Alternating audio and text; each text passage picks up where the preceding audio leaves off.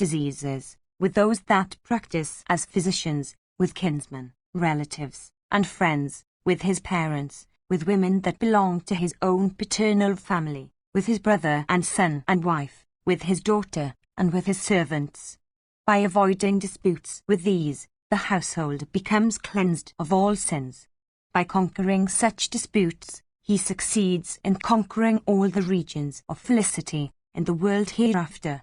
There is no doubt in this. 1001. The preceptor, if duly reverenced, is able to lead one to the regions of Brahman. The father, if reverenced, can lead to the regions of Prajapati. The guest is puissant enough to lead to the region of Indra. The Ritwik has power in respect of the regions of the deities. Female relatives of the paternal line have lordship in respect of the regions of the Apsaras, and kinsmen, by blood, in respect of the region of the Viswadevas. Relatives by marriage and collateral kinsmen have power in respect of the several quarters of the horizon, viz., north, etc., and the mother and the maternal uncle have power over the earth. The old, the young, the afflicted, the wasted have power over the sky. 1002. The eldest brother is like unto the sire himself, to all his younger brothers. The wife and the son are one's own body. One's menial servants are one's own shadow. The daughter is an object of great affection. For these reasons, a householder endued with learning, observant of duties, and possessed of endurance, should bear, without warmth or anxiety of heart, every kind of annoyance and even censure from the last-named relatives. No righteous household should do any act, urged by considerations of wealth. There are 3 courses of duty in respect of a life of domesticity. Of these, that which comes next, in the order of enumeration, is more meritorious than the preceding one. 1003. As regards the 4 principal modes of life also, the same rule of merit applies, viz., the one that comes after is superior to the one preceding it. Accordingly, domesticity is superior to brahmacharya, forest life is superior to domesticity, and a life of mendicancy or complete renunciation is superior to a forest life. One desirous of prosperity should accomplish all those duties and rights that have been ordained in the scriptures in respect of those modes. That kingdom grows in prosperity where these highly deserving persons live, viz., those that lead a life of domesticity according to the Kamadanya method, they that lead it according to the Ancha method, and they that lead it according to the Kapoti method. 1004. That man who cheerfully leads a life of domesticity in the observance of those duties, succeeds in sanctifying 10 generations of his ancestors above and 10 generations of descendants below. A householder, duly observing the duties of domesticity, obtains an end that yields felicity equal to what occurs in the regions attained by great kings and emperors. Even this is the end that has been ordained for those who have subdued their senses. For all householders heaven has been ordained. That heaven is equipped with delightful cars for each, moving at the will of the rider. Even that is the delightful heaven indicated in the Vedas. For all householders of restrained souls, the regions of heaven constitute the high reward. The self-born Brahman ordained that the domestic mode of life should be the productive cause of heaven. And since it has been so ordained, a person, by gradually attaining to the second mode of life, obtains happiness and respect in heaven. After this comes that high and superior mode of life, called the third, for those that are desirous of casting off their bodies. Superior to that of householders, that is the life of forest recluses, of those, that is, who waste their bodies, by diverse kinds of austerities, into skeletons overlaid with dried skins. Listen as I discourse to thee upon it. Section Xlif. Bhishma said, Thou hast been told what the duties of domesticity are as ordained by the wise. Listen now, O Yudhishthira, to what those duties are that have been next spoken of. Gradually abandoning the domestic mode, one should enter the third mode, which is excellent. It is the mode in which wives afflict themselves by means of austerities. It is the mode practiced by those that live as forest recluses. Blessed be thou, O son, listen to the duties observed by those that lead this mode of life, in which occur the practices of all men and all modes of life. Listen, indeed, to the duties of those that are denizens of sacred spots and that have resorted to this mode after proper deliberation. Vyasa said, when the householder beholds wrinkles on his body and white hair on his head, and children of his children, he should then retire into the forest. The third part of his life he should pass in the observance of the Vanaprastha mode. He should attend to those fires to which he had attended as a householder. Desirous of sacrificing, he should adore the deities, according to the rituals ordained. Observant of vows and abstemious in diet, he should eat only once, the time thereof being the 6th part of the day. He should be always heedful. Attending to his fires, he should keep some kine, waiting upon them dutifully. 1005. He should attend to all the rituals of a sacrifice. He should live upon rice growing indigenously, upon wheat growing under similar circumstances, upon grain of other kinds, growing wildly, and belonging to none. He should eat what remains after feeding guests.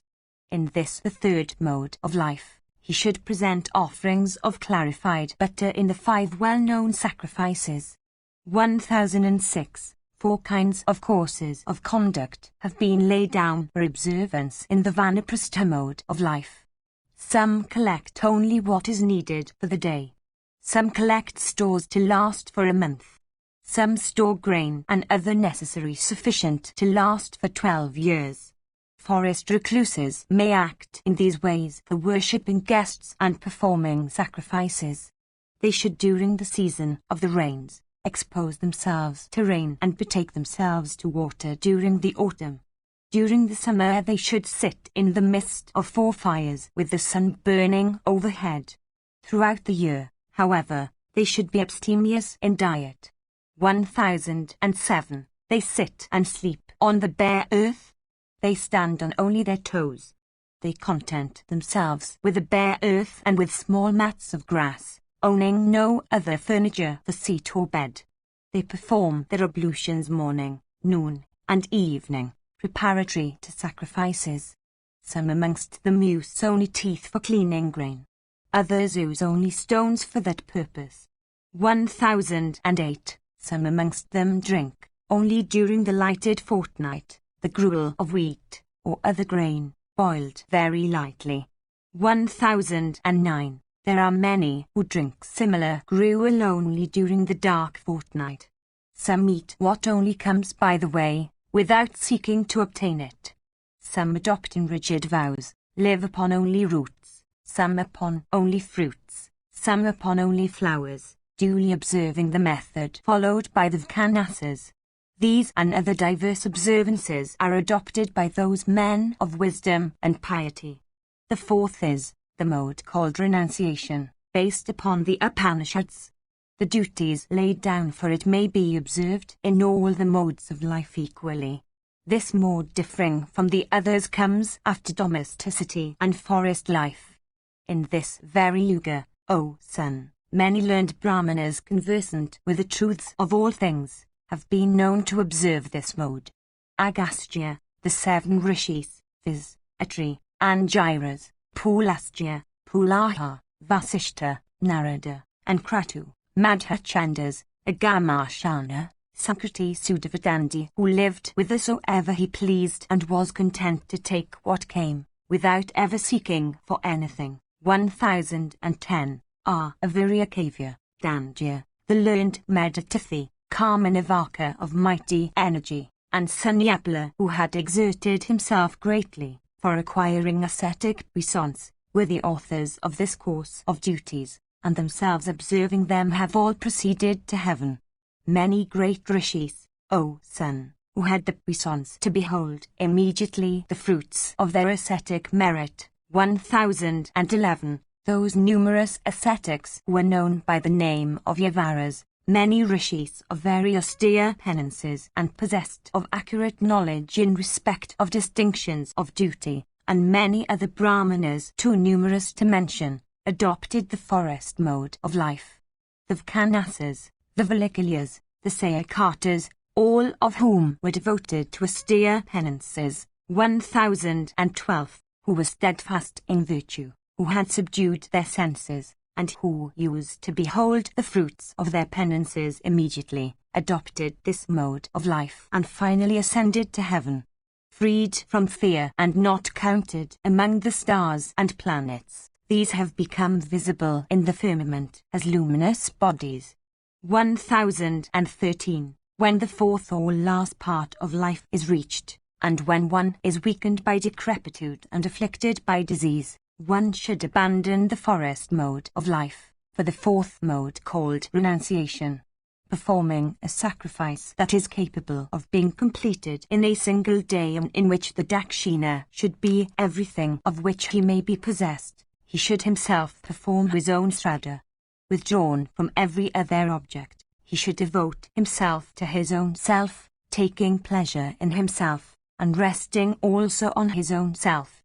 1014. He should establish all his sacrificial fires, thenceforth, upon his own self, and give up all kinds of ties and attachments. In case he fails to attain to complete renunciation, he should always perform such sacrifices and rites as are completed in a single day. 1015. When, however, from performance of the ordinary sacrifices of sacrifices, the sacrifice in self proceeds, then may he discontinue all ordinary sacrifices, and unto the three fires duly sacrifice in his own self for the sake of his emancipation. 1016. Without finding fault with his food he should eat 5 or 6 mouthfuls, offering them duly unto 5 vital airs uttering, every time, the well-known mantras of the Ajurveda. 1017. Engaged in the observance of austerities while leading the life of a forest recluse, one should shave off one's hair and bristles and pare off one's nails, and having cleansed oneself by acts, pass into the fourth and last mode of life that is fraught with great holiness. 1018. That regenerate person who enters the fourth mode of life, giving pledges of assurance unto all creatures, succeeds in earning many regions of blazing effulgence hereafter and ultimately attains to the infinite. 1019. Of excellent disposition and conduct, with sins all washed off, the person who is conversant with his own self never desires to do any act for either this or the other world. Freed from wrath and from error, without anxiety and without friendship, such a person lives in this world like one totally uninterested in its concerns. One, in the observance of sannyasa, should not feel reluctant in discharging the duties included in yama and those also that walk behind them, and are included in niyama. Such a one should with energy live according to the ordinances in respect of his own mode, and throw away Vedic study and the sacred thread that is indicative of the order of his birth. Devoted to righteousness and with his senses under complete control, such a one, possessed of knowledge of self, attains undoubtedly to the end for which he strives. 1020. After the third is the fourth mode of life. It is very superior, and fraught with numerous high virtues. It transcends in point of merit the 3 other modes of life. It is said to occupy the highest place. Listen to me as I discourse upon the duties that belong to that mode which is pre-eminent and which is the high refuge of all. Section CCXLV. Sukha said, while living in the due observance of the duties of the foremost of life, how should one, who seeks to attain to that which is the highest object of knowledge, set one's soul on yoga according to the best of one's power? Vyasa said, having acquired purity of conduct and body by the practice of the first 2 modes of life, viz., brahmacharya and domesticity. One should, after that, set one's soul on yoga in the third mode of life. Listen now with concentrated attention to what should be done for attaining to the highest object of acquisition. 1021. Having subdued all faults of the mind and of heart by easy means in the practice of the first three modes of life, viz., pupilage, domesticity, and seclusion, one should pass into the most excellent and the most eminent of all the modes, viz., sannyasa or renunciation. Do thou then pass thy days, having acquired that purity. Listen also to me. One should, alone and without anybody to assist him or bear him company, practice yoga for attaining to success, in respect of one's highest object of acquisition. One who practices yoga without companionship, who beholds everything as a repetition of his own self, and who never discards anything, in consequence of all things being pervaded by the universal soul, never falls away from emancipation. Without keeping the sacrificial fires and without a fixed habitation, such a person should enter a village for only begging his food. He should provide himself for the day without storing for the morrow. He should betake himself to penances, with heart fixed on the Supreme. 1022. Eating little, and that even under proper regulations, he should not eat more than once a day. The other indications of a religious mendicant are the human skull, shelter under trees, rags for wearing, solitude unbroken by the companionship of any one, and indifference to all creatures. 1023. That person into whom words enter like affrighted elephants into a well, and from whom they never come back to the speaker, is fit to lead this mode of life which has emancipation for its object. 1024. The mendicant, or renouncer, should never take note of the evil acts of any person. He should never hear what is said in dispraise of others.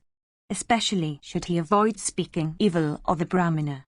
He should always say only what is agreeable to the brahmanas. When anything is said in dispraise of himself, he should, without answering, remain perfectly silent. Such silence, indeed, is the medical treatment prescribed for him.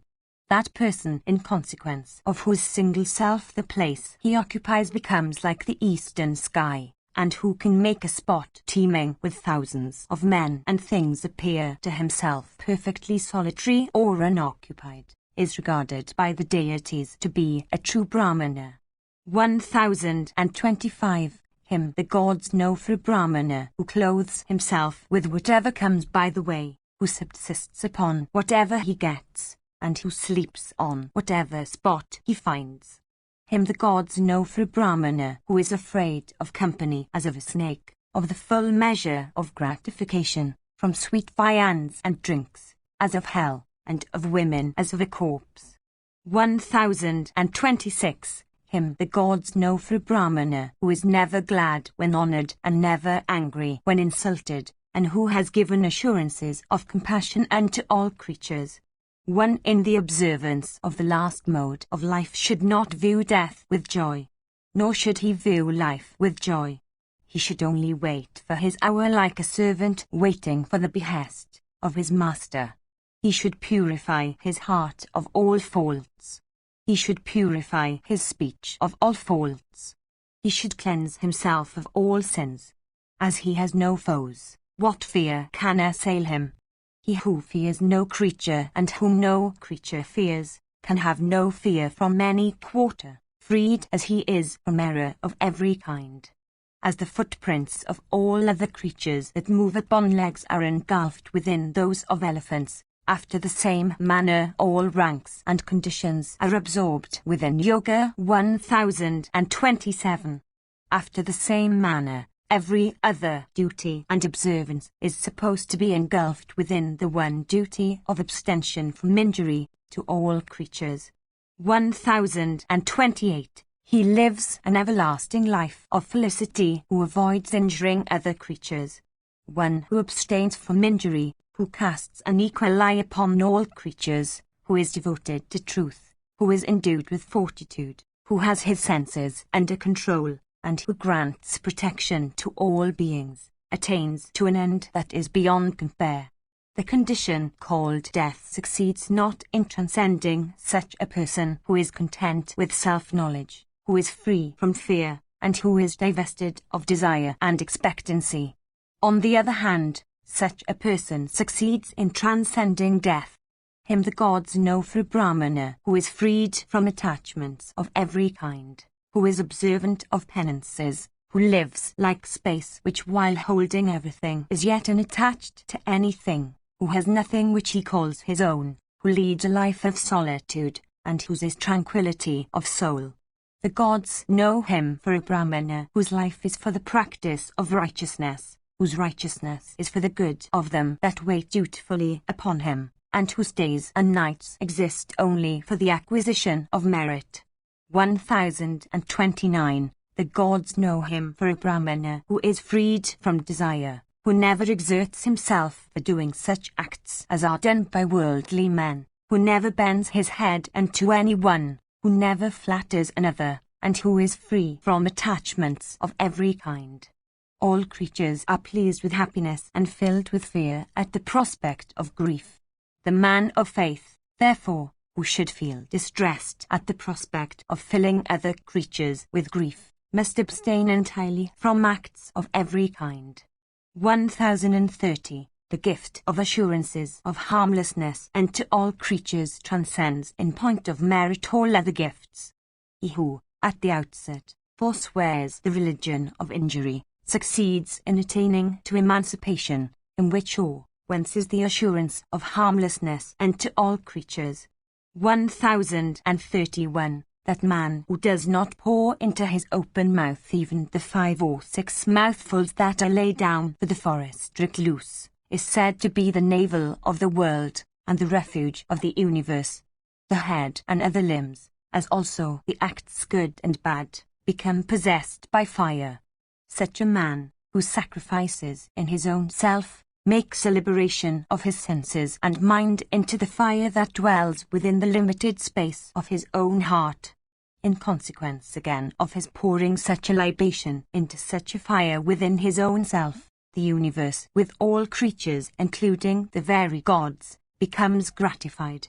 1032. They who apprehend the jiva soul that is endued with effulgence, that is enveloped in 3 cases, that has 3 attributes for its characteristics, to be is were partaking of that which is foremost, viz., the nature of the Supreme Soul, becomes object of great regard in all the worlds. The very gods with all human beings speak highly of their merits. He who succeeds in beholding in the soul that resides in his own body all the Vedas, space and the other objects of perception, the rituals that occur in scriptures, all those entities that are comprehensible in sound only, and the superior nature of the Supreme Soul, is sought to be worshipped by the very deities as the foremost of all beings. He who sees in the soul that resides within his body, that foremost of beings which is not attached to the earth, which is immeasurable and even there, measureless, firmament, which is made of gold, which is born of the egg and resides within the egg, which is equipped with many feathers, and which has 2 wings like a bird, and which is rendered effulgent by many rays of light, is sought to be worshipped by the very deities as the foremost of all beings.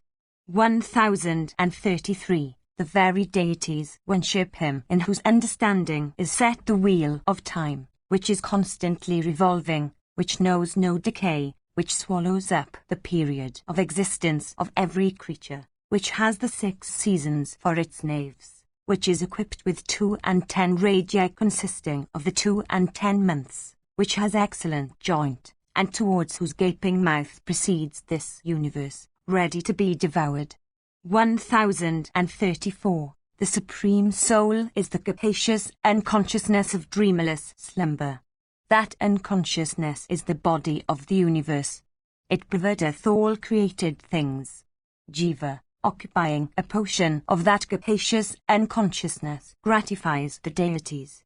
These last, being gratified, gratify the open mouth of that unconsciousness, 1035. Endues with effulgence, as also with the principle of eternity. Jiva is without a beginning.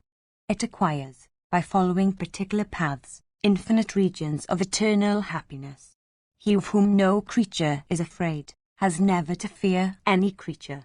He who never does anything censurable and who never censures another, is said to be a truly regenerate person. Such a man succeeds in beholding the Supreme Soul. He whose ignorance had been dispelled and whose sins have been washed away, never enjoys either here or hereafter the happiness that is enjoyed by others, but attains to complete emancipation. A person in the observance of the fourth mode of life wanders on the earth like one unconnected with everything. Such a one is freed from wrath and error. Such a one regards a clod of earth and lump of gold with an equal eye. Such a man never stores anything for his use. Such a one has no friends and foes. Such a one is utterly regardless of praise or blame, and of the agreeable and the disagreeable. Section XV. Vyasa said, the Jiva soul is endued with all those entities that are modifications of Prakriti. These do not know the soul, but the soul knows them all. Like a good driver proceeding with the aid of strong, well-broken, and high-mettled steeds along the paths he selects, the soul acts with the aid of these, called the senses, having the mind for their sixth. The objects of the senses are superior to the senses themselves.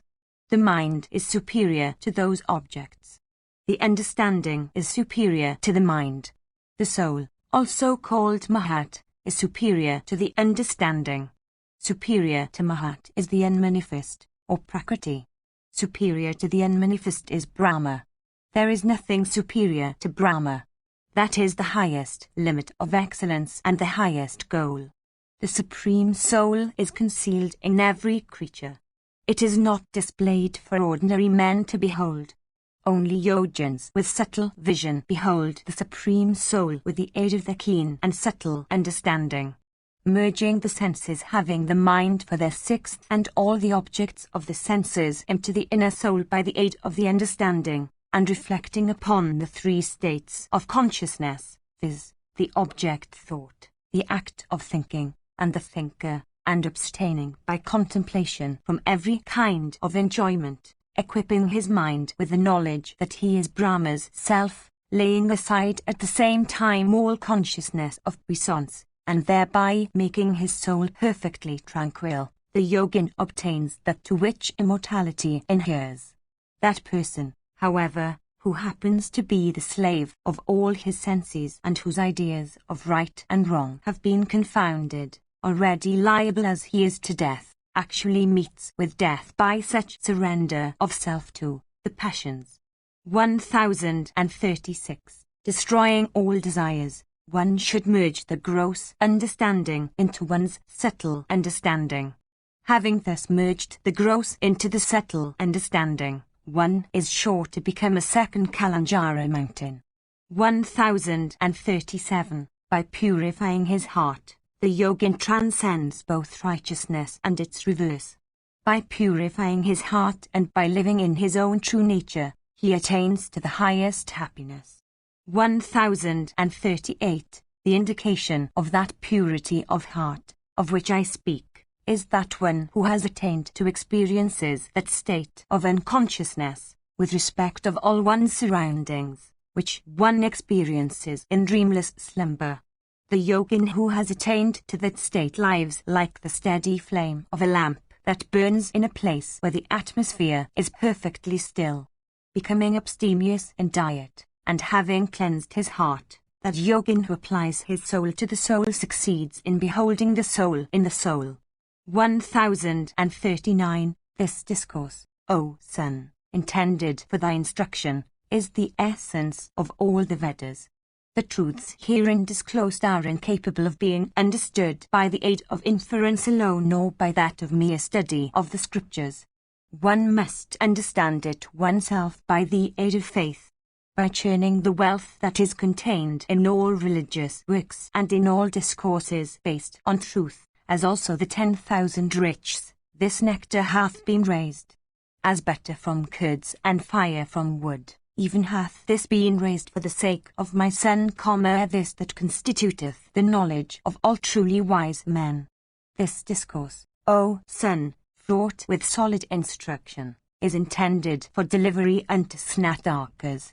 1040. It should never be imparted to one that is not of tranquil soul, or one that is not self-restrained, or one that hath not undergone penances. It should not be communicated to one that is not conversant with the Vedas, or one that doth not humbly wait upon one's preceptor, or one that is not free from malice, or one that is not possessed of sincerity and candour, or one that is of reckless behaviour. It should never be communicated to one whose intellect hath been consumed by the science of disputation, or one that is vile or low. And to that person, however, who is possessed of fame, or who deserveth applause for his virtues, or who is of tranquil soul, or possessed of ascetic merit, and to a Brahmana who is such, and to one's son or dutiful disciple, this discourse containing the very essence of duties should be communicated, but on no account should it be communicated to others. If any person makes a gift of the whole earth with all her treasures, and to one conversant with truth, the latter would still regard the gift of this knowledge to be very much superior to that gift. I shall now discourse to thee on a subject that is a greater mystery than this, a subject that is connected with the soul, that transcends the ordinary understandings of the human beings, that has been beheld by the foremost of rishis, that has been treated in the Upanishads, and that forms the topic of thy inquiry. Tell me what after this is in thy mind. Tell me in what thou hast still any doubt. Listen, for here I am, O son, faces turned towards all directions. The sun and the moon are thy two seated before thee. Upon what indeed shall I once more speak to thee? Section Xlvi. Suka said, O illustrious one, O foremost of rishis, once again discourse to me on the Dhyatma more elaborately. Tell me what, indeed, is a Dhyatma and whence does it come? 1041. Vyasa said, that, O son, which is regarded as a Dhyatma with reference to human beings, I shall now mention to thee, and listen to the explanation I give, of a Dhyatma. Earth, water, light, wind, and space are the great entities that form the component parts of all creatures, and, though really one, are yet regarded different like the waves of the ocean, which though identical with respect to their constituent substance are yet counted as different from one another. Like a tortoise stretching out its limbs and withdrawing them again, the great entities, already named, by dwelling in numberless small forms, undergo transformations, called creation and destruction.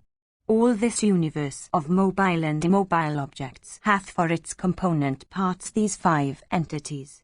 Everything, in respect of its creation and destruction, is referable to this fivefold entity. These five entities occur in all existent things. The Creator of all things, however, hath made an unequal distribution of those entities, by placing them in different things in different proportions, for serving different ends. 1042. Suka said, how may one succeed in understanding that unequal distribution of the five great entities of which thou speakest, in the diverse things of the universe, which amongst them are the senses and which the attributes?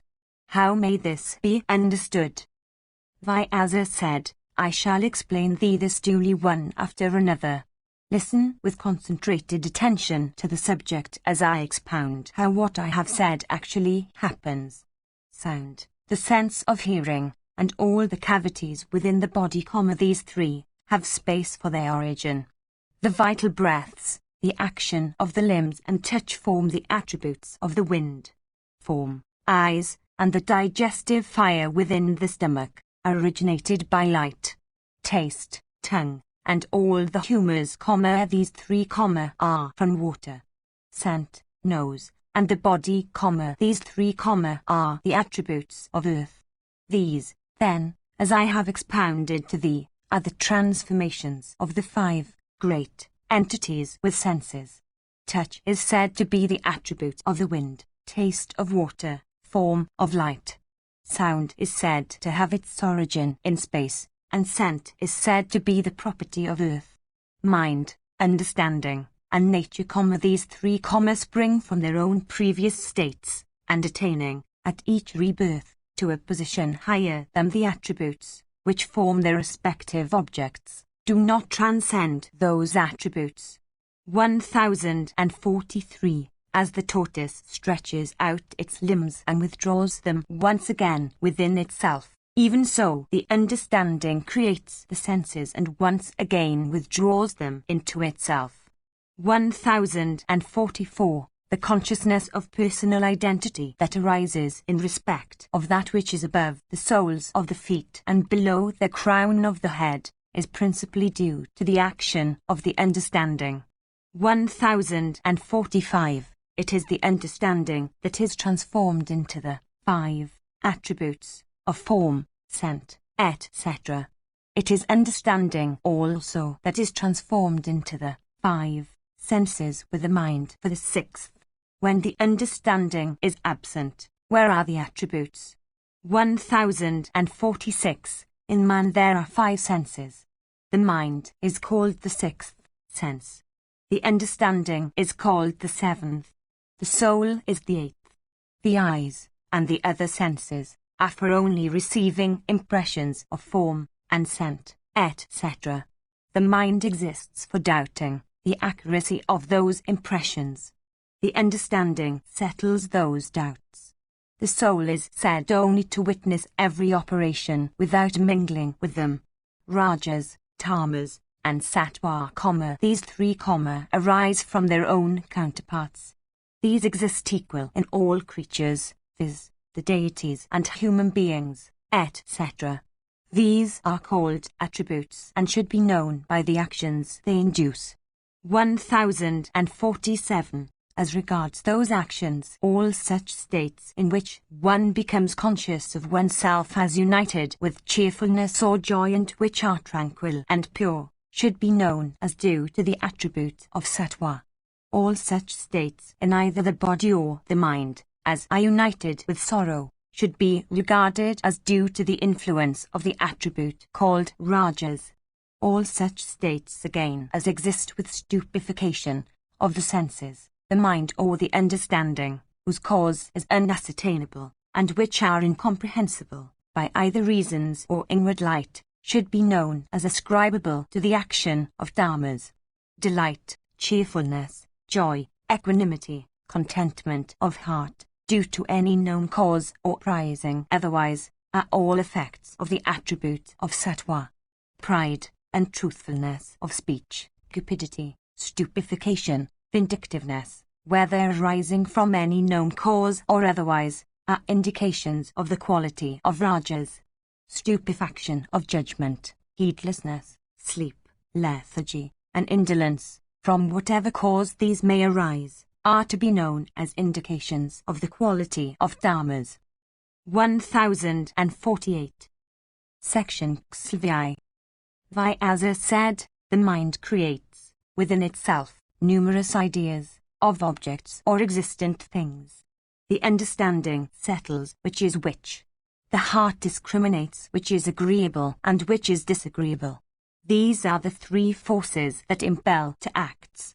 The objects of the senses are superior to the senses. The mind is superior to those objects. The understanding is superior to mind. The soul is regarded as superior to understanding. As regards the ordinary purposes of man, the understanding is his soul. When the understanding, of its own motion, forms ideas, of objects, within itself, it then comes to be called mind. 1049. In consequence of the senses being different from one another, both in respect of their objects and the manner of their operation, the understanding, which is one and the same, present different aspect in consequence of its different modifications. When it hears, it becomes the organ of hearing, and when it touches, it becomes the organ of touch. Similarly, when it sees, it becomes the organ of vision, and when it tastes, it becomes the organ of taste, and when it smells, it becomes the organ of scent. It is the understanding that appears under different guises, for different functions, by modification. It is the modifications of the understanding that are called the senses. Over them is placed as their presiding chief, or overseer, the invisible soul. Residing in the body, the understanding exists in the three states, of sattva, rajas, and tamas. Sometimes it obtains cheerfulness, sometimes it gives way to grief, and sometimes its condition becomes such that it is united with neither cheerfulness nor grief. The understanding, however, whose chief function, as already said, is to create entities, transcends those three states even as the ocean, that lord of rivers, prevails against the mighty currents of the rivers that fall into it. 1050. When the understanding desires for anything, it comes to be called by the name of mind. The senses, again, though apparently different, should all be taken as included within the understanding. The senses, which are engaged in bearing impressions of form, scent, etc., should all be subdued. 1051. When a particular sense becomes subservient to the understanding, the latter, though in reality not different from that sense, enters the mind in the form of existent things. Even this is what happens with the senses one after another, separately and not simultaneously, with reference to the ideas that are said to be apprehended by them. 1052. All the three states that exist, viz., sattva, rajas, and tamas, adhere to these three, viz., mind, understanding, and consciousness, and like the spokes of a car wheel acting in consequence of their attachment to the circumference of the wheel, they follow the different objects that exist in mind, understanding, and consciousness. 1053. The mind must make a lamp of the senses for dispelling the darkness that shuts out the knowledge of the Supreme Soul. This knowledge that is acquired by yogins with the aid of all especial agency of yoga is acquired without any especial efforts by men that abstain from worldly objects. 1054. The universe is of this nature, viz., it is only a creation of the understanding. The man of knowledge, therefore, is never stupefied by attachment to things of this world. Such a man never grieves, never rejoices, and is free from envy at seeing another possessing a larger share of earthly objects. The soul is incapable of being seen with the aid of the senses, whose nature is to wander among all earthly objects of desire. Even righteous men, whose senses are pure, fail to behold the soul with their aid. What then should be said of the vicious whose senses are impure? When, however, a person, with the aid of his mind, tightly holds their reins, it is then that his soul discovers itself like an object, unseen in darkness, appearing to the view in consequence of the light of a lamp. Indeed, as all things become visible when the darkness that envelopes them is dispelled, even the soul becomes visible when the darkness that covers it is removed. 1055. As an aquatic fowl, though moving on the water, is never drenched by the element, after the same manner the yogin of freed soul is never soiled by the imperfections of the three attributes, of sattva, rajas, and tamas. After the same manner, the man of wisdom, by even enjoying all earthly objects without being attached to any of them, is never soiled by faults of any kind that arise in the case of others from such enjoyment. He who avoids acts after having done them duly, 1056, and takes delight in the one really existent entity, viz., the soul, who has constituted himself the soul of all created beings, and who succeeds in keeping himself aloof from the three attributes, obtains an understanding and senses that are created by the soul. The qualities are incapable of apprehending the soul. The soul, however, apprehends them always. The soul is the witness that beholds the qualities and duly calls them up into being. Behold, this is the difference between the understanding and the soul, both of which are exceedingly subtle. One of them creates the qualities. The other never creates them. Though they are different from each other by nature, yet they are always united. The fish living in the water is different from the element in which it lives. But as the fish and the water forming its home are always united, after the same manner sattva and kshrajna exists in a state of union. The gnat born within a rotten fig is really not the fig but different from it. Nevertheless, as the gnat and the fig are seen to be united with each other, even so are sattva and kshrajna. As the blade in a clump of grass, though distinct from the clump, nevertheless exists in a state of union with it, even so these two, though different from each other, each existing in its own self, are to be seen in a state of constant union. Section 6. Vyasa said, the objects by which one is surrounded are created by the understanding. The soul, without being connected with them, stands aloof, presiding over them. It is the understanding that creates all objects. The three primary qualities are continually being transformed for the production of objects. The kshrajna war soul, endued with puissance, presides over them all, without, however, mingling with them. 1057. The objects which the understanding creates partake of its own nature. Indeed, as the spider creates threads, which partakes of its own material substance, the objects created by the understanding partake of the nature of the understanding. Some maintain that the qualities, when driven away by yoga or knowledge, do not cease to exist. They say this because when once gone, the indications only of their return are not perceptible. But that is no evidence of their actual destruction. Others say that when dispelled by knowledge, they are at once destroyed, never to return. 1058. Reflecting upon these two opinions properly, one should strive one's best according to the way one thinks proper.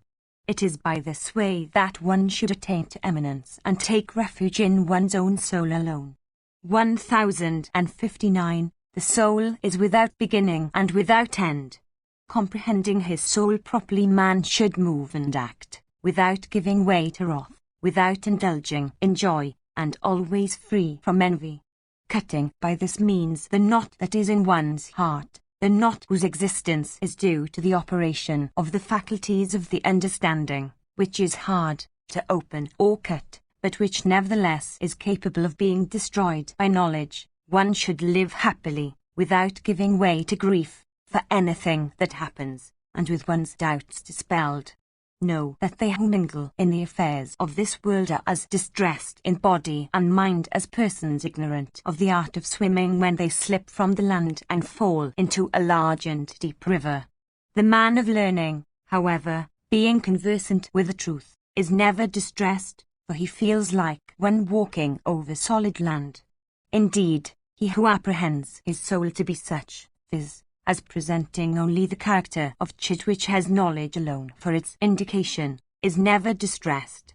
Indeed, a person, by thus comprehending the origin and end of all creatures, and by thus apprehending their inequalities or distinctions, succeeds in attaining to high felicity. This knowledge is the possession of a Brahmana in especial by virtue of his birth. Knowledge of the soul, and felicity like that which has been adverted to, are each fully sufficient to lead to emancipation. 1060. By acquiring such knowledge one really becomes learned. What else is the indication of a person of knowledge? Having acquired such knowledge, they that are wise among men regard themselves crowned with success and become emancipated.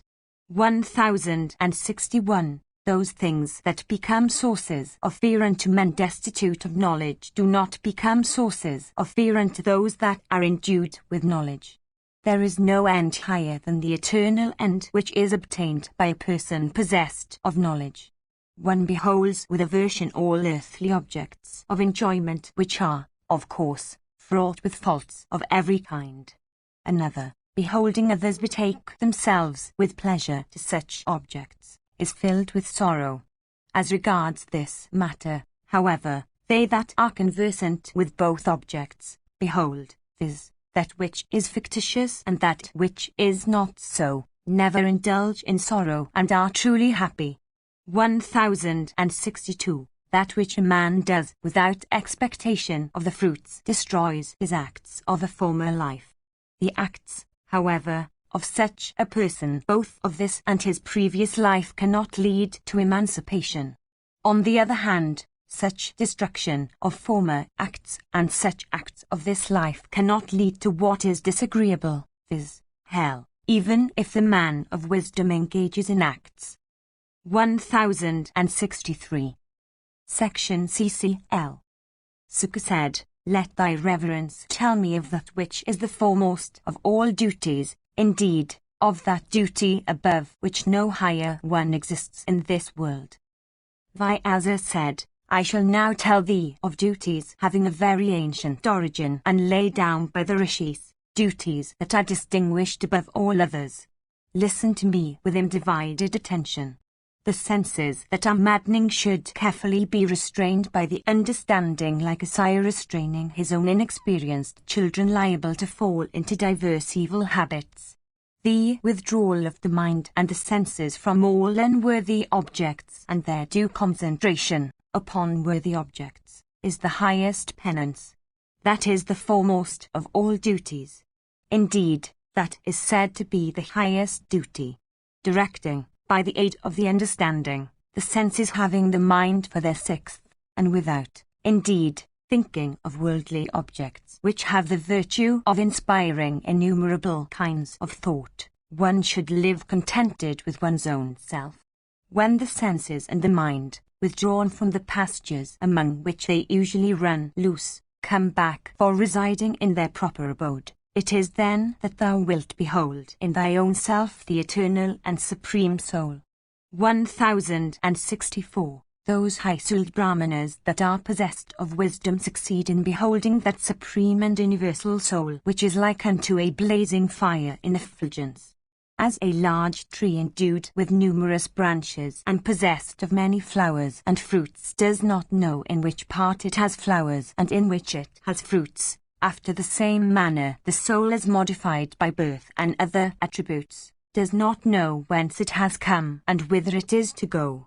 There is, however, an inner soul, which beholds, knows, everything. 1065. One sees the soul oneself with the aid of the lighted lamp of knowledge. Beholding, therefore, thyself with thy own self, cease to regard thy body as thyself and attain thou to omniscience.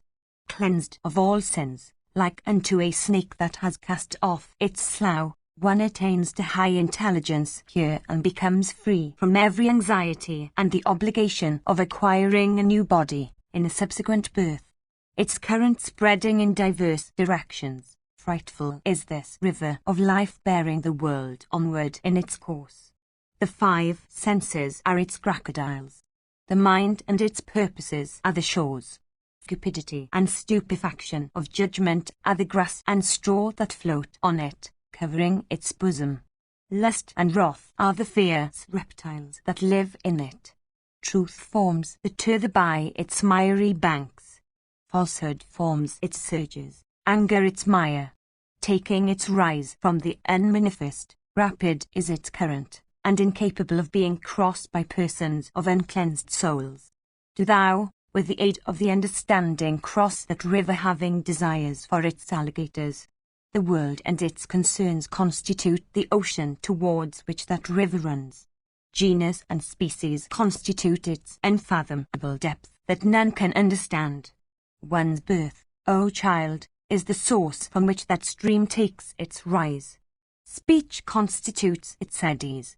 Difficult to cross. Only men of learning and wisdom and understanding succeed in crossing it.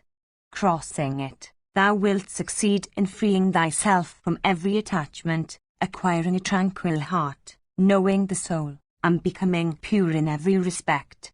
Relying then on a purged and elevated understanding, thou wilt succeed in becoming Brahma's self.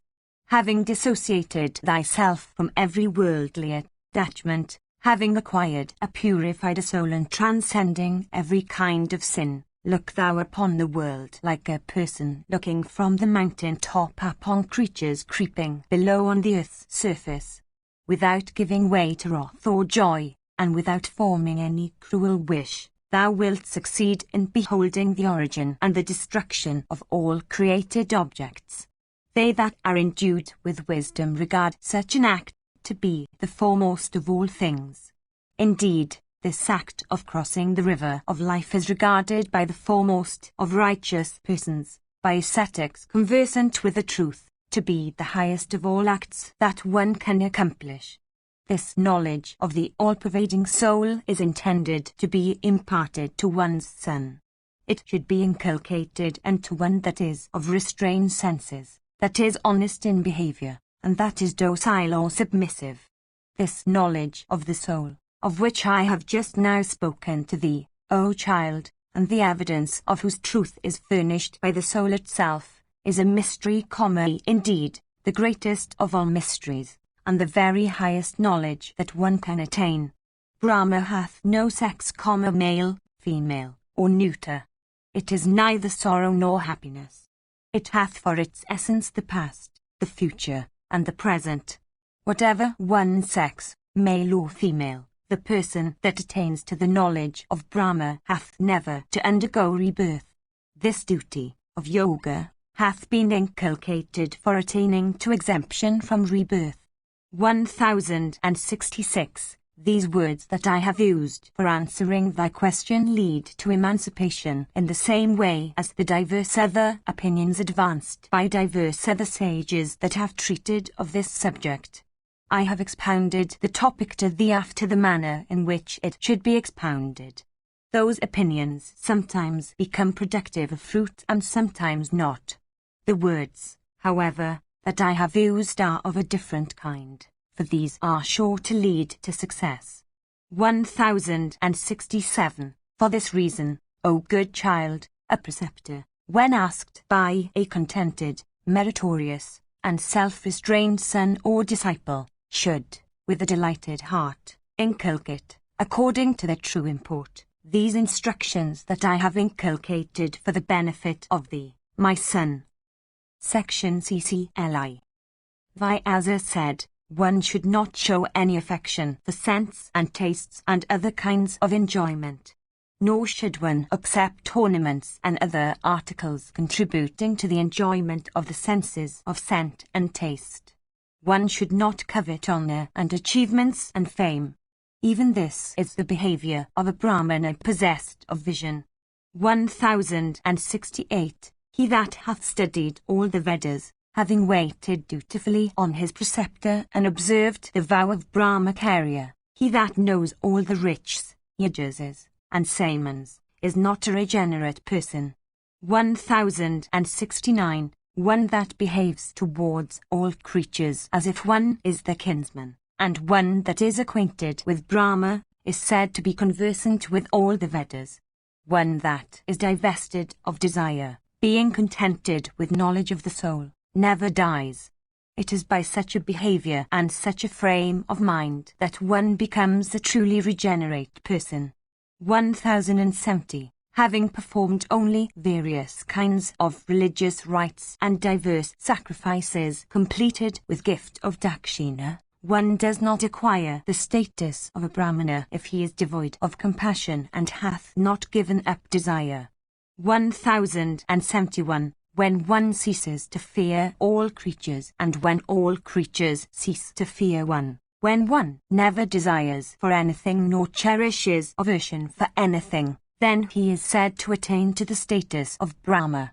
When one abstains from injuring all creatures in thought, speech, and act, then he is said to acquire the status of Brahma. There is only one kind of bondage in this world, viz., the bondage of desire, and no other.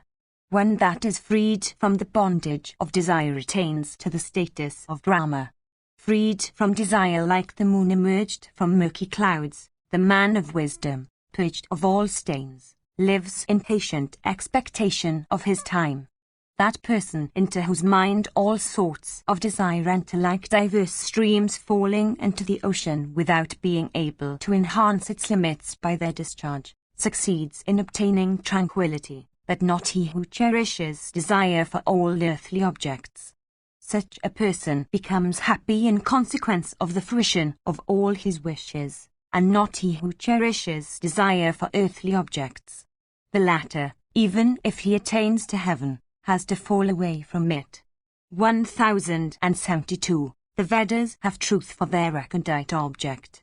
Truth hath the subjugation of the senses for its recondite object. The subjugation of the senses hath charity for its recondite object. Charity hath penance for its recondite object. Penance hath renunciation for its recondite object. Renunciation hath happiness for its recondite object. Happiness hath heaven for its recondite object. Heaven hath tranquility for its recondite object. 1073. For the sake of contentment thou shouldst wish to obtain a serene understanding which is a precious possession, being indicative of emancipation, and which, scorching grief and all purposes or doubts together with thirst, destroys them completely in the end.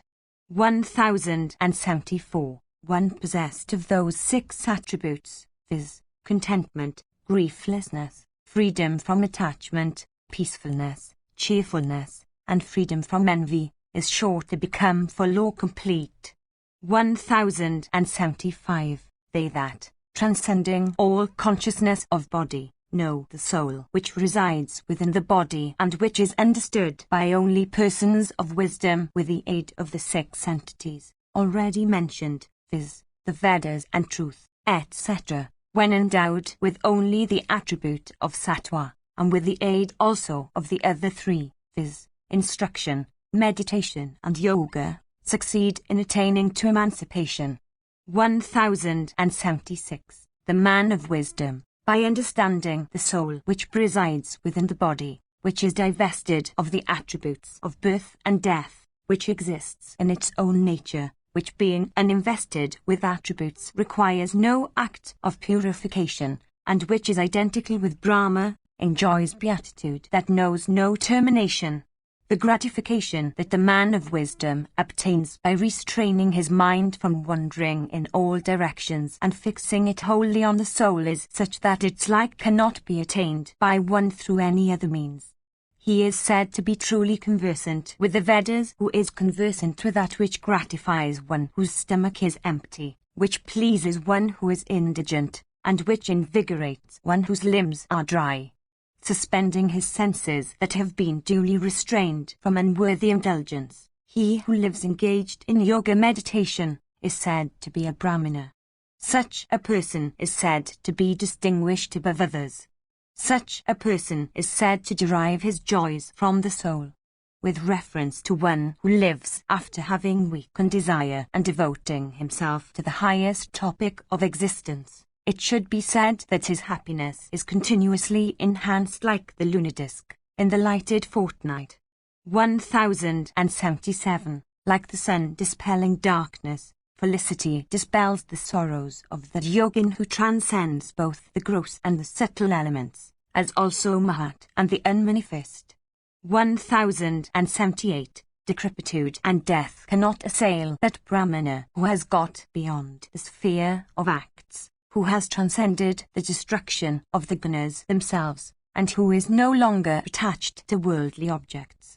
1079. Indeed, when the yogin, freed from everything, lives in a state transcending both attachment and aversion, he is said to transcend even in this life his senses and all their objects.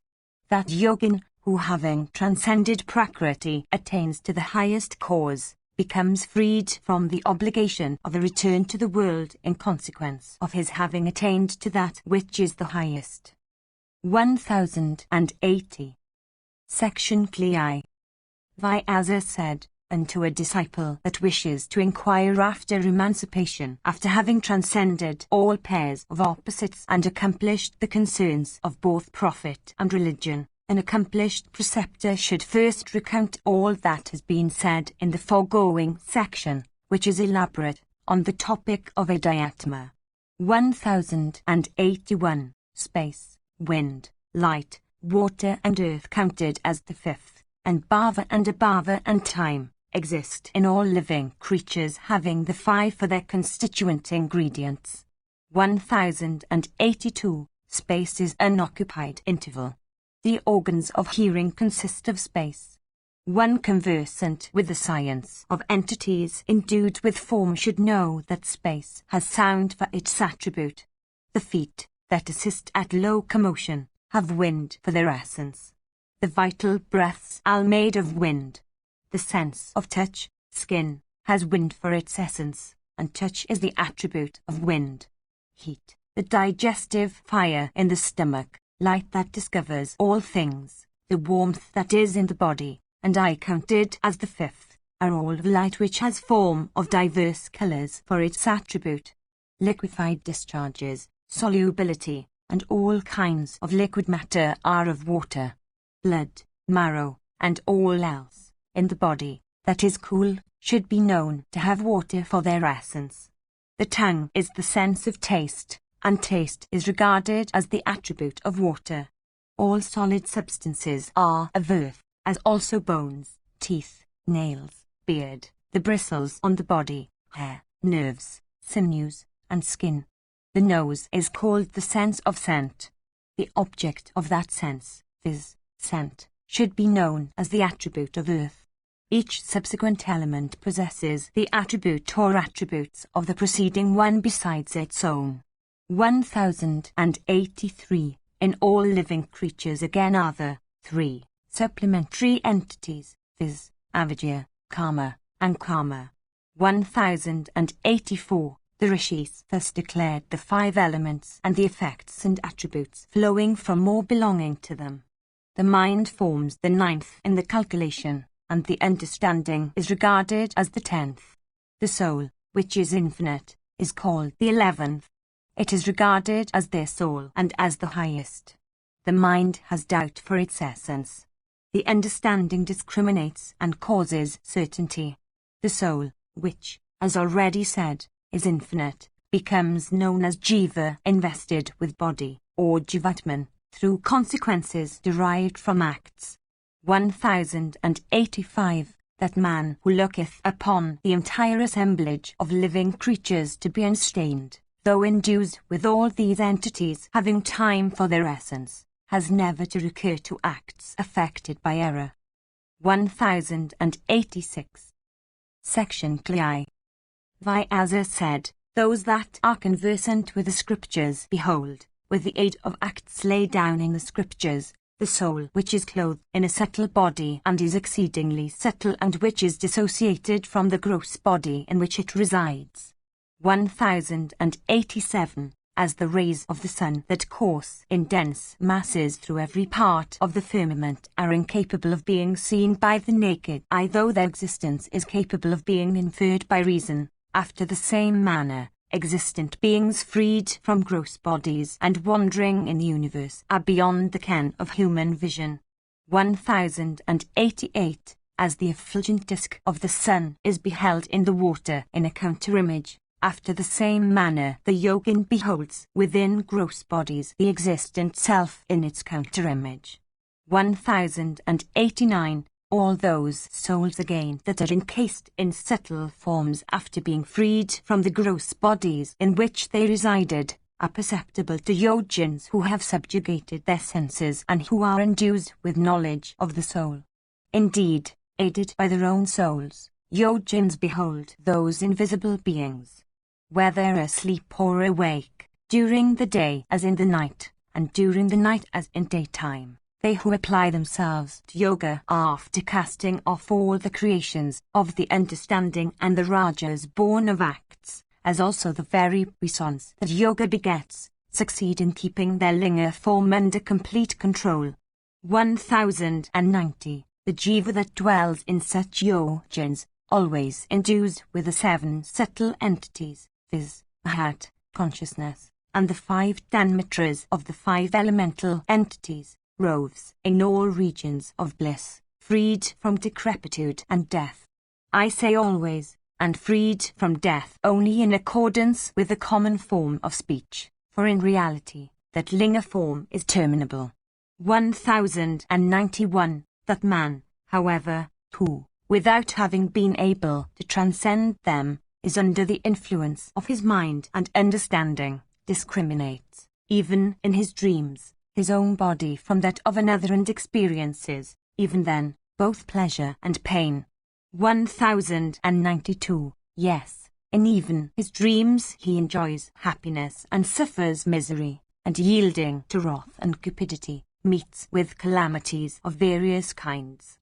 In his dreams he acquires great wealth and feels highly gratified, accomplishes meritorious acts, and sees and hears, etc., as he does in his wakeful hours.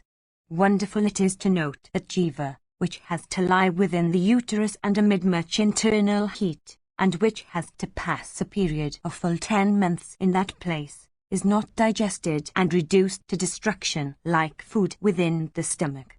Men overwhelmed by the qualities of rajas and tamas never succeed in beholding within the gross body the jiva soul, which is a portion of the supreme soul of transcendent effulgence and which lies within the heart of every creature. They who betake themselves to the science of yoga for the purpose of obtaining a knowledge of that soul transcending the inanimate and gross body, the imperceptible linga body, and the karana body that is not destroyed on the occasion of even the universal destruction. 1093. Amongst the duties that have been laid down for the different modes of life, including the 4th mode, or sannyasa, these to which I have adverted, which have yoga for their foremost, and which imply a cessation of every operation of the mind and the understanding, have been laid down by Sandilya, in the Chandogya Upanishad.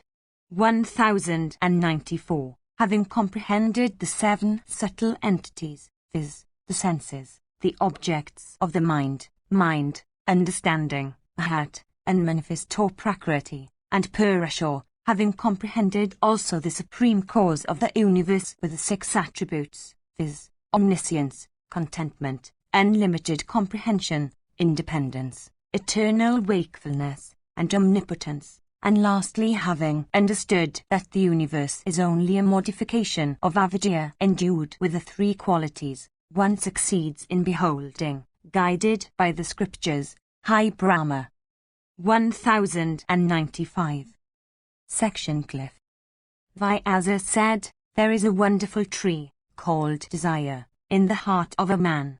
It is born of the seed called error. Wrath and pride constitute its large trunk. The wish for action is the basin around its foot, for holding the water that is to nourish it. Ignorance is the root of that tree, and heedlessness is the water that gives it sustenance. Envy constitutes its leaves. The evil acts of past lives supply it with vigor. Loss of judgment and anxiety are its twigs. Grief forms its large branches, and fear is its sprout. Thirst, after diverse objects, that is, apparently, agreeable, forms the creepers that twine round it on every side. Excessively greedy men, bound in chains of iron, sitting around that fruit-yielding tree, pay their adorations to it, in expectation of obtaining its fruit. 1096. He who, subduing those chains, cutteth down that tree and seeks to cast off both sorrow and joy, succeeds in attaining to the end of both. 1097. That foolish man who nourishes this tree by indulgence in the objects of the senses is destroyed by those very objects in which he indulges, after the manner of a poisonous pill destroying the patient to whom it is administered. 1098. A dexterous person, however, by the aid of yoga, forcibly teareth up and cutteth with the sword of Samadhi the far-reaching root of this tree. 1099. one who knows that the end of all acts undertaken from only the desire of fruit is rebirth or chains that bind, succeeds in transcending all sorrow. The body is said to be a city. The understanding is said to be its mistress. The mind dwelling within the body is the minister of that mistress whose chief function is to decide. The senses are the citizen that are employed by the mind upon the service of the mistress. For cherishing those citizens, the mind displays a strong inclination for acts of diverse kinds. In the matter of those acts, two great faults are observable, viz., tamas and rajas. 1100. Upon the fruits of those acts rest those citizens along with the chiefs of the city, viz., mind, understanding, and consciousness. 1101. The two faults, already spoken of, live upon the fruits of those acts that are accomplished by forbidden means. This being the case, the understanding, which of itself is unconquerable, by either rajas or tamas, descends to a state of equality with the mind, by becoming as much tainted as the mind that serves it. Then again the senses, agitated by the stained mind, lose their own stability. Those objects again for whose acquisition the understanding strives, regarding them to be beneficial, become productive of grief and ultimately meet with destruction. Those objects, after destruction, are recollected by the mind, and accordingly they afflict the mind even after they are lost. The understanding is afflicted at the same time, for the mind is said to be different from the understanding only when the mind is considered in respect of its chief function of receiving impressions about whose certainty it is no judge. In reality, however, the mind is identical with the understanding. 1102. The rajas, productive of only sorrow and evil of every kind, that is in the understanding, then overwhelms the soul itself that lies over the rajas-stained understanding like an image upon a mirror. 1103. It is the mind that first unites in friendship with rajas. Having united itself, it seizes the soul, the understanding, and the senses, like a false minister seizing the king and the citizens after having conspired with a foe, and makes them over to rajas, with which it has united itself. Section CCLV. Bhishma said, "Do thou, O son, O sinless one, listen once more, with feelings of great pride, to the words that fell from the lips of the island-born rishi on the subject of the enumeration of the entities. Like unto a blazing fire, for having transcended all ignorance, the great rishi said these words unto his son who resembled a fire wrapped in smoke. 1104. Instructed by what he said, I also, O son, shall again expound to thee that certain knowledge, which dispels ignorance. The properties possessed by earth are immobility, weight, hardness, productiveness, scent, density, capacity to absorb scents of all kinds, cohesion, habitableness, in respect of vegetables and animals, and that attribute of the mind which is called patience, of the capacity to bear. The properties of water are coolness, taste, moisture, liquidity, softness, agreeableness, tongue, fluidity, capacity to be congealed, and power to melt many earthly products. 1105. The properties of fire are irresistible energy, inflammability, heat, capacity to soften, light, sorrow, disease, speed, fury, and invariably upward motion. The properties of the wind are touch that is neither hot nor cool, capacity to assist the organ of speech, independence, in respect of motion, strength, celerity, power to assist all kinds of emission or discharge, power to raise other objects, breaths inhaled and exhaled, life, as the attribute of chit, and birth, including death. The properties of space are sound, extension, capacity of being enclosed, absence of refuge for resting upon, absence of all necessity for such refuge, status of being unmanifest, capacity for modification, incapacity for producing resistance, material cause for producing the sense of hearing, and the unoccupied portions of the human body. These are the 50 properties, as declared, that constitute the essence of the 5 elementary entities. 1106. Patience, reasoning or disputation, remembrance, forgetfulness or error, imagination, endurance, propensity towards good, propensity towards evil, and restlessness, these are the properties of the mind. Destruction of both good and evil thoughts, that is, dreamless slumber, perseverance, concentration, decision, and ascertainment of all things resting upon direct evidence, constitute the 5 properties of the understanding. Yiddish theory said, how can the understanding be said to have 5 properties? How again can the 5 senses be spoken of as properties of the 5 elementary entities? Expound to me, O grandsire, all this that seems to be very abstruse. Bhishma said, the understanding is said to possess altogether 60 properties, for the understanding includes the 5 elements. 1107. All those properties exist in a state of union with the soul. The Vedas declare, O son, that the elements, their 50 properties, together with the mind and the understanding and their 9 and 5 properties, are all created by him who is above all deterioration. These 170 entities, therefore, are not eternal, like the soul. The theories contradicting the revelation that have in the previous Vedas, O son, been placed before thee, about the origin of the universe and its other incidents, are all defective in the eye of reason. Carefully attending, however, in this world to all that I have said unto thee about the Supreme Brahma, do thou, after attaining to the puissance that the knowledge of Brahma offers, seek to win tranquility of heart. 1108. Section Glavi. Yiddish theory said, these lords of earth that lie on the earth's surface amid their respective hosts, these princes endued with great might, are now reft of animation. Every one of these mighty monarchs was possessed of strength equal to that of 10,000 elephants. Alas! These have all been slain by men possessed of equal prowess and might. I do not behold anyone else in the world that could slay any of these men in battle. 1109. All of them were endued with great prowess, great energy, and great strength.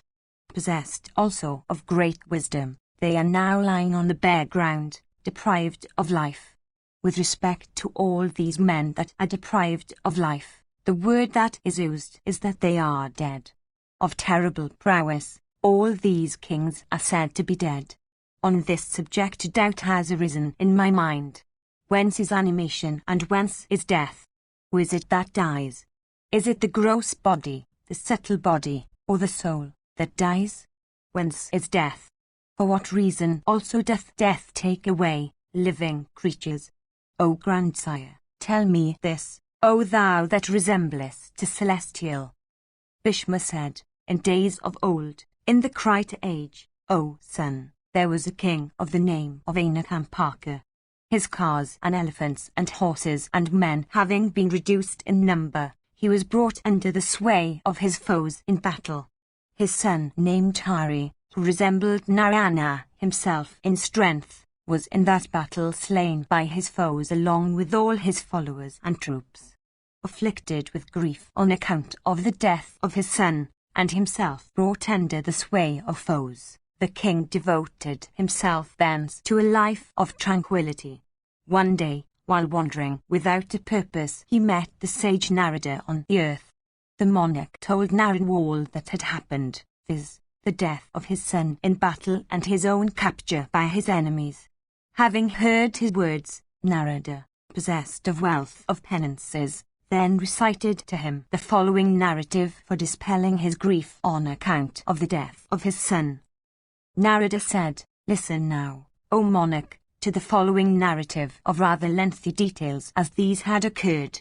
I myself heard it formerly, O king. Endued with great energy, the grandsire, at the time of the creation of the universe, created a large number of living beings. These multiplied greatly, and none of them met with death. There was no part of the universe that was not overcrowded with living creatures, O thou of unfading glory. Indeed, O King, the three worlds seemed to swell with living beings, and became as it were breathless.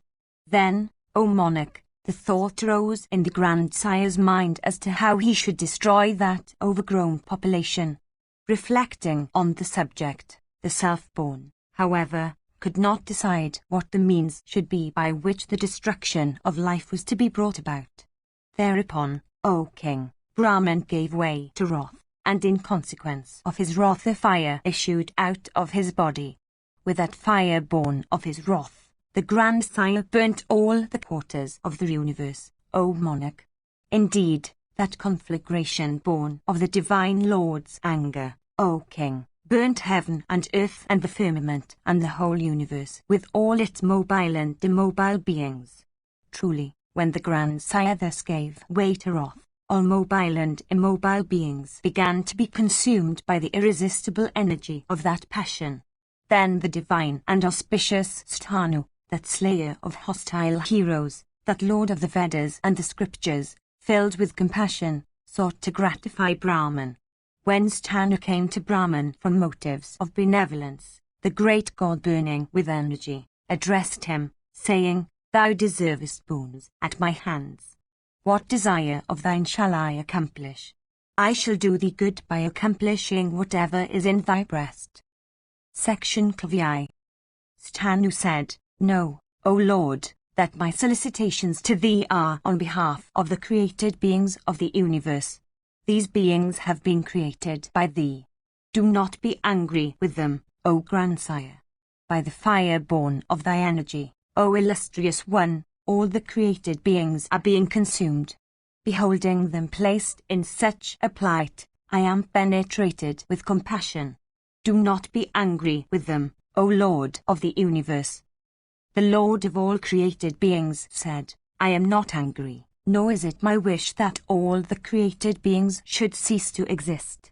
It is only for lightening the burthen of the earth that destruction is desirable.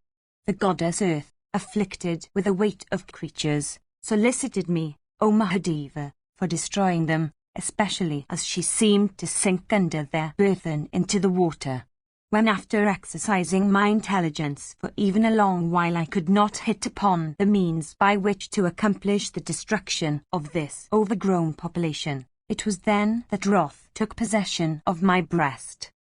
Sthanu said, Do not give way to wrath, O Lord of the deities, with respect to this matter about the destruction of living creatures. Be gratified.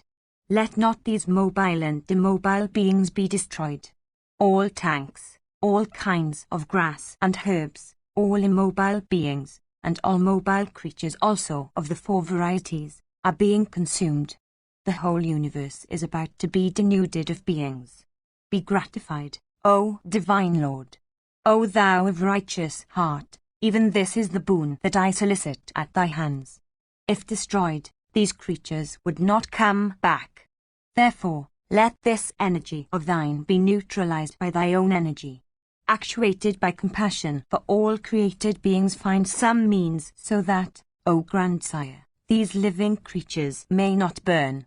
Oh, let not these living creatures perish with even their descendants thus destroyed.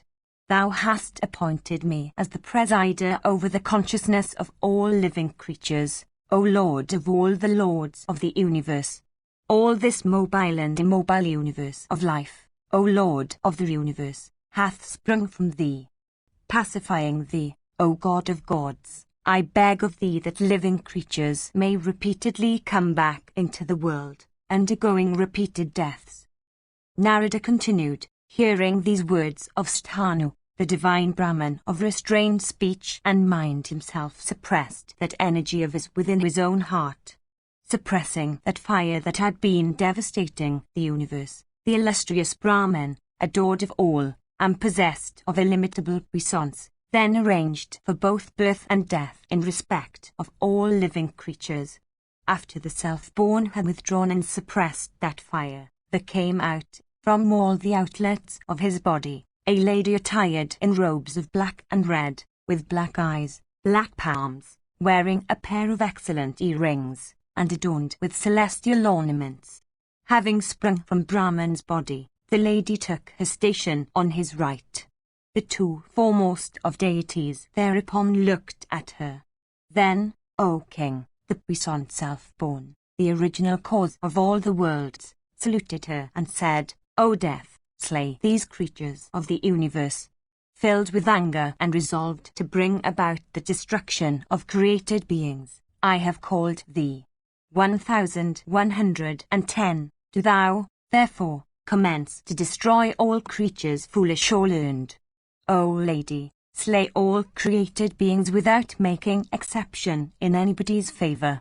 At my command thou wilt win great prosperity. Thus addressed, the goddess, Death, adorned with a garland of lotuses, began to reflect sorrowfully and shed copious tears. Without allowing her tears, however, to fall down, she held them, O king, in her joined palms. She then besought the self-born, impelled by the desire of doing good to mankind. Section 12. Narada said, the large-eyed lady, controlling her grief by an effort of her own, addressed the grandsire, with joined hands and bending in an attribute of humility like a creeper. And she said, How, O foremost of speakers, shall a lady like me that has sprung from thee proceed to accomplish such a terrible feat, a feat, that is, which is sure to inspire all living creatures with dread? I fear to do aught that is iniquitous. Do thou appoint such work for me as is righteous. Thou sayest that I am frightened. Oh, cast a compassionate glance upon me. I shall not be able to cut off living creatures, infants, youths, and aged ones, who have done me no injury. O Lord of all creatures, I bow to thee, be gratified with me. I shall not be able to cut off dear sons and loved friends and brothers and mothers and fathers.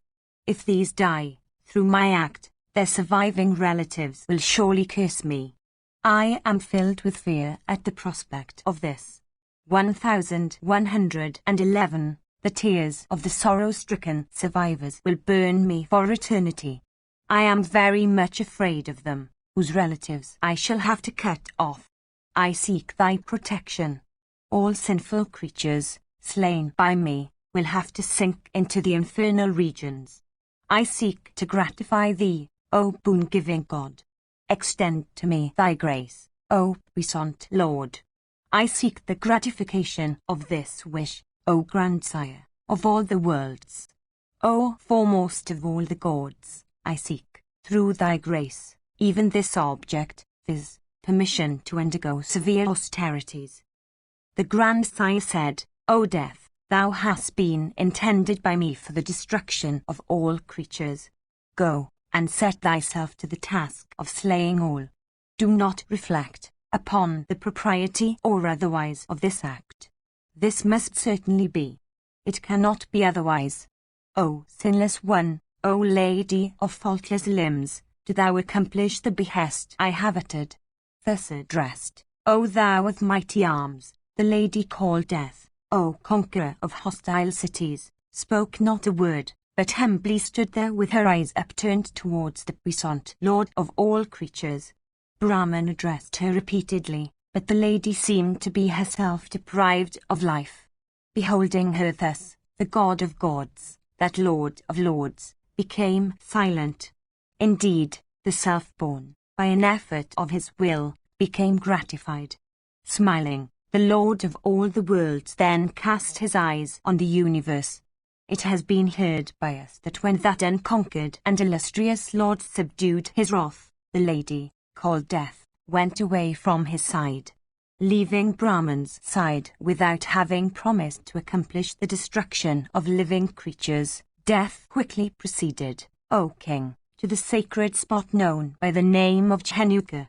There the goddess practiced the severest austerities for 5 and 10 billions of years, all the while standing upon 1 foot. 1112. After she practiced such exceedingly severe austerities in that place, Brahman of great energy once more said unto her, Do thou accomplish my behest, O death? Disregarding this command, the lady once more practiced penances standing upon 1 foot for 20 billions of years, O giver of honors.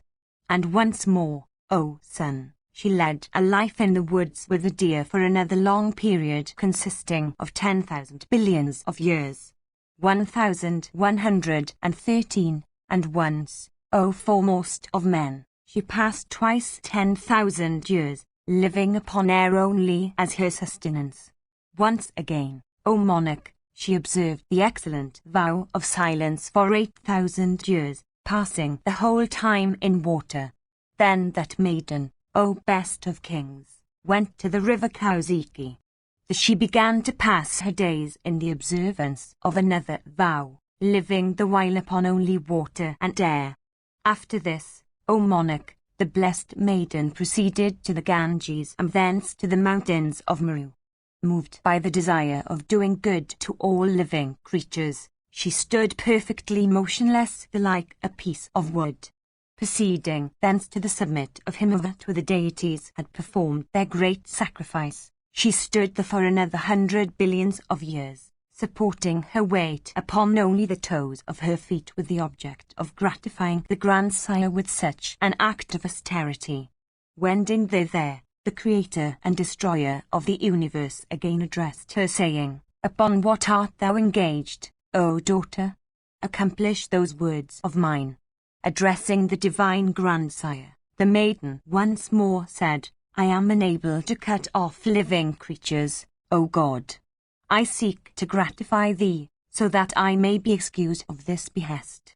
Frightened at the prospect of a demerit, she prayed the grandsire for being excused of obedience to his command. The grandsire silenced her, and once more addressed her, saying, No demerit will accrue, O death. Do thou, O auspicious maiden, set thyself to the task of destroying living creatures. That which I have uttered, O amiable girl, cannot certainly be falsified. Eternal righteousness shall now take refuge in thee. Myself and all the deities shall always be employed in seeking thy good. This other wish that is in thy heart I grant thee. Living creatures shall be afflicted by disease, and, dying, shall cast the blame on thee. Thou shalt become a male in all male beings, a female in all female beings, and a eunuch in all those that are of the third sex. 1114. Thus addressed by Brahman, O king, the maiden at last said, with joined hands unto that high-souled and undeteriorating Lord of all the deities, these words, I am unable to obey thy command. The great God, without relenting, again said unto her, O death, do thou kill men? I shall so ordain that thou shalt not incur any demerit by doing this, O auspicious lady. Those teardrops that I see fallen from thy eyes, and that thou still boldest in thy joined hands, shall take the form of terrible diseases, and even they shall destroy men when their hours come. When the end comes of living creatures, thou shalt dispatch desire and wrath together against them. Immeasurable merit shall be thine. Thou shalt not incur iniquity, being thyself perfectly equal in thy behavior. 1115. By doing this thou wilt only observe righteousness instead of sinking thyself into iniquity. Do thou, therefore, set thy heart upon the task at hand, and addressing desire and wrath begin to slay all living creatures.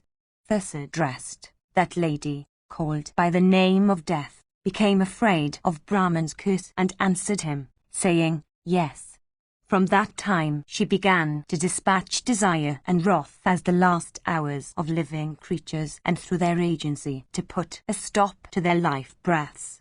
Those tears that death had shed are the diseases by which the bodies of men become afflicted. At the destruction, therefore, of living creatures, one should not, understanding, with the aid of the intelligence, To what cause such destruction is due, give way to grief, as the senses of all creatures disappear when the latter become plunged into dreamless sleep and return once more when they awake. After the same manner all human beings, upon the dissolution of their bodies, have to go into the other world and return thence to this, O Lion among kings. The element called wind, that is endued with terrible energy and mighty prowess and deafening roars, operates as the life in all living creatures. That wind, when the bodies of living creatures are destroyed, escaping from the old, becomes engaged in diverse functions in diverse new bodies. For this reason, the wind is called the Lord of the Sameses and is distinguished above the other elements constituting the gross body. The gods, without exception, when their merits cease, have to take birth as mortal creatures on earth. Similarly, all mortal creatures also, when they acquire sufficient merit, succeed in attaining to the status of gods. Therefore, O Lion among kings, do not grieve for thy son. Thy son has attained to heaven and is enjoying great happiness there. It was thus, O monarch, that death was created by the self-born, and it is in this way that she cuts off duly all living creatures when their hours come. The tears she had shed become diseases, which, when their last hours come, snatch away all beings endued with life. Section clicks. Yiddish theory said, all men that inhabit this earth are filled with doubts in respect of the nature of righteousness. Who is this that is called righteousness? Whence also does righteousness come? Tell me this, O grandsire. Is righteousness for service in this world, or is it for service in the next world? Or is it for service both here and hereafter? Tell me this, O grandsire. Bhishma said, the practices of the good, the Smritis, and the Vedas are the three indications, sources, of righteousness. Besides these, the learned have declared that the purpose, for which an act is accomplished, is the fourth indication of righteousness. 1116. The rishis of old have declared what acts are righteous and also classified them as superior or inferior in point of merit. The rules of righteousness have been laid down for the conduct of the affairs of the world. In both the worlds, that is, here and hereafter, righteousness produces happiness as its fruits. A sinful person, unable to acquire merit by subtle ways, becomes stained with sin only. Some are of opinion that sinful persons can never be cleansed of their sins. In seasons of distress, a person by even speaking an untruth acquires the merit of speaking the truth, even as a person who accomplishes an unrighteous act acquires by that very means the merit of having done a righteous act. Conduct is the refuge of righteousness. Thou shouldst know what righteousness is, aided by conduct.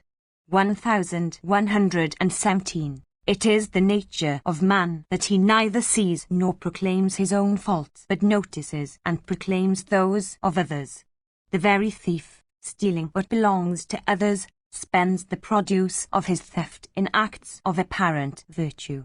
During a time of anarchy, the thief takes great pleasure in appropriating what belongs to others. When others, however, rob him of what he has acquired by robbery, he then wishes forthwith for a king, for invoking punishment on the head of the offenders. At even such a time, when his indignation for offended rights of property is at its highest, he secretly covets the wealth of those that are contented with their own. Fearlessly and without a doubt in his mind, when he is himself the victim of a robbery, he repairs to the king's palace with a mind cleansed of every sin. Within even his own heart he does not see the stain of any evil act. 1118. To speak the truth is meritorious. There is nothing higher than truth. Everything is upheld by truth, and everything rests upon truth. Even the sinful and ferocious, swearing to keep the truth amongst themselves, dismiss all grounds of quarrel and uniting with one another set themselves to their sinful tasks, depending upon truth. If they behaved falsely towards one another, they would then be destroyed without doubt. One should not take what belongs to others. That is an eternal obligation. Powerful men regard it as one that has been introduced by the weak.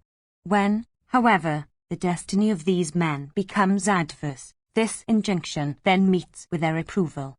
Then again they that surpass others in strength or prowess do not necessarily become happy. 1119. Therefore, do not ever set thy heart on any act that is wrong. One behaving in this way hath no fear of dishonest men or thieves or the king. Not having done any injury to any one, such a man lives fearlessly and with a pure heart. A thief fears everybody, like a deer driven from the woods into the midst of an inhabited village. He thinks other people to be as sinful as himself. One that is of pure heart is always filled with cheerfulness and hath no fear from any direction. Such a person never sees his own misconduct in others. 1120. Persons engaged in doing good to all creatures have said that the practice of charity is another high duty. They that are possessed of wealth think that this duty has been laid down by those that are indigent. When, however, those wealthy men meet with poverty in consequence of some turn of fortune, the practice of charity then recommends itself to them. Men that are exceedingly wealthy do not necessarily meet with happiness. 1121. Knowing how painful it is to himself, a person should never do that to others which he dislikes when done to him by others. 1122. What can one who becomes the lover of another man's wife say to another man, guilty of the same transgression? It is seen, however, that even such a one, when he sees his lady with another lover, becomes unable to forgive the act. 1123. How can one who, to draw breath himself, think of preventing another by a murderous act from doing the same? Whatever wishes one entertains with respect to one's own self, one should certainly cherish with respect to another. With the surplus wealth one may happen to own, one should relieve the wants of the indigent. It is for this reason that the Creator ordained practice of increasing one's wealth by trade or laying it out at interest. 1124. One should walk along that path by proceeding along which one may hope to meet with the deities, or, at such times when wealth is gained, adherence to the duties of sacrifice and gift is laudable. 1125. The sages have said that the accomplishment of the objects by means of agreeable, specific means is righteousness. C.O. Yudhishthira, that even this is the criterion that has been kept in view in declaring the indications of righteousness and iniquity. 1126. In days of old the Creator ordained righteousness, endowing it with the power of holding the world together. The conduct of the good, that is fraught with excellence, is subjected to numerous restraints for acquiring righteousness, which depends upon many delicate considerations. The indications of righteousness have now been recounted to thee, O foremost one of Kuru's race. Do not, therefore, at any time set thy understanding upon any act that is wrong. Section CCLX. Yudhishthira said, Thou sayest that righteousness or duty depends upon delicate considerations, that is indicated by the conduct of those that are called good, that it is fraught with restraints from numerous acts, and that its indications are also contained in the Vedas. It seems to me, however, that I have a certain inward light in consequence of which I can discriminate between right and wrong by inferences. 1127. Numerous questions that I had intended to ask thee have all been answered by thee. There is one question, however, that I shall presently ask. It is not prompted, O King, by desire of empty disputation. All these embodied creatures, it seems, take birth, exist, and leave their bodies, of their own nature. Duty and its reverse, therefore, cannot be ascertained, O Bharata, by study of the scriptures alone. 1128. The duties of a person who is well off are of one kind. Those of a person who has fallen into distress are of another kind. How can duty respecting seasons of distress be ascertained by reading the scriptures alone? 1129. The acts of the good, thou hast said, constitute righteousness, or duty. The good, however, are to be ascertained by their acts. The definition, therefore, has for its foundation a begging of the question, with the result that what is meant by conduct of the good remains unsettled. It is seen that some ordinary person commits unrighteousness while apparently achieving righteousness. Some extraordinary persons again may be seen who achieve righteousness by committing acts that are apparently unrighteous. 1130. Then, again, the proof of what I say has been furnished by even those that are well conversant with the scriptures themselves, for it has been heard by us that the ordinances of the Vedas disappear gradually in every successive age. The duties in the Krita age are of one kind. Those in the Treta are of another kind, and those in the Dwapara are again different. The duties in the Kali age, again, are entirely of another kind. It seems, therefore, that duties have been laid down for the respective ages according to the powers of human beings in the respective ages. When, therefore, all the declarations in the Vedas do not apply equally to all the ages, the saying that the declarations of the Vedas are true is only a popular form of speech indulged in for popular satisfaction. From the Srutis have originated the Smritis, whose scope again is very wide. If the Vedas be authority for everything, then authority would attach to the Smritis also, for the latter are based on the former. When, however, the Srutis and Smritis contradict each other, how can either be authoritative? Then again, it is seen that when some wicked persons of great might cause certain portions of certain courses of righteous acts to be stopped, these are destroyed forever. 1131. Whether we know it or know it not, whether we are able to ascertain it or not to ascertain it, the course of duty is finer than the edge of a razor and grosser than even a mountain. Righteousness, in the form of sacrifices and other religious acts, at first appears in the form of the romantic edifices of vapor seen in the distant sky. When, however, it is examined by the learned, it disappears and becomes invisible.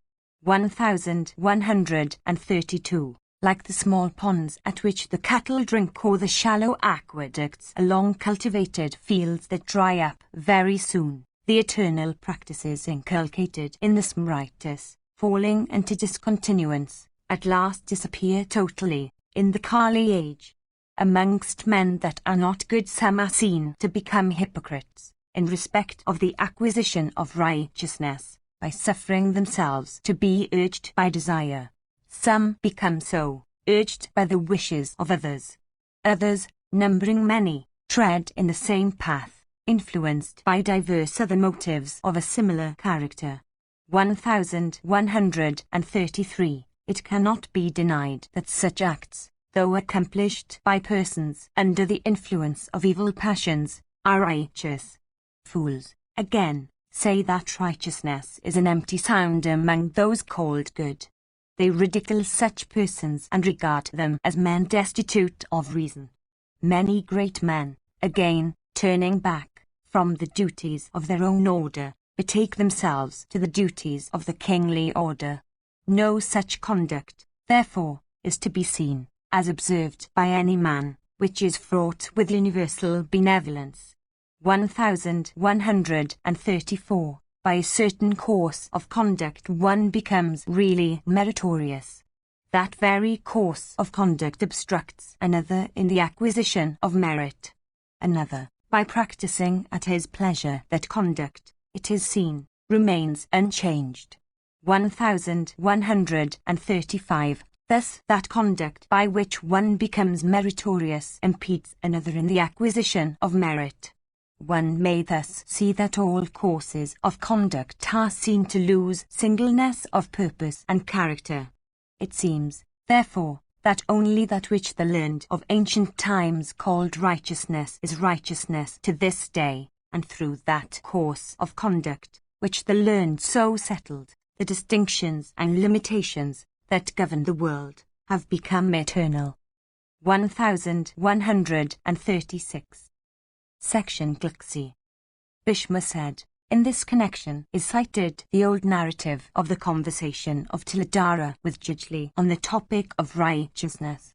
There was once a Brahmana of the name of Jujli who lived in a certain forest, practicing the ways of a forest recluse.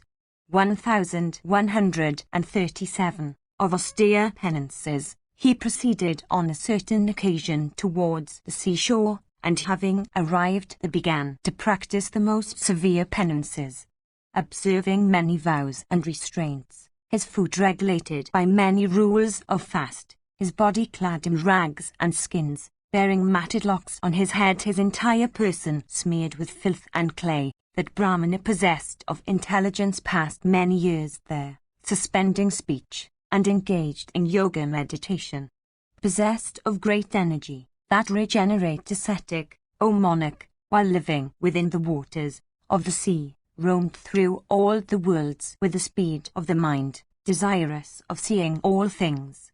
1138. Having beheld the whole earth bounded by the ocean and adorned with rivers and lakes and woods, the ascetic one day, while sitting under the water, began to think in this strain, in this world of mobile and immobile creatures there is none equal to me, who can roam with me among the stars and planets in the firmament and dwell again within the waters. Unseen by the Rakshasas, while he repeated this to himself, the Pisachas said unto him, it behoves thee not to say so. There is a man, named Tiladara, possessed of great fame and engaged in the business of buying and selling. Even he, O best of regenerate persons, is not worthy of saying such words as thou sayest. Thus addressed by those beings, Jujli of austere penances replied unto them, saying, I shall see that famous Tiladara who is possessed of such wisdom. When the Rishi said those words, those superhuman beings raised him from the sea, and said unto him, O best of regenerate persons, go thou along this road. Thus addressed by those beings, Jujli proceeded onwards with a cheerless heart. Arrived at Varanasi, he met Tiladara, whom he addressed, saying the following words. Yudhishthira said, What, O sire, are those difficult feats that Jujli had performed before, in consequence of which he had acquired such high success? It behoveth thee to describe them to me. Bhishma said, Jujli had become engaged in penances of the severest austerities. He used to perform oblations morning and evening. Carefully tending his fires, he was devoted to the study of the Vedas. Well conversant with the duties laid down for forest recluses, Jujli, in consequence of his practices, seemed to blaze with effulgence. 1139. He continued to live in the woods, engaged all the while in penances. But he never regarded himself as one that had acquired any merit by his acts. In the season of the rains he slept under the open sky. In autumn he sat in water. In summer he exposed himself to the sun and the wind. Still he never regarded himself as one that had acquired any merit through such acts. He used to sleep on diverse kinds of painful beds and also on the bare earth. Once on a time, that ascetic, while standing under the sky in the rainy season, received on his head repeated downpours from the clouds. He had to pass through the woods repeatedly. What with exposure to the rains and what with the filth they caught, the locks of that sinless rishi became entangled and intertwined with one another. On one occasion, that great ascetic, abstaining entirely from food and living upon air only, stood in the forest like a post of wood. Unmoved at heart, he stood there, without once stirring an inch. That while he stood there like a wooden post, perfectly immovable, O Bharata, a pair of cooling birds, O king, built their nest on his head. Filled with compassion, the great Rishi suffered that feathery couple in building their nest among his matted locks with shreds of grass. And as the ascetic stood there like a post of wood, the two birds lived with confidence on his head happily. The rains passed away and autumn came. The couple, urged by desire, approached each other according to the law of the Creator, and in complete confidence laid their eggs, O king, on the head of that Rishi. Of rigid vows and possessed of energy, the ascetic knew it. Knowing what the birds had done, Jujli moved not. Firmly resolved to acquire merit, no act that involved the slightest injury to others could recommend itself to him. The feathery couple going away and moving every day from and to his head, happily and confidently lived there, O puissant king. When in the progress of time the eggs became mature and young ones came out, they began to grow up in that nest, for Jujli moved not in the least. Firm in the observance of his vows, the righteous Sudrishi continued to hold and protect those eggs by standing on that very spot perfectly motionless and wrapped in yoga meditation. In course of time, the young ones grew and became equipped with wings. The Muni knew that the young Kulingas had attained to that stage of development. That foremost of intelligent men, steady in the observance of vows, one day beheld those young ones and became filled with pleasure. The parent birds, seeing their young ones equipped with wings, became very happy and continued to dwell in the Rishi's head with them in perfect safety. The learned Jujli saw that when the young birds became equipped with wings, they took to the air every evening and returned to his head without having proceeded far. He still stood motionless on that spot. Sometimes, after he saw that, left by their parents, they went out by themselves and returned again by themselves. Jujli still moved not. A little while after, the young birds going away in the morning passed the whole day out of his sight, but came back in the evening for dwelling in the nest. Sometimes, after that, leaving their nest for 5 days at a stretch, they returned on the 6th day. Jujli still moved not. Subsequently, when their strength became fully developed, they left him and returned not at all even after many days. At last, on one occasion, leaving him, they came not even after a month. Then, O king, Jujli left that spot. When they had thus gone away for good, Jujli wondered much, and thought that he had achieved ascetic success. Then pride entered its heart. Firm in the observance of vows, the great ascetic, seeing the birds thus leave him after having been reared on his head, thought highly of himself, and became filled with delight.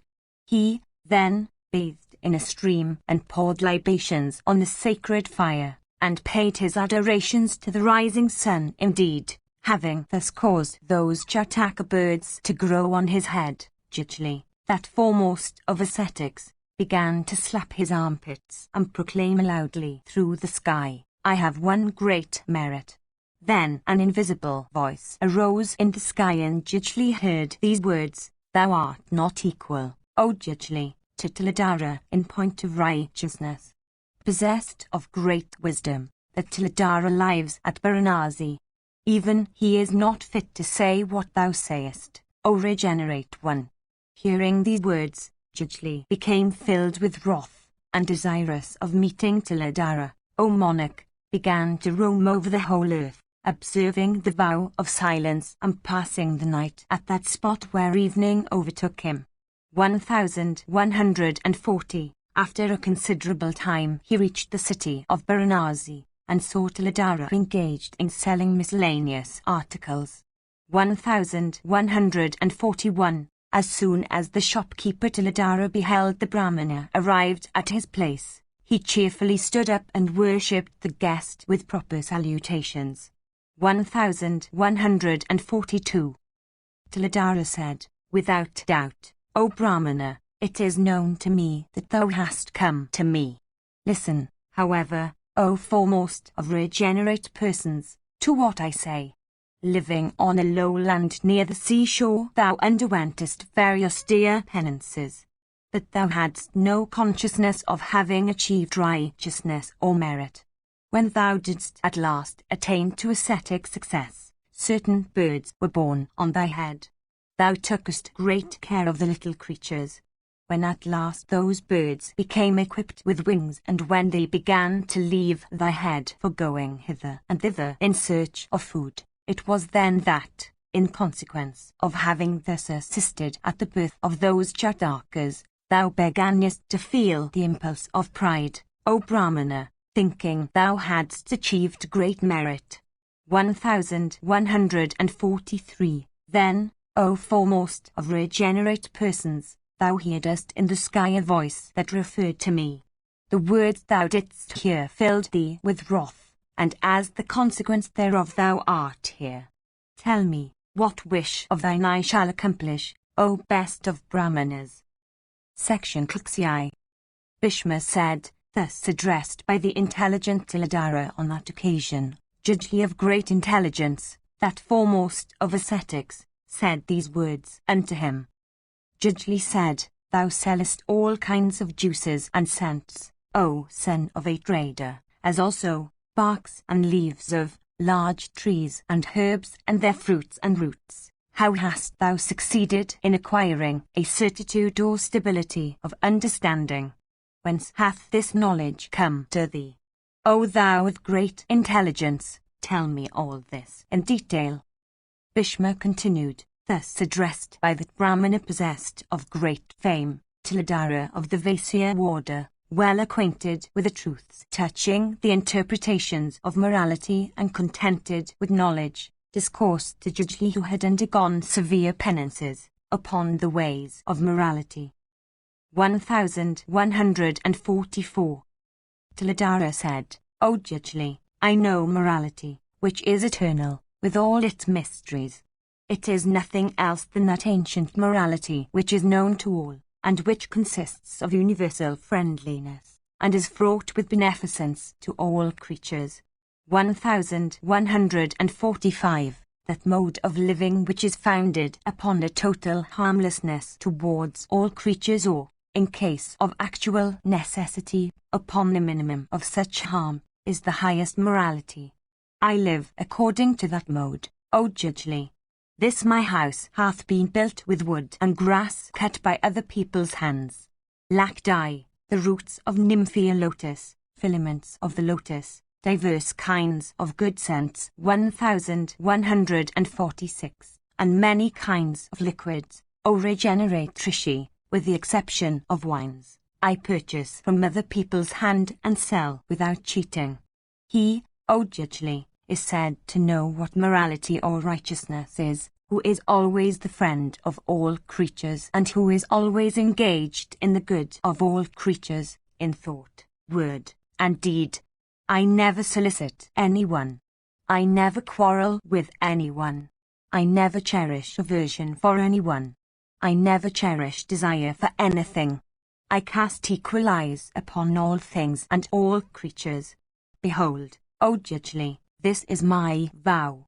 My scales are perfectly even, O Judgely, with respect to all creatures. 1147. I neither praise nor blame the acts of others, viewing this variety in the world, O foremost of Brahmanas, to be like the variety observable in the sky. 1148. Know, O Judgely, that I cast equal eye upon all creatures. O foremost of intelligent men, I see no difference between a clod of earth, a piece of stone, and a lump of gold. As the blind, the deaf, and they that are destitute of reason, are perfectly consoled for the loss of their senses, after the same manner am I consoled, by their example, for the enjoyments I abstain from. 1149. As they that are overtaken by decrepitude, they that are afflicted by disease, and they that are weakened and emaciated, have no relish for enjoyments of any kind. After the same manner have I ceased to feel any relish for wealth or pleasure or enjoyments. When a person fears nothing and himself is not feared, when he cherishes no desire and hath no aversion for anything, he is then said to attain to Brahma.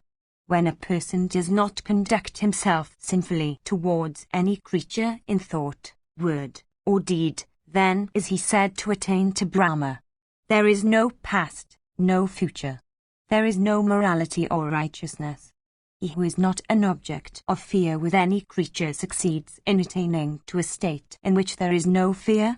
1150. On the other hand, that person who for harshness of speech and severity of temper is a source of trouble unto all creatures, even as death itself, certainly attains to a state which abounds with fear. I follow the practices of high-souled and benevolent men of advanced years who with their children and children's children live in the due observance of the ordinance laid down in the scriptures. 1151. The eternal practices, laid down in the Vedas, are entirely given up by one who suffers himself to be stupefied by some errors that he may have noticed in the conduct of those that are admittedly good and wise. One, however, that is endued with learning, or one that has subdued one's senses, or one that is possessed of strength of mind, succeeds in attaining to emancipation, guided by that very conduct. 1152. That wise man who, having restrained his senses, practiseth, with a heart cleansed from all desire of injuring others, the conduct that is followed by those called good, is sure, O judgely, to acquire the merit of righteousness, and emancipation which is its fruits. In this world, as in a river, a piece of wood that is being borne away by the current as it pleases, is seen to come into contact, for some time, with another piece that is being similarly borne away. There, on the current, other pieces of wood that had been joined together, are seen again to separate from one another. Grass, sticks, and cow-dung cakes are seen to be united together. This union is due to accident and not to purpose or design. 1153. He of whom no creature is frightened in the least is himself, O ascetic, never frightened by any creature. He, on the other hand, O learned man, of whom every creature is frightened as of a wolf, becomes himself filled with fear as aquatic animals when forced to leap on the shore from fear of the roaring Vadava fire. 1154. This practice of universal harmlessness hath arisen even thus. One may follow it by every means in one's power. He who has followers and he who has wealth may seek to adopt it. It is sure to lead also to prosperity and heaven. 1155. In consequence of their ability to dispel the fears of others, men possessed of wealth and followers are regarded as foremost by the learned. They that after ordinary happiness practice this duty of universal harmlessness for the sake of fame, while they that are truly skilled practice the same for the sake of attaining to Brahma. 1156. Whatever fruits one enjoys by penances, by sacrifices, by practicing liberality, by speaking the truth, and by paying court to wisdom, may all be had by practicing the duty of harmlessness. That person who gives unto all creatures the assurance of harmlessness obtains the merit of all sacrifices and at last wins fearlessness for himself as his reward. There is no duty superior to the duty of abstention from injuring other creatures. He of whom, O great ascetic, no creature is frightened in the least, obtains for himself fearlessness of all creatures. He of whom everybody is frightened as one is of a snake ensconced within one's sleeping chamber, never acquires any merit in this world or in the next. The very gods, in their search after it, become stupefied in the track of that person who transcends all states, the person, viz., who constitutes himself the soul of all creatures and who looketh upon all creatures as identical with his own self. 1157. of all gifts, the assurance of harmlessness to all creatures is the highest, in point of merit. I tell thee truly, believe me, O judgely.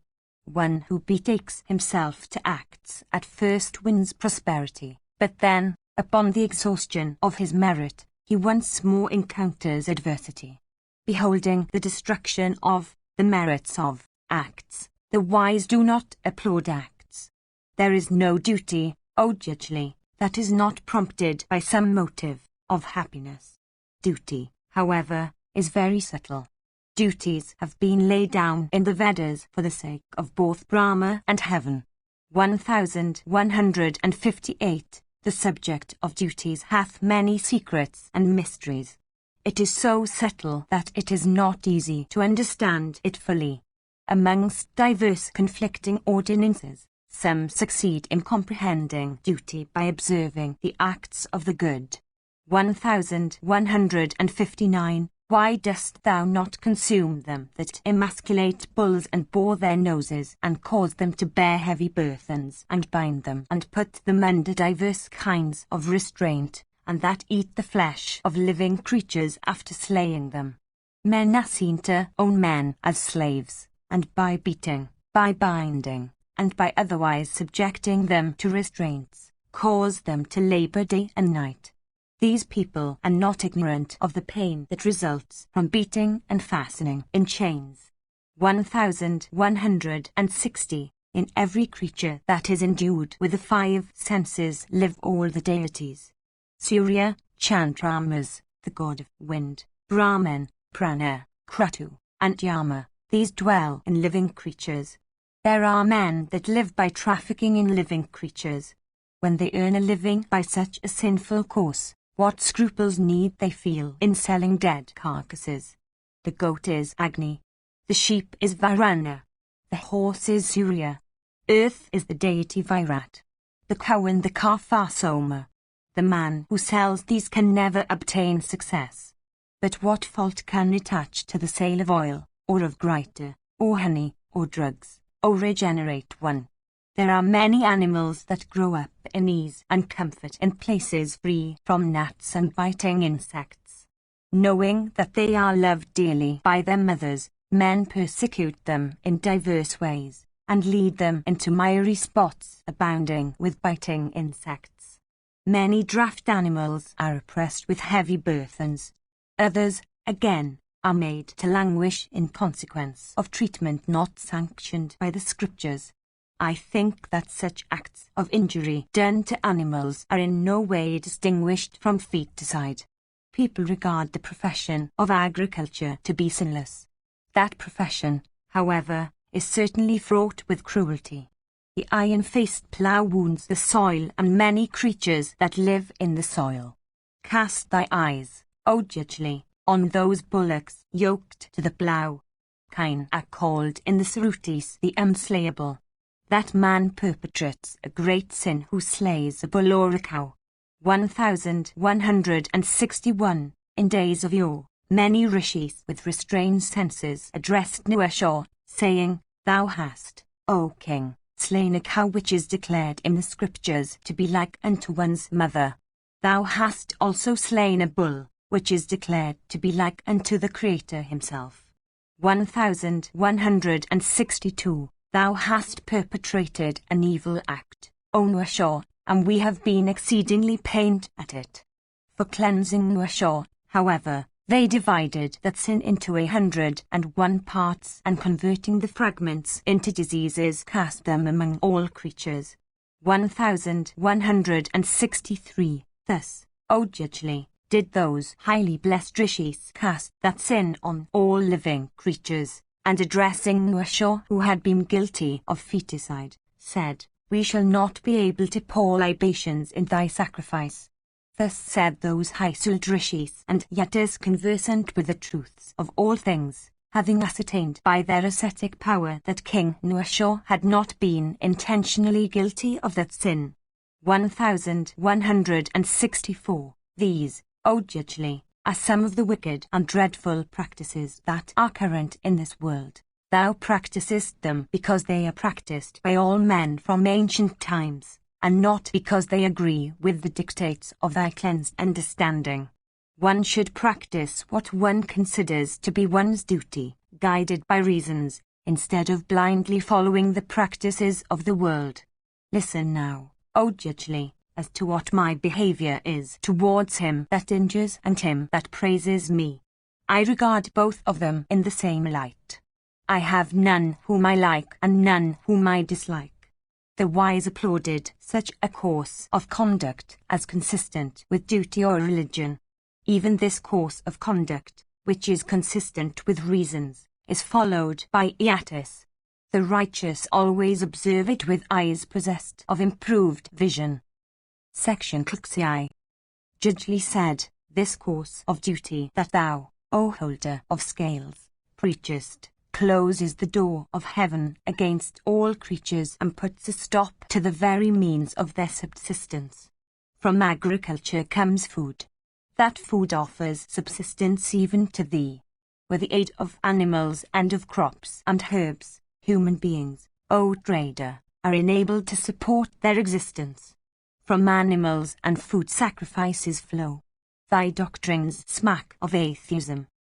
This world will come to an end if the means by which life is supported have to be abandoned. Tiladhara said, I shall now speak on the object of the means of sustenance. I am not, O Brahmana, an atheist. I do not blame sacrifices. The man, however, is very rare that is truly conversant with sacrifice. I bow to that sacrifice which is ordained for Brahmanas. I bow also to them that are conversant with that sacrifice. Alas, the Brahmanas, having given up the sacrifice that is ordained for them, have betaken themselves to the performance of sacrifices that are for Kshatriyas. 1165. Many persons of faith, O regenerate one, that are covetous and fond of wealth, without having understood the true meaning of the declarations of the Srutis, and proclaiming things that are really false but that have a show of truth, have introduced many kinds of sacrifices, saying, this should be given away in this sacrifice. This other thing should be given away in this other sacrifice. The first of this is very laudable. The consequence, however, of all this, O judgely, is that theft and many evil acts spring up. 1166. It should be known that only that sacrificial offering which was acquired by righteous means can gratify the gods. There are abundant indications in the scriptures that the worship of the deities may be accomplished with vows, with libations poured on the fire, with recitations or chanting of the Vedas, and with plants and herbs. From their religious acts unrighteous persons get wicked offspring. From covetous men are born children that are covetous, and from those that are contented spring children that are contented. If the sacrificer and the priest suffer themselves to be moved by desire of fruit, in respect of the sacrifices they perform or assist in, their children take the stain. If, on the other hand, they do not yield to desire of fruit, the children born to them become of the same kind. From sacrifices spring progeny like clear water from the firmament. The libations poured on the sacrificial fire rise up to the sun. From the sun springs rain. From rain springs food. From food are born living creatures. In former days, men righteously devoted to sacrifices used to obtain therefrom the fruition of all their wishes. The earth yielded crops without tillage. The blessing uttered by the rishis produced herbs and plants. 1167. The men of former times never performed sacrifices from desire of fruits and never regarded themselves as called upon to enjoy those fruits. Those who somehow performed sacrifices, doubting the while their efficacy, take birth in their next lives as dishonest, wily, and greedy men exceedingly covetous of wealth. That man who by the aid of false reasoning holds up all the authoritative scriptures as fraught with evil, is certain to go, for such sinful act of his, into the regions of the sinful. Such a man is certainly possessed of a sinful soul, O foremost of Brahmanas, and always remains here, bereft of wisdom. 1168. That man who regards those acts obligatory which have been laid down in the Vedas and directed to be accomplished every day, who is penetrated with fear if he fails to accomplish them any day, who takes all the essentials of sacrifice as identical with Brahma, and who never regards himself as the actor, is truly a Brahmana. 1169. If the acts of such a person become incomplete, or if their completion be obstructed by all unclean animals, even then those acts are, as heard by us, of superior efficacy. If, however, those acts are done from desire of fruit, and their completion be obstructed by such impediments, then expiation would become necessary. They who covet the acquisition of the highest object of life, viz., emancipation, who are bereft of cupidity in respect of all kinds of worldly wealth, who discard all provision for the future, and who are freed from envy, betake themselves to practice of truth and self-restraint as their sacrifice. 1170. They that are conversant with the distinction between body and soul, that are devoted to yoga, and that meditate on the pranava, always succeed in gratifying others. 1171. The universal Brahma, viz., pranava, which is the soul of the deities, dwells in him who is conversant with Brahma. When, therefore, such a man eats and is gratified, all the deities, ojjajli, become gratified and are contented. 1172. As one who is gratified with all kinds of taste feels no desire for any particular taste, after the same manner one who is gratified with knowledge hath everlasting gratification, which to him is a source of perfect bliss.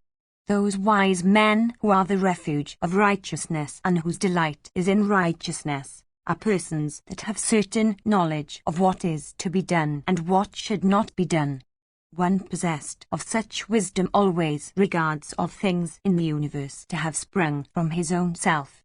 1173. Some that are endued with knowledge, that strive to reach the other shore of this ocean of life, and that are possessed of faith, succeed in attaining to the region of Brahman, which is productive of great blessings, highly sacred, and inhabited by righteous persons, a region which is freed from sorrow, whence there is no return, and where there is no kind of agitation or pain. Such men do not covet heaven. They do not adore Brahma in costly sacrifices. They walk along the path of the righteous. The sacrifices they perform are performed without injury to any creature. 1174. These men know trees and herbs and fruits and roots as the only sacrificial offerings. Covetous priests, for they are desirous of wealth, never officiate at the sacrifices of these poor men. These regenerate men, although all their acts have been completed, still perform sacrifices from desire of doing good to all creatures and constituting their own selves as sacrificial offerings. 1175. For this reason, grasping priests officiate at the sacrifices of only those misguided persons who, without endeavoring to attain to emancipation, seek for heaven. As regards those, however, that are really good, they always seek, by accomplishing their own duties, to cause others to ascend to heaven. Looking at both these kinds of behavior, ojjajli, I have abstained from injuring any creature in the world and have come to regard all creatures with an equal heart.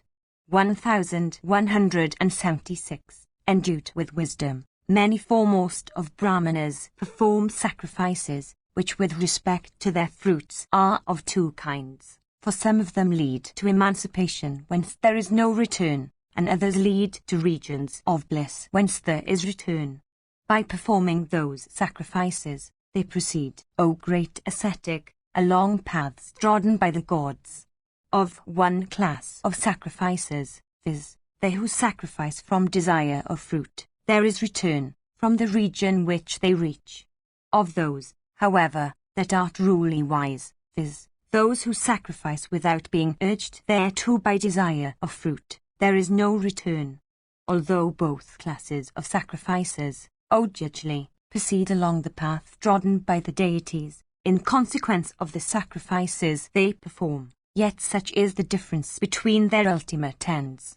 1177. In consequence of the success that attends the purposes formed in the mind of such men, bulls, without being forced thereto, willingly set their shoulders to the plough for assisting at tillage and to the yoke for dragging their cars, and kine pour forth milk from udders untouched by human hands, creating sacrificial stakes, and other necessaries of sacrifice, by simple fiats of the will. They perform many kinds of sacrifice well completed with abundant presents.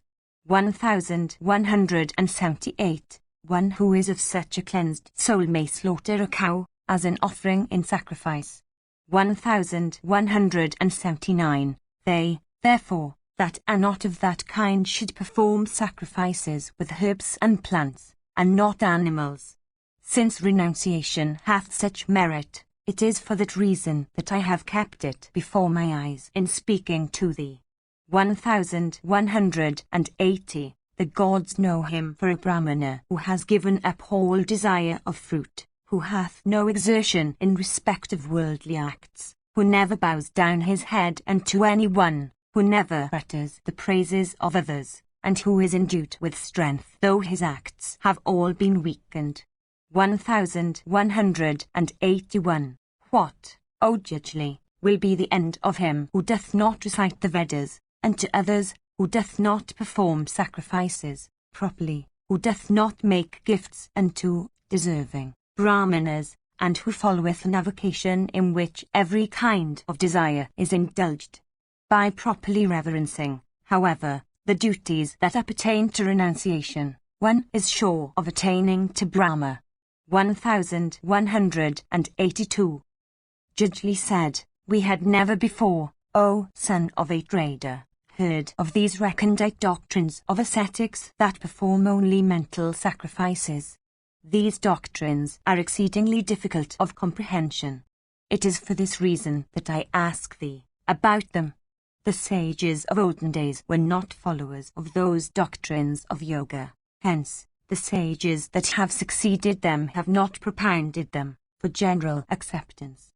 1183. If thou sayest that only men of brutish minds fail to achieve sacrifices in the soil of the soul, then, O son of a trader, by what acts would they succeed in accomplishing their happiness? Tell me this, O thou of great wisdom. Great is my faith in thy words. 1184. Tiladhara said, sometimes sacrifices performed by some persons do not become sacrifices, in consequence of the absence of faith of those that perform them. These men, it should be said, are not worthy of performing any sacrifice, internal or external. As regards the faithful, however, only one thing, viz., the cow, is fit for upholding all sacrifices by means of full libations of clarified butter, milk, and curds, the hair at end of her tail, her horns, and her hoofs. 1185. The Vedas declare that sacrifices cannot be performed by an unmarried man.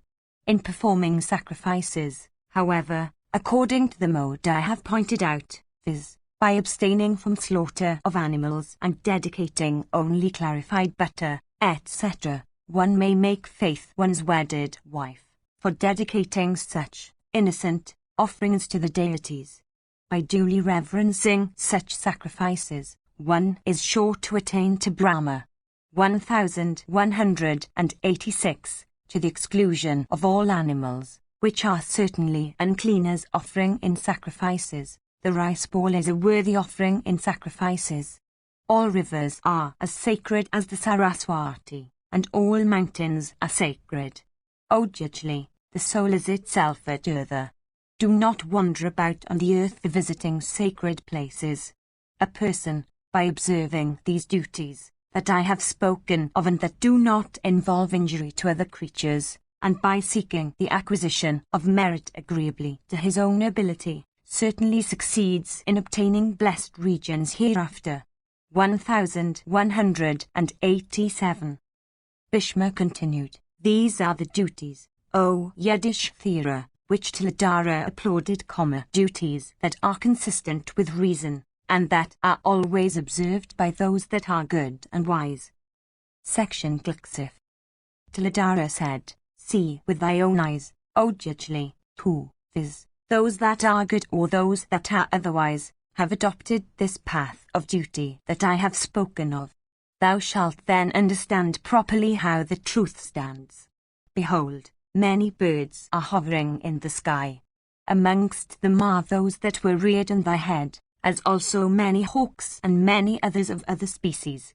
Behold, O Brahmana, those birds have contracted their wings and legs for entering their respective nests. Summon them, O regenerate one. Those birds, treated with affection by thee, are displaying their love for thee that art their father. Without doubt, thou art their father, O Judgely. Do thou summon thy children." Bhishma continued, "Then those birds, summoned by Judgely, made answer agreeably to the dictates of that religion which is not fraught with injury to any creature." 1188. All acts that are done without injuring any creature become serviceable to the doer, both here and hereafter. Those acts, however, that involve injury to others, destroy faith, and faith being destroyed, involves the destroyer in ruin. The sacrifices of those that regard acquisition and non-acquisition in the same light, that are endued with faith, that are self-restrained, that have tranquil minds, and that perform sacrifices from a sense of duty, and not from desire of fruit, become productive of fruit. 1189. Faith with respect to Brahma is the daughter of Surya, O regenerate one. She is the protectress and she is the giver of good birth. Faith is superior to the merit born of Vedic recitations and meditation. 1190. An act vitiated by defect of speech is saved by faith. An act vitiated by defect of mind is saved by faith. But neither speech nor mind can save an act that is vitiated by want of faith.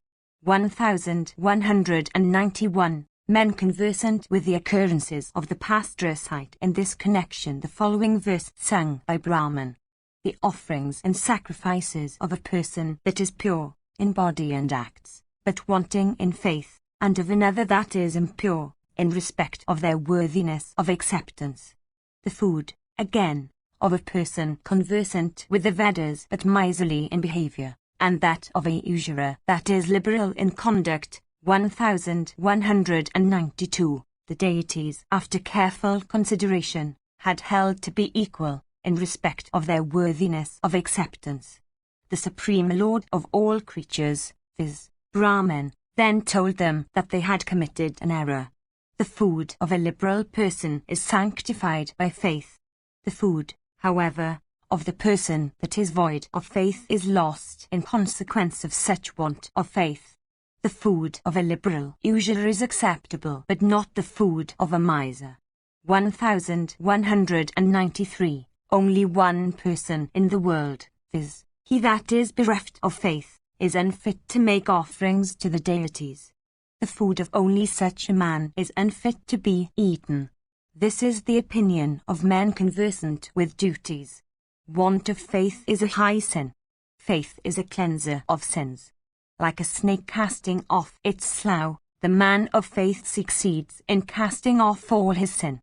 The religion of abstention with faith is superior to all things considered sacred.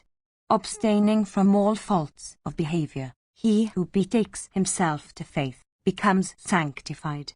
What need hath such a person of penances, or of conduct, or of endurance? Every man has faith. Faith, however, is of three kinds, viz., as affected by sattva, by rajas and by tamas, and according to the kind of faith that one has, one is named. Persons endued with goodness and possessed of insight into the true import of morality have thus laid down the subject of duties. We have, as the result of our inquiries, got all this from the sage Dharmadasana. O thou of great wisdom, betake thyself to faith, for thou shalt then obtain that which is superior.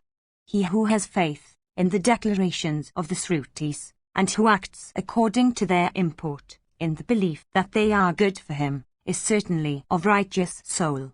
O judgely, he who adheres to his own path, under the influence of faith, is certainly a superior person. Bhishma continued, after a short while, Tiladara and Jujli, both of whom had been endued with great wisdom, ascended to heaven and sported there in great happiness. 1194, having reached their respective places earned by their respective acts. Many truths of this kind were spoken of by Tiladara. That eminent person understood this religion of abstention from injury completely. These eternal duties were accordingly proclaimed by him. The regenerate Jujli, O son of Kunti, having heard these words of celebrated energy, betook himself to tranquility. In this way, many truths of grave import were uttered by Tiladara, illustrated by examples for instruction. What other truths dost thou wish to hear? Section CCLXV. Bhishma said, in this connection is cited an old narrative of what was recited by King Vikaki through compassion for all creatures. Beholding the mangled body of a bull, and hearing the exceedingly painful groans of the kine in a cow-slaying sacrifice, and observing the cruel brahmanas that gathered there for assisting at the ceremonies, that King 1195 uttered these words, prosperity to all the kine in the world. When the slaughter has commenced, these words expressive of a blessing to those helpless animals were pronounced. And the monarch further said, only those that are transgressors of defined limits, that are destitute of intelligence, that are atheists and skeptics, and that desire the acquisition of celebrity through sacrifices and religious rites speak highly of the slaughter of animals in sacrifices. 1196. The righteous Sut Manu has applauded the observance of harmlessness in all religious acts. Indeed, men slaughter animals in sacrifices, urged by only the desire of fruit.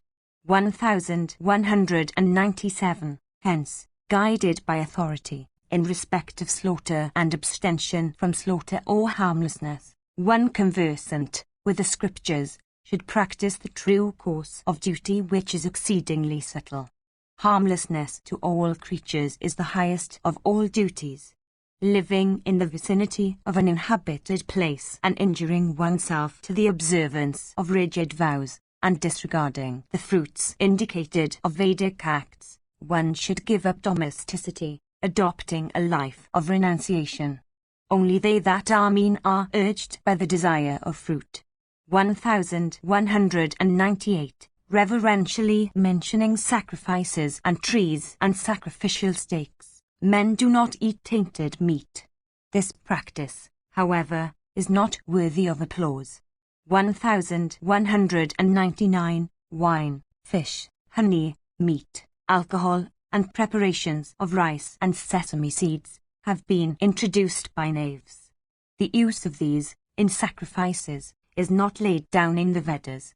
The hankering after these arises from pride, error of judgment, and cupidity. They that are true Brahmanas realize the presence of Vishnu in every sacrifice. His worship, it has been laid down, should be made with agreeable birza. The leaves and flowers of such trees as have been indicated in the Vedas, whatever act is regarded as worthy and whatever else is held as pure by persons of pure hearts and cleansed natures and those eminent for knowledge and holiness, are all worthy of being offered to the Supreme Deity and not unworthy of his acceptance. 1200.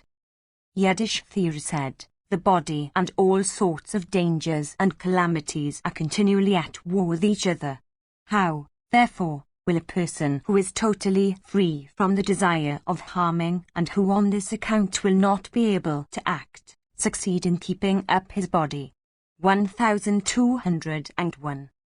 Bhishma said, one should, when able, acquire merit and act in such a way that one's body may not languish and suffer pain, and that death may not come. 1202. Section Glixvi.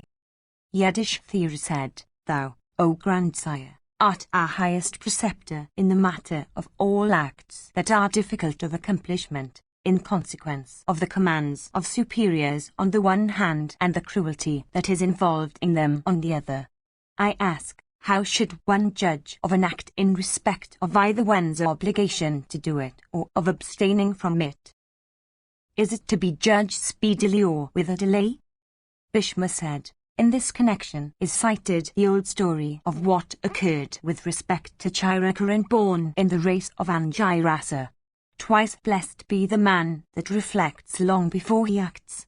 One that reflects long before he acts is certainly possessed of great intelligence.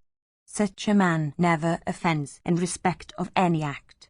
There was once a man of great wisdom, of the name of Chirakura, who was the son of Gautama. Reflecting for a long time upon every consideration connected with proposed acts, he used to do all he had to do.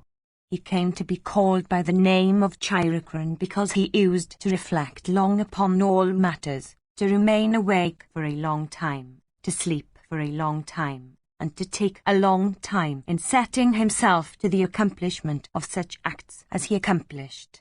The clamour of being an idle man stuck to him. He was also regarded as a foolish person by every person of a light understanding and destitute of foresight. On the certain occasion, witnessing an act of great fault in his wife, the sire Gautama passing over his other children, commanded in wrath this Chirakura, saying, Slay thou this woman. Having said these words without much reflection, the learned Gautama, that foremost of persons engaged in the practice of yoga, that highly blessed ascetic, departed for the woods. Having after a long while assented to it, saying, So be it, Chirakura, in consequence of his very nature, and owing to his habit of never accomplishing any act without long reflection, began to think for a long while upon the propriety or otherwise of what he was commanded by his sire to do. How shall I obey the command of my sire and yet how avoid slaying my mother? How shall I avoid sinking, like a wicked person, into sin in this situation in which contradictory obligations are dragging me in two opposite directions? Obedience to the commands of the sire constitutes the highest merit. The protection of the mother again is a clear duty. The status of a son is fraught with dependence. How shall I avoid being afflicted by sin? Who is there that can be happy after having slain a woman, especially his mother? Who again can obtain prosperity and fame by disregarding his own sire? Regard for the sire's behest is obligatory. The protection of my mother is equally a duty. How shall I so frame my conduct that both obligations may be discharged? The further places his own self within the mother's womb and takes birth as the son, for continuing his practices, conduct, name and race. I have been begotten as a son by both my mother and my father. Knowing as I do my own origin, why should I not have this knowledge of my relationship with both of them? The words uttered by the sire while performing the initial rite after birth, and those that were uttered by him on the occasion of the subsidiary rite after the return from the preceptor's abode, are sufficient evidence for settling the reverence due to him and indeed confirm the reverence actually paid to him. 1203. In consequence of his bringing up the son and instructing him, the sire is the son's foremost of superiors and the highest religion. The very Vedas lay it down as certain that the son should regard what the sire says as his highest duty. And to the sire the son is only a source of joy. And to the son, however, the sire is all in all. The body and all else that the son owns have the sire alone for their giver. Hence, the behests of the sire should be obeyed without ever questioning them in the least. The very sins of one that obeys one's sire are cleansed by such obedience. The sire is the giver of all articles of food, of instructions in the Vedas, and of all other knowledge regarding the world. Prior to the son's birth, the sire is the performer of such rites as Garbhadana and Samantanyana. 1204. The sire is religion. The sire is heaven. The sire is the highest penance.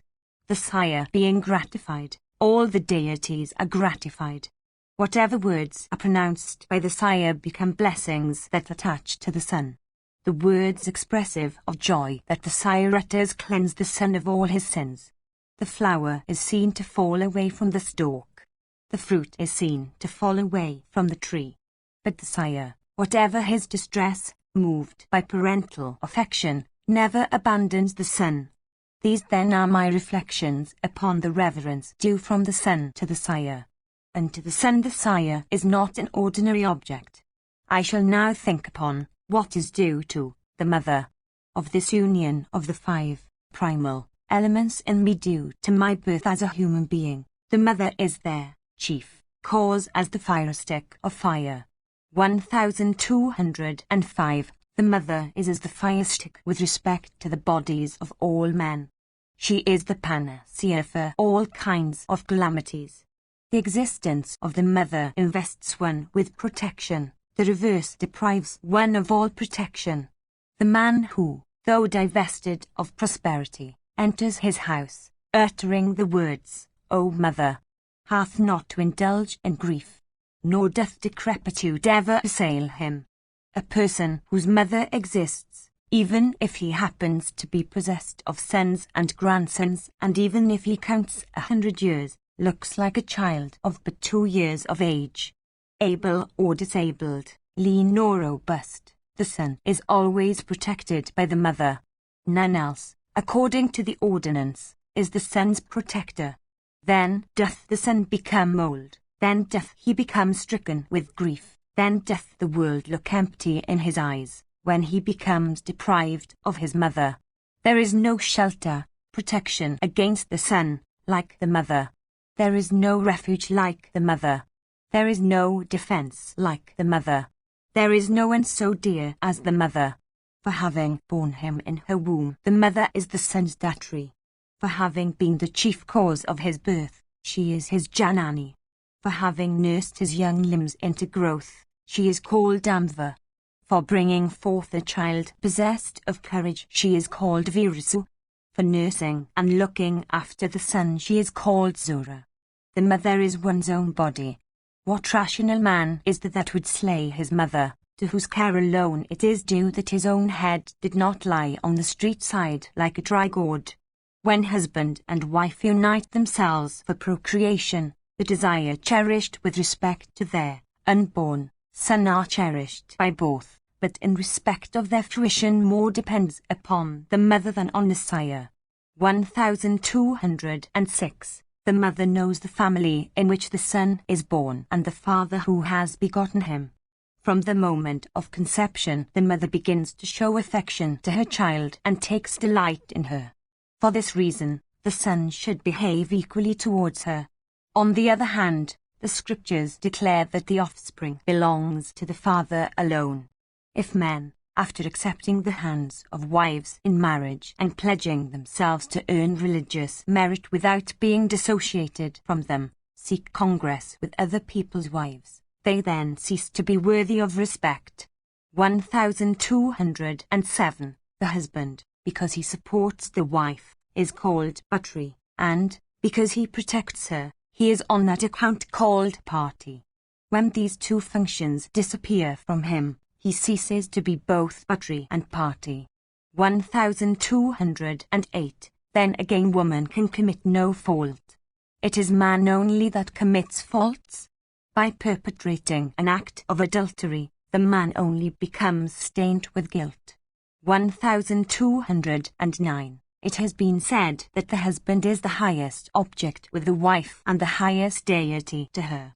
My mother gave up her sacred person to one that came to her in the form and guise of her husband. Women can commit no fault. It is man who becomes stained with fault. Indeed, in consequence of the natural weakness of the sex as displayed in every act, and their liability to solicitation, women cannot be regarded as offenders. Then again the sinfulness, in this case, is evident of Indra himself who, by acting in the way he did, caused the recollection of the request that had been made to him in days of yore by woman, when a third part of the sin of Brahmanicide of which Indra himself was guilty was cast upon her sex. There is no doubt that my mother is innocent. She whom I have been commanded to slay is a woman.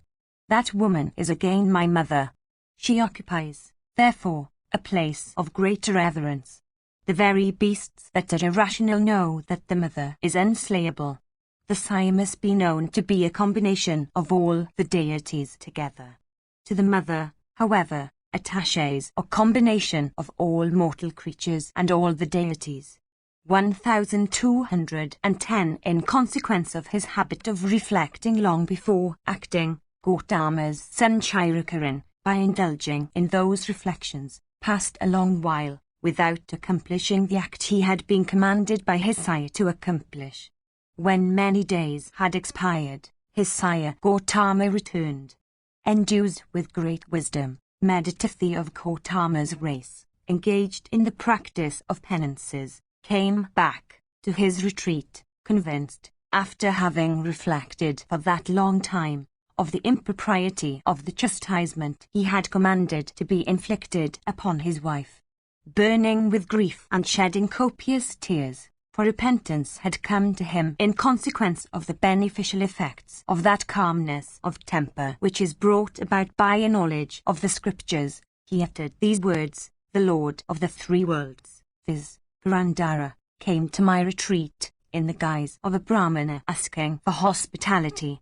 He was received by me with proper words, and honored with a proper welcome, and presented in due form with water to wash his feet and the usual offerings of the Arghya. I also granted him the rest he had asked for. I further told him that I had obtained a protector in him. I thought that such conduct on my part would induce him to behave towards me as a friend. When, however, notwithstanding all this, he misbehaved himself, my wife Ahalya could not be regarded to have committed any fault. It seems that neither my wife, nor myself, nor Indra himself, who while passing through the sky had beheld my wife, and become deprived of his senses by her extraordinary beauty, could be held to have offended. The blame really attaches to the carelessness of my yoga puissance. 1211 The sages have said that all calamities spring from envy, which, in its turn, arises from error of judgment. By that envy, also, I have been dragged from where I was and plunged into an ocean of sin, in the form of wife slaughter. Alas, I have slain a woman, a woman that is again my wife, one, that is, who, in consequence of her sharing her lord's calamities, came to be called by the name of Vasita, one that was called Bari owing to the obligation I was under of supporting her. Who is there that can rescue me from this sin? Acting heedlessly, I commanded the high Chirakaran to slay that wife of mine. If on the present occasion he proves true to his name, then may he rescue me from this guilt. Twice blessed be thou, O Chirakaraka. If on this occasion thou hast delayed accomplishing the work, then art thou truly worthy of thy name. Rescue me, and thy mother, and the penances I have achieved, as also thy own self, from grave sins. Be thou really a Chirakaraka today. Ordinarily, in consequence of thy great wisdom, thou takest a long time for reflection before achieving any act. Let not thy conduct be otherwise today. Be thou a true Chirakaraka today. Thy mother had expected thy advent for a long time. For a long time did she bear thee in her womb. O Chirakaraka, let thy habit of reflecting long before acting be productive of beneficial results today. Perhaps, My son Chirakaraka is delaying today to achieve my bidding, in a view of the sorrow it would cause me to see him execute that bidding. Perhaps he is sleeping over that binding, bearing it in his heart, without any intention of executing it promptly. Perhaps he is delaying, in a view of the grief it would cause both him and me, reflecting upon the circumstances of the case. Indulging in such repentance, O king, the great Rishi Gautama then beheld his son Chirakaran sitting near him. Beholding his sire come back to their abode, the son Chirakaran, overwhelmed with grief, cast away the weapon he had taken up, and bowing his head began to pacify Gautama. Observing his son prostrated before him with bent head, and beholding also his wife almost petrified with shame, the Rishi became filled with great joy. From that time the Hysud Rishi, dwelling in that lone hermitage, did not live separately from his spouse or his heedful son. Having uttered the command that his wife should be slain, he had gone away from his retreat for accomplishing some purpose of his own. Since that time his son had stood in an humble attitude, weapon in hand, for executing that commands on his mother. Beholding that his son prostrated at his feet, the sire thought that, struck with fear, he was asking for pardon for the offense he had committed in taking up a weapon for killing his own mother. The sire praised his son for a long time, and smelt his head for a long time, and for a long time held him in a close embrace, and blessed him, uttering the words, "Do thou live long." Then, filled with joy and contented with what had occurred, Gautama, O thou of great wisdom, addressed his son and said these words, "Blessed be thou, O Chirakaraka. Do thou always reflect long before acting. By thy delay in accomplishing my bidding thou hast today made me happy forever." That learned and best of rishis then uttered these verses upon the subject of the merits of such cool men as reflect for a long time before setting their hands to any action. If the matter is the death of a friend, one should accomplish it after a long while. If it is the abandonment of a project already began, one should abandon it after a long while. A friendship that is formed after a long examination lasts for a long time. In giving way to wrath, to haughtiness, to pride, to disputes, to sinful acts, and in accomplishing all disagreeable tasks, he that delays long deserves applause. When the offense is not clearly proved against a relative, a friend, a servant, or a wife, he that reflects long before inflicting the punishment is applauded. Thus, O Bharata, was Gautama pleased with his son, O thou of Kuru's race, for that act of delay on the latter's part in doing the former's bidding. In all acts a man should, in this way, reflect for a long time and then settle what he should do. By conducting himself in this way one is sure to avoid grief for a long time. That man who never nurses his wrath for a long while, who reflects for a long time before setting himself to the performance of any act, never does any act which brings repentance. One should wait for a long while upon those that are aged, and sitting near them show them reverence. One should attend to one's duties for a long time and be engaged for a long while in ascertaining them.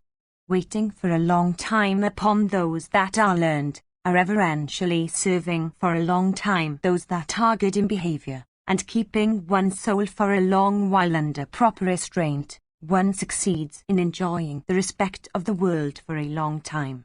One engaged in instructing others on the subject of religion and duty should, when asked by another for information on those subjects, take a long time to reflect before giving an answer. He may then avoid indulging in repentance for returning an incorrect answer whose practical consequences may lead to sin. As regards Gautama of austere penances, that Rishi, having adored the deities for a long while in that retreat of his, at last ascended to heaven with his son. Section 6 VI. Yudhishthira said, "How, indeed, should the king protect his subjects without injuring anybody? I ask thee this, O grandsire, tell me, O foremost of good men.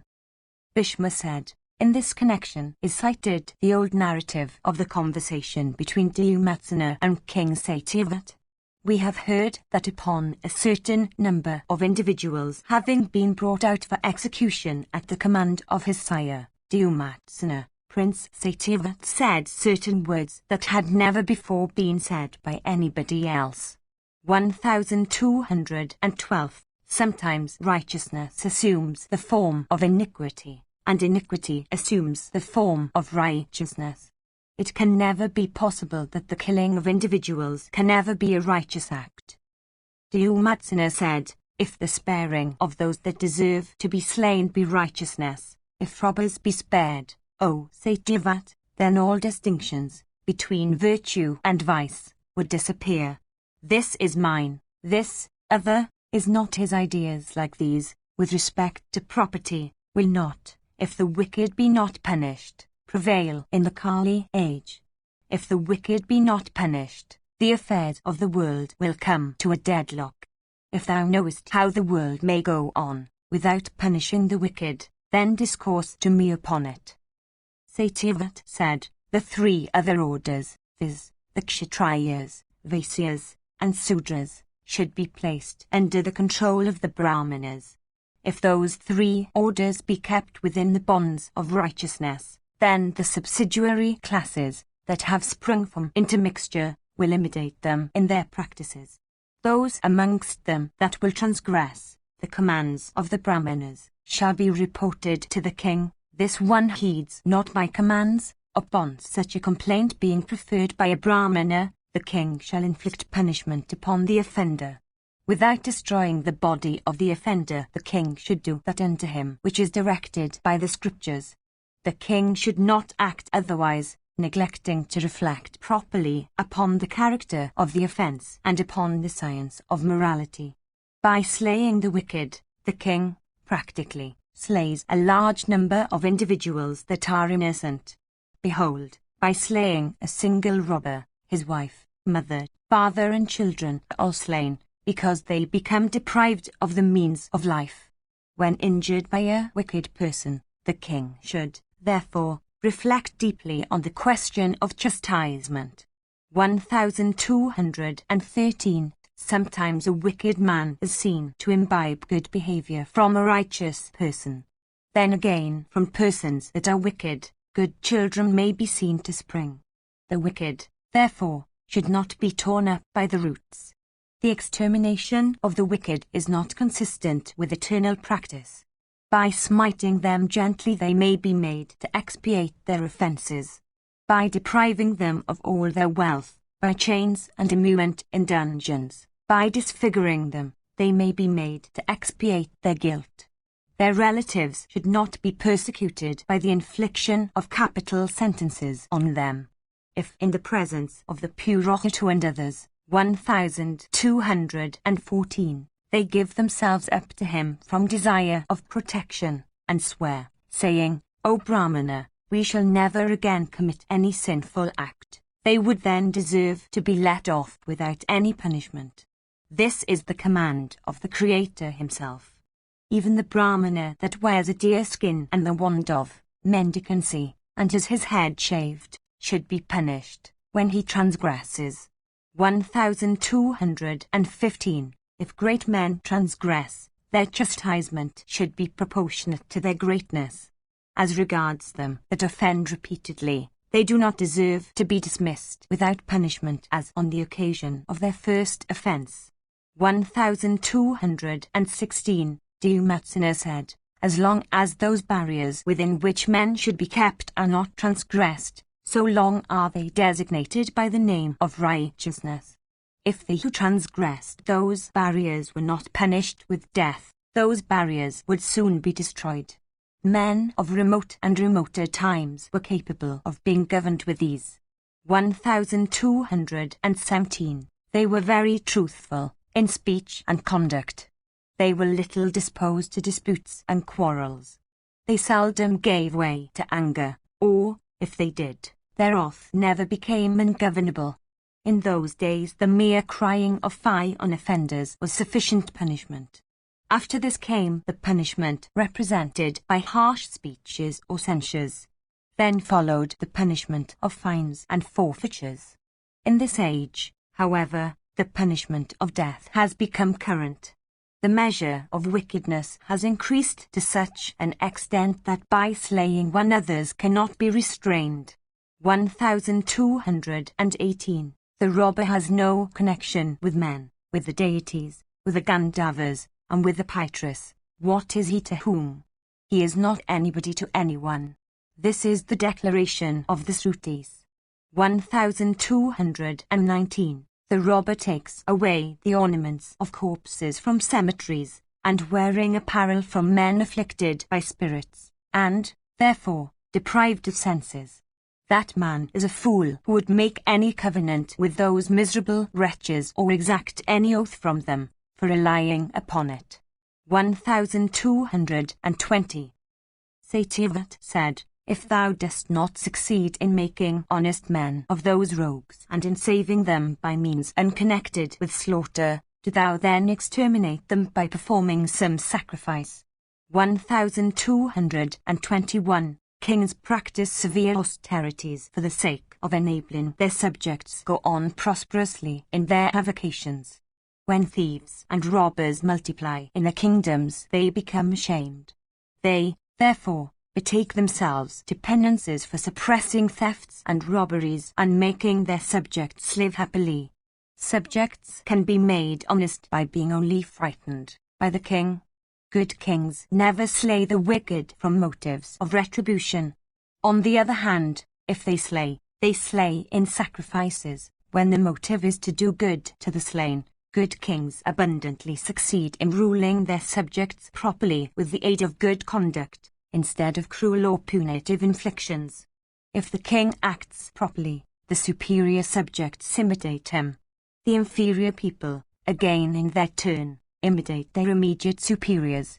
Men are so constituted that they imitate those whom they regard as their superiors.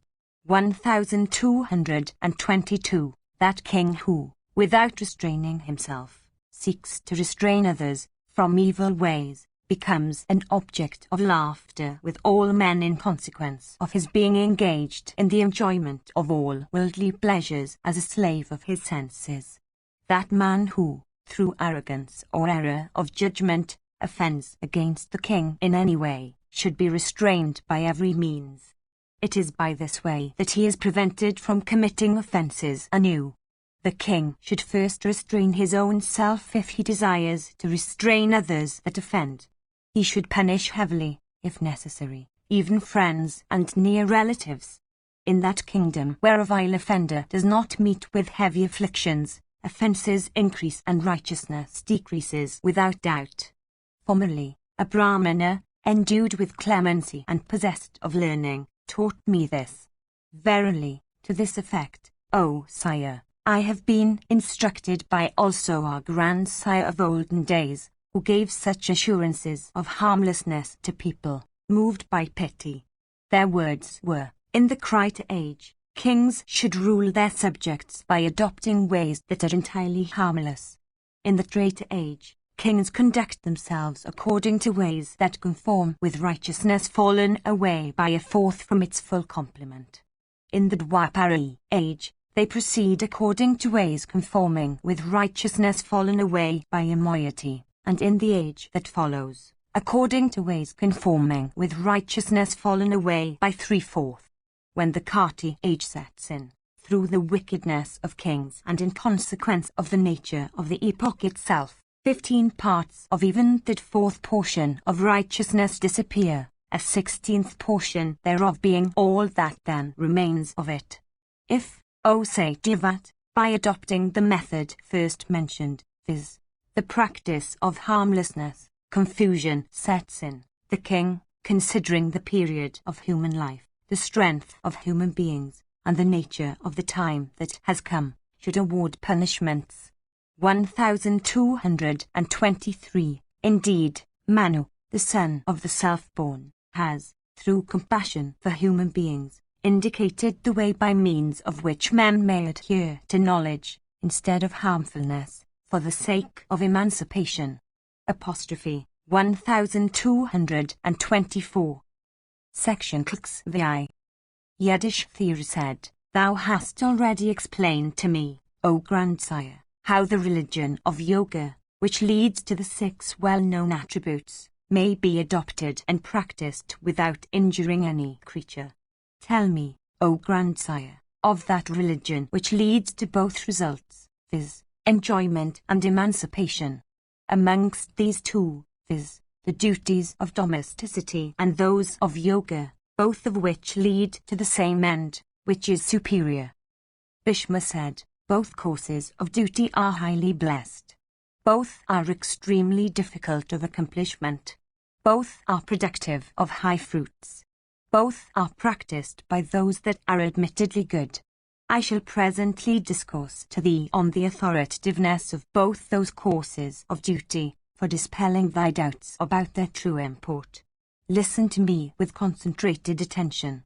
In this connection is instanced the old narrative of the discourse between Kapila and the cow. Listen to it, O Yiddish Thera. 1225. It has been heard by us that in days of old, when the deity Tvashtri came to the place of King Nuashar, the latter, for discharging the duties of hospitality, was on the point of killing a cow agreeably to the true, ancient, and eternal injunction of the Vedas. Beholding that cow tied for slaughter, Kapila of liberal soul, ever observant of the duties of sattva, always engaged in restraining his senses, possessed of true knowledge, and abstemious in diet, having acquired an excellent understanding that was characterized by faith, perfectly fearless, beneficial, firm, and ever directed towards truth, uttered this word once, viz. Ulasi Vedas! At that time a rishi, of the name of Sayumarasam, entering, by yoga power, the form of that cow, addressed the Yati Kapila, saying, "Ist O Kapila, if the Vedas be deserving, in consequence of those declarations in them that sanction the slaughter of living creatures, whence have those other duties, fraught with entire harmlessness to all creatures, come to be regarded as authoritative?" 1226. Men devoted to penances and endued with intelligence, and who have the Srutis and knowledge for their eyes, regard the injunctions of the Vedas, which have been declared through and compiled by the Rishis, to be the words of God Himself. 1227. What can anybody say, by way of censure or praise, with respect to the contents of the Vedas when these happen to be the words of the Supreme Being Himself, who is freed from desire of fruit, who is without the fever of envy and aversion, who is addicted to nothing, and who is destitute of all exertion, in consequence of the immediate fruition of all his wishes? Kapila said, "I do not censure the Vedas. I do not wish to say anything in derogation of them. It hath been heard by us that the different courses of duty laid down for the different modes of life, all lead to the same end. The sannyasi attains to a high end. The forest recluse also attains to a high end. Both the other two also, viz., the householder and the brahmacharin, reach the same end. All the 4 modes of life have always been regarded as Devayana ways. The relative strength or weakness of these, as represented by their relative superiority or inferiority, hath been declared in the character of their respective ends. 1228. Knowing these, accomplish acts which lead to heaven and other blessings, this is a Vedic declaration. Do not accomplish acts, this also is another binding declaration of the Vedas. If abstention from acts be meritorious, then their accomplishment must be exceedingly reprehensible. When the scriptures stand thus, the strength or weakness of particular declarations must be very difficult to ascertain. If thou knowest of any course of a duty which is superior to the religion of harmlessness, and which depends upon direct evidence instead of that of the scriptures, do thou then discourse to me upon it. Siumarasam, he said, one should perform sacrifice from desire of heaven, this Shruti is constantly heard by us. Thinking first of the fruit that is to be attained, one makes preparations for sacrifice. Goat, horse, cow, all species of birds, domestic or wild, and herbs and plants, are food of other living creatures. This is heard by us. 1229. Food again has been directed to be taken day after day, morning and evening. Then again the Suruti declares that animals and grain are the limbs of sacrifice. 1230. The Lord of the universe created them along with sacrifice. The puissant Lord of all creatures caused the deities to perform sacrifices with their aid. Altogether 7 domestic and 7 wild animals are indicated as fit for sacrifice. Instead of all being equally fit, each succeeding one is inferior to each preceding one. The Vedas again declare that the whole universe is appointed for sacrifice. Him also that is called Purusha the Vedas have appointed for the same purpose. 1231. This again hath been sanctioned by men of remote and remoter times. What man of learning is that does not select, according to his own ability, individuals from among living creatures for sacrifice? 1232. The inferior animals, human beings, trees, and herbs, all wish for the attainment of heaven. There is no means, however, except sacrifice, by which they can obtain the fruition of that desire.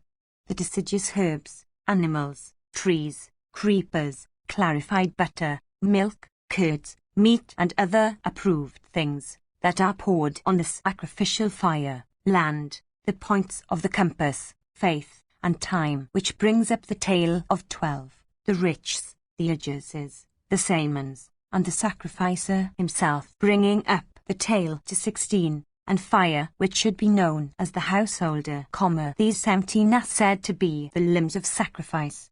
Sacrifice, the Shruti declares, is the root of the world and its course. With clarified butter, milk, curds, dung, curds mixed with milk, skin, the hair in her tail, horns, and hoofs, the cow alone is able to furnish all the necessaries of sacrifice.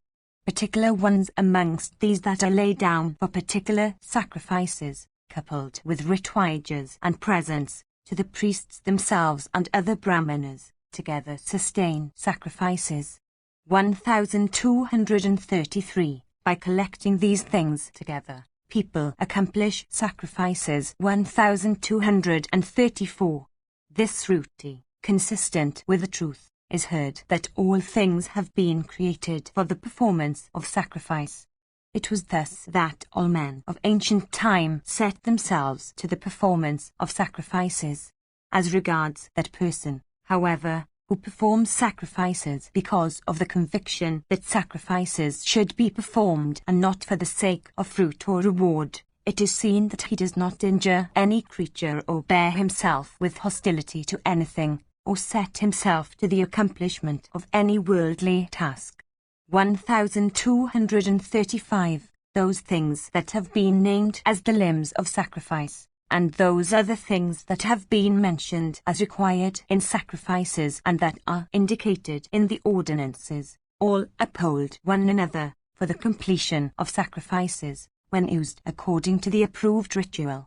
1236. I behold also this Smritis compiled by the Rishis, into which the Vedas have been introduced. Men of learning regard them as authoritative in consequence of their following the Brahmanas. 1237. Sacrifices have the Brahmanas for that progenitor, and truly they rest upon the Brahmanas. The whole universe rests upon sacrifice, and sacrifice rests upon the universe. 1238. The syllable Om is the root from which the Vedas have sprung. Every rite, therefore, should commence with the utterance of that syllable of vast import. Of him who has uttered for him the syllables Om, Namas, Swaha, Svada, and Vashat, and who has, according to the extent of his ability, performed sacrifices and other rites. There is no fear in respect of next life in all the three worlds. Thus say the Vedas, and sages crowned with ascetic success, and the foremost of rishis. He in whom are the riches, the ajases, the samans, and the expletives necessary for completing the rhythm of the samans according to the rules laid down in Vedic grammars, is, indeed, a Brahmana. 1239. Thou knowest, O adorable Brahmana, what the fruits are of Agnihotra, of the Soma sacrifice, and of the other great sacrifices. I say, for this reason, one should sacrifice and assist at other people's sacrifices, without scruples of any kind. One who performs such sacrifices as lead to heaven, such as Jyotishtoma, etc., obtains higher rewards hereafter in the form of heavenly beatitude. This is certain, viz., that they who do not perform sacrifices have neither this world nor the next. They who are really conversant with the declarations of the Vedas regard both kinds of declarations, viz., those that incite to acts and those that preach abstention, as equally authoritative. Section 6. Kepler said, beholding that all the fruits that are attainable by acts are terminable instead of being eternal, Yatis, by adopting self-restraint and tranquility, attain to Brahma through the path of knowledge.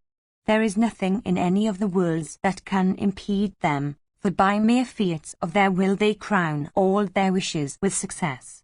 They are freed from the influence of all pairs of opposites. They never bow down their heads to anything or any creature. They are above all the bonds of want. Wisdom is theirs. Cleansed they are from every sin. Pure and spotless they live and rove about, in great happiness. They have, in their own understandings, arrived at settled conclusions in respect of all destructible objects and of a life of renunciation, by comparing the two together. Devoted to Brahma, already become like unto Brahma, they have taken refuge in Brahma. Transcending grief, and freed from the equality of rajas, theirs are acquisitions that are eternal. When the high end that is these men's is within reach of attainment, what need has one for practicing the duties of the domestic mode of life? 1240. Sumarasam he said, if, indeed, that be the highest object of acquisition, if that be truly the highest end, which is attained by practicing renunciation, then the importance of the domestic mode of life becomes manifest, because without the domestic mode no other mode of life ever becomes possible. Indeed, as all living creatures are able to live in consequence of their dependence on their respective mothers, after the same manner the three other modes of life exist in consequence of their dependence upon the domestic mode. The householder who leads the life of domesticity performs sacrifices and practices penances. Whatever is done by anybody from desire of happiness has for its root the domestic mode of life.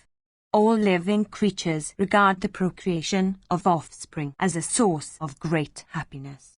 The procreation of offspring, however, becomes impossible in any other mode of life than domesticity. Every kind of grass and straw, all plants and herbs that yield corn or grain, and others of the same class that grow on hills and mountains, have the domestic mode of life for their root. Upon those depend the life of living creatures. And since nothing else is seen in the universe than life, domesticity may be looked upon as the refuge of the entire universe. 1241. Who then speaks the truth that says that domesticity cannot lead to the acquisition of emancipation? Only those that are destitute of faith and wisdom and penetration. Only those that are destitute of reputation, that are idle and toil-worn, that have misery for their share in consequence of their past acts. Only those that are destitute of learning, behold the plenitude of tranquility in a life of mendicancy. The eternal and certain distinctions, laid down in the Vedas, are the causes that sustain the three worlds. That illustrious person of the highest order who is conversant with the Vedas, is worshipped from the very date of his birth. Besides the performance of Garbhadhana, Vedic mantras become necessary for enabling persons of the regenerate classes to accomplish all their acts in respect of both this and the other world. 1242. In cremating his body, after death, in the matter of his attainment of a second body, in that of his drink and food after such attainment, in that of giving away kine and other animals for helping him to cross the river that divides the region of life from that of Yama, in that of sinking funeral cakes in water, Vedic mantras are necessary. Then again the three classes of Pitras, viz., the Archishmats, the Vahashads, and the Kravyads, approve of the necessity of mantras in the case of the dead, and mantras are allowed to be efficient causes for attainment of the objects for which these ceremonies and rites have been directed to be performed. When the Vedas say this so loudly, and when again human beings are said to owe debts to the Pitras, the Rishis, and the gods, how can anyone attain to emancipation? 1243. This false doctrine of incorporeal existence called emancipation, apparently dressed in colours of truth, but subversive of the real purport of the declarations of the Vedas, has been introduced by learned men reft of prosperity and eaten up by idleness. That Brahmana who performs sacrifices according to the declarations of the Vedas is never seduced by sin. Through sacrifices, such a person attains to high regions of felicity along with the animals he has slain in those sacrifices, and himself, gratified by the acquisition of all his wishes, succeeds in gratifying those animals by fulfilling their wishes. By disregarding the Vedas, by guile, or by deception, one never succeeds in attaining to the Supreme. On the other hand, it is by practicing the rites laid down in the Vedas that one succeeds in attaining to Brahma. Kepler said, if acts are obligatory, then there are the Dasa, the Purnamasa, the Agnihotra, the Chaturmasya, and other acts for the man of intelligence. In their performance is eternal merit. Why then perform acts involving cruelty? Those that have betaken themselves to the sannyasa mode of life, that abstain from all acts, that are endued with patience, that are cleansed of wrath and every fault, and that are conversant with Brahma, succeed by such knowledge of Brahma in paying off the debts thou speakest of, to the gods, the Rishis, and the Pitras, represented to be so very fond of libations poured in sacrifices. 1244. The very gods become stupefied in tracing the track of that trackless person who constitutes himself the soul of all creatures and who looks upon all creatures with an equal eye. Through instructions received from the preceptor one knows that which dwells within this frame to be of a fourfold nature, having besides 4 doors and 4 mouths. In consequence of their possession of 2 arms, the organ of speech, the stomach, and the organ of pleasure, the very gods are said to have 4 doors. One should, therefore, strive one's best to keep those doors under control. 1245. One should not gamble with dice. One should not appropriate what belongs to another. One should not assist at the sacrifice of a person of ignoble birth. One should not, giving way to wrath, smite another with hands or feet. That intelligent man who conducts himself in this way is said to have his hands and feet well controlled. One should not indulge in vociferous abuse or censure. One should not speak words that are vain. One should forbear from knavery and from calumniating others. One should observe the vow of truthfulness, be sparing of speech, and always heedful. By conducting oneself in this way one will have one's organ of speech well restrained. One should not abstain entirely from food. One should not eat too much. One should give up covetousness, and always seek the companionship of the good. One should eat only so much as is needed for sustaining life. By conducting oneself in this way one succeeds in properly controlling the door represented by one's stomach. One should not, O hero, lustfully take another wife when one has a wedded spouse, with whom to perform all religious acts. One should never summon a woman to bed except in her season. One should confine oneself to one's own wedded spouse without seeking congress with other women. By conducting oneself in this way, one is said to have one's organ of pleasure properly controlled. That man of wisdom is truly a regenerate person who has all his four doors, viz., the organ of pleasure, the stomach, the 2 arms, and 2 feet, and the organ of speech, properly controlled. Everything becomes useless of that person whose doors are not well controlled. What can the penance of such a man do? What can his sacrifices bring about?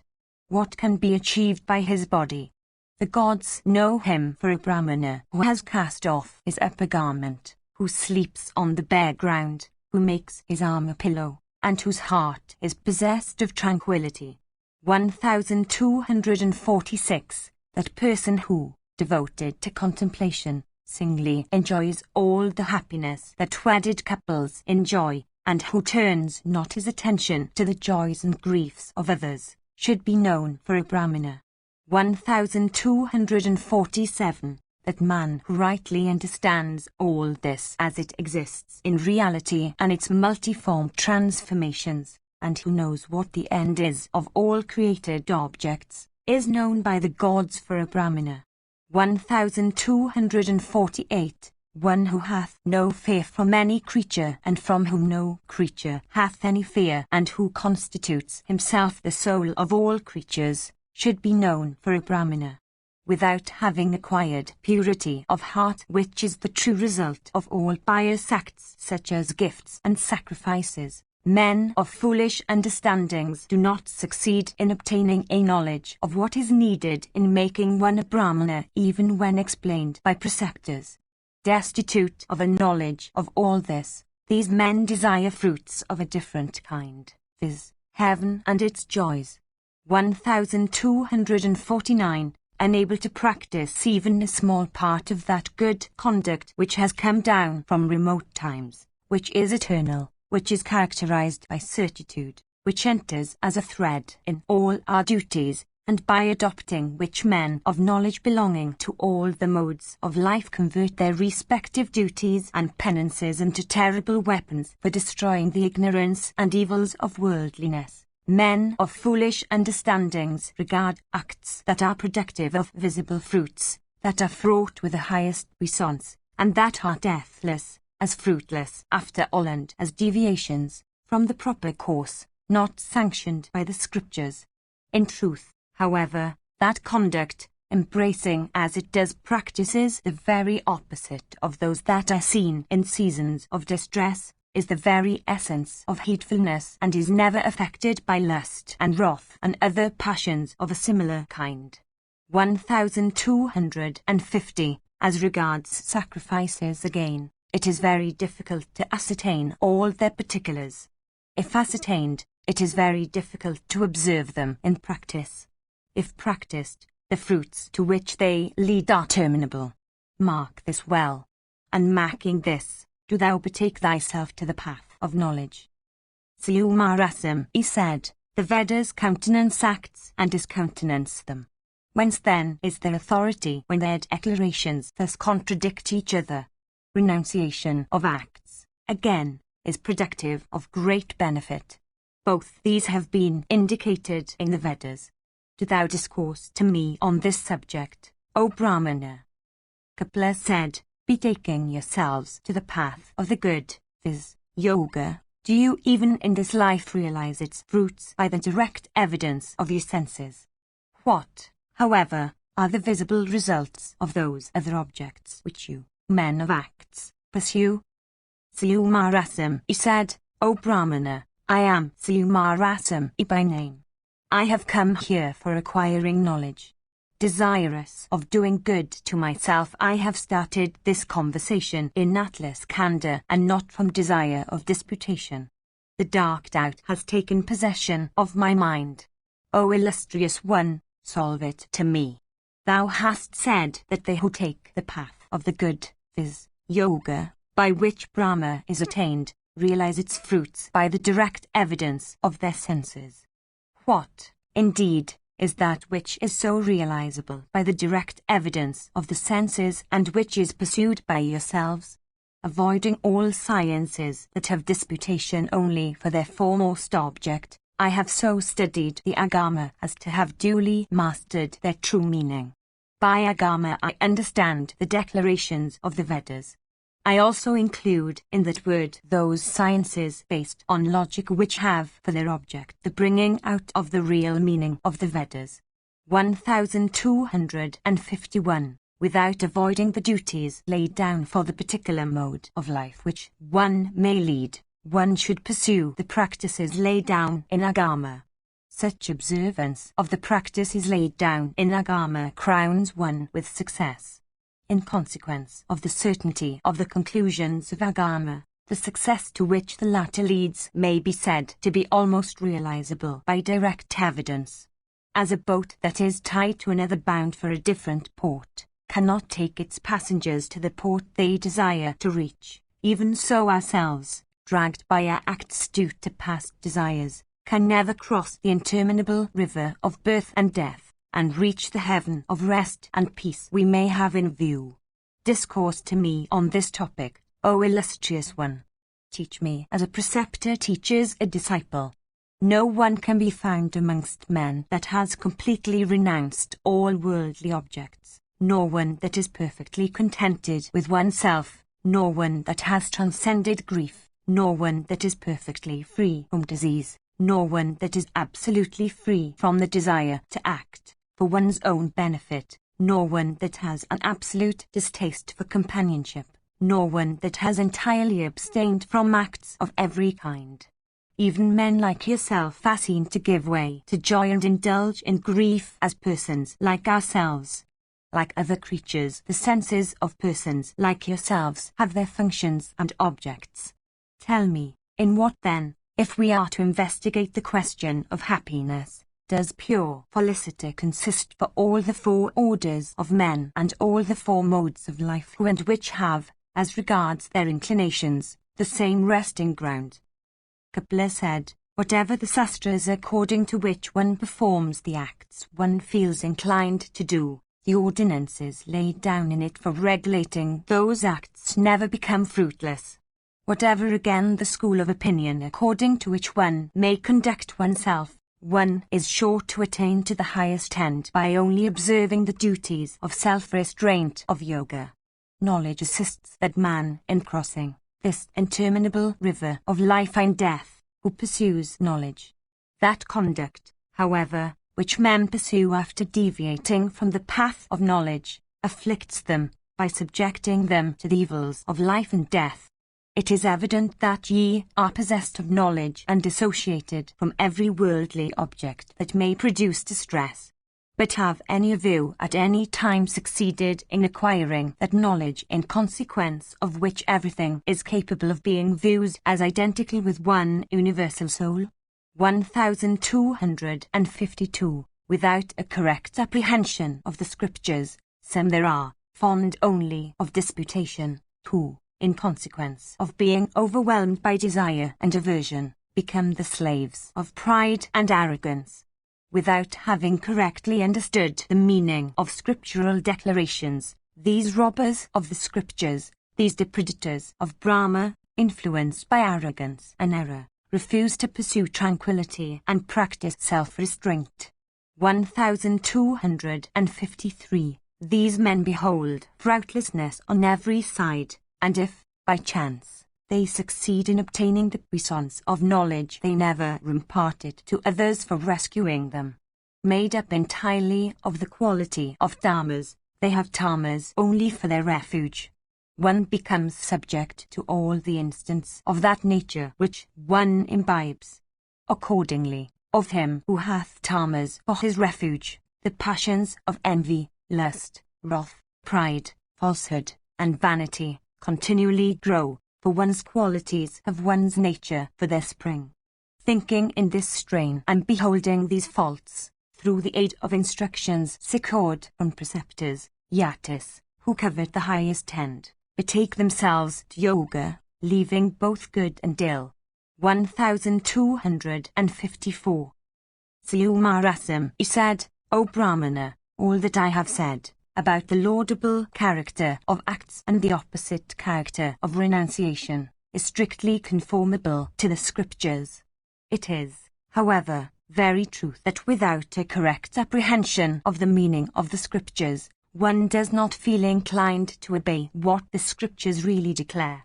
Whatever conduct is consistent with equity is consistent with the scriptures. Even that is what the Suruti declares. Similarly, whatever conduct is inconsistent with equity is inconsistent with the scriptures. This also is declared by the Suruti. It is certain that no one can do an act that is scriptural by transgressing the scriptures. That again is unscriptural, which is against the Vedas. The Suruti declares this. Many men, who believe only what directly appeals to their senses, behold only this world, and not what is addressed in the scriptures to faith. They do not behold what the scriptures declare to be false. They have, accordingly, like ourselves, to give way to grief. Those objects of the senses with which men like you are concerned are the same with which other living creatures are concerned.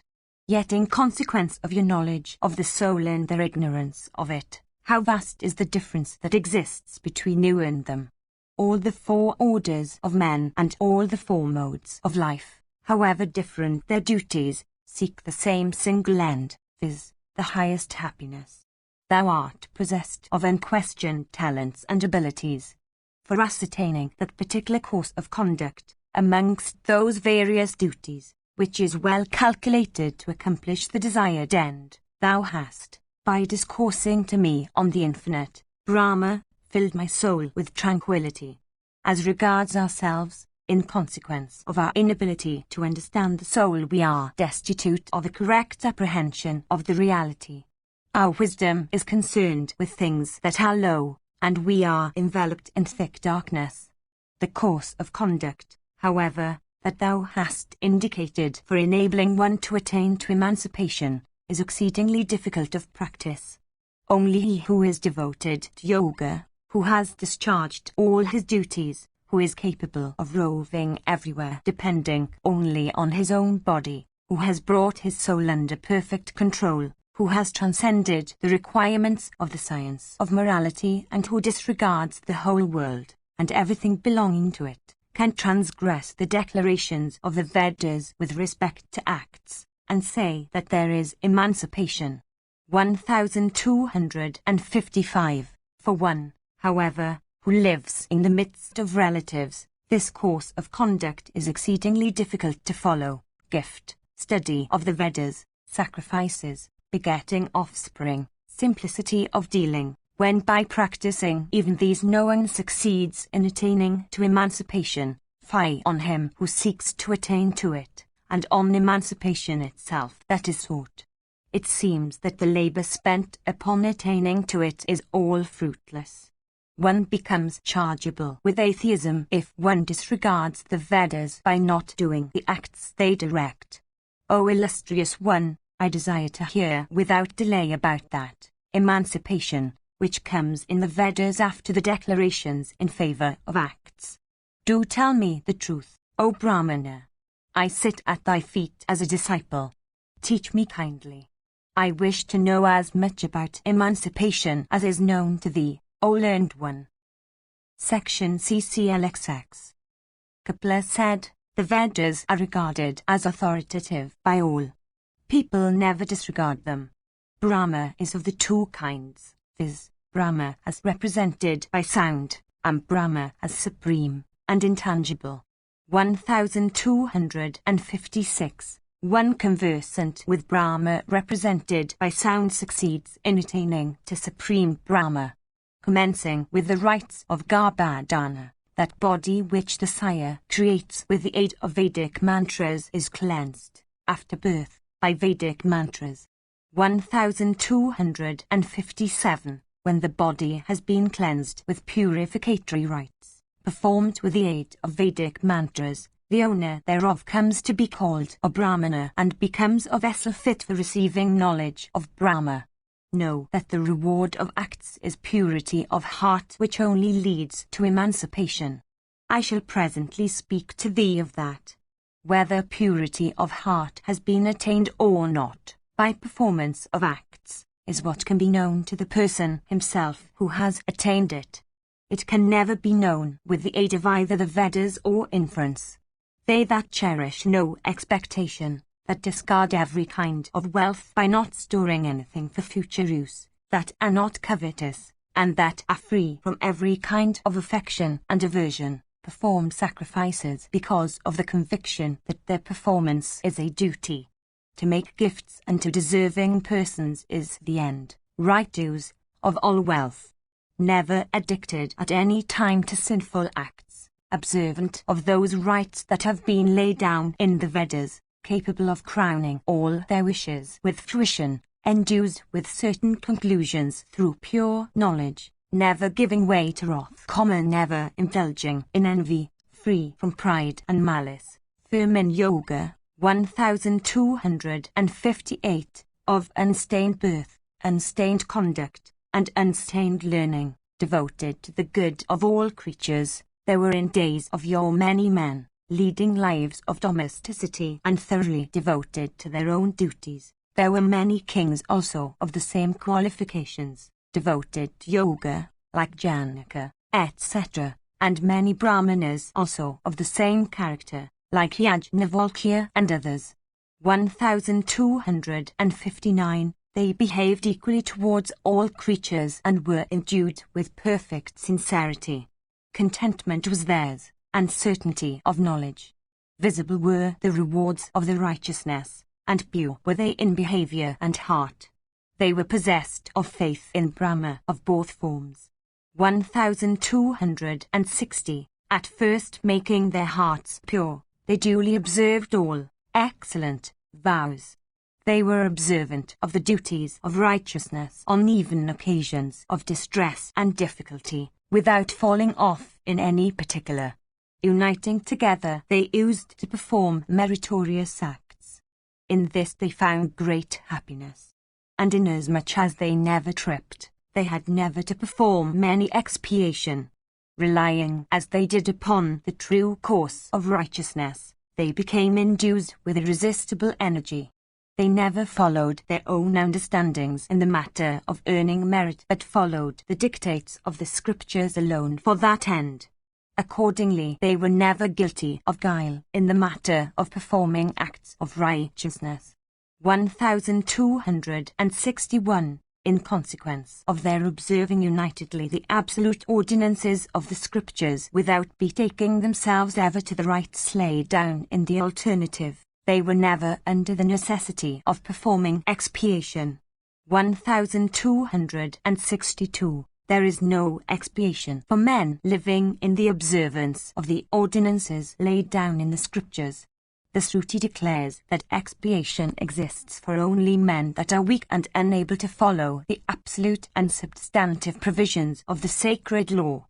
Many Brahmanas there were of this kind in days of old, devoted to the performance of sacrifices, of profound knowledge of the Vedas, possessed of purity and good conduct, and endued with fame. They always worshipped Brahma in the sacrifices, and were free from desire. Possessed of learning, they transcended all the bonds of life. The sacrifices of these men, their knowledge of the Vedas, their acts performed in obedience to the ordinances, their study of the scripture at the fixed hours, and the wishes they entertained, freed as they were from lust and wrath, observant as they were of pious conduct and acts notwithstanding all difficulties, renowned as they were for performing the duties of their own order and mode of life, purified as their souls were in consequence of their very nature, characterized as they were by thorough sincerity, devoted as they were to tranquility, and mindful as they were of their own practices, were identical with infinite Brahma. Even this is the eternal Shruti heard by us.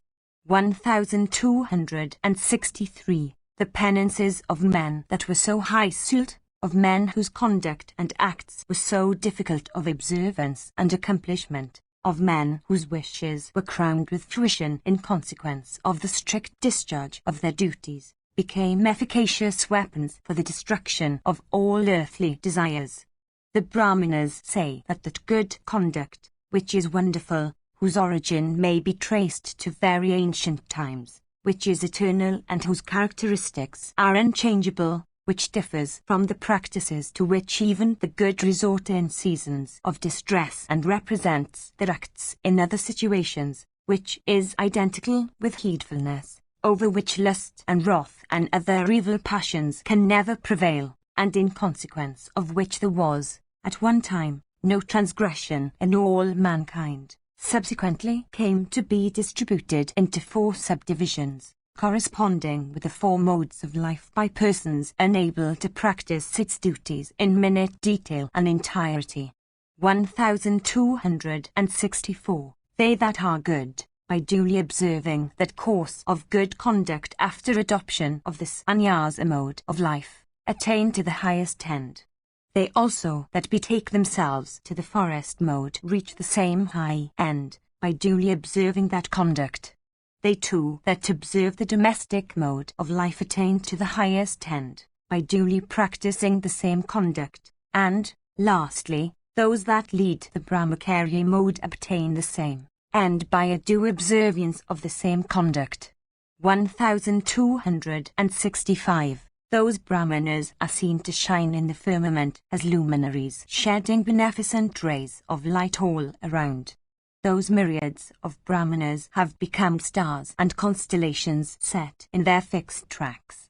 In consequence of contentment or renunciation, they have all attained to infinity as the Vedas declare.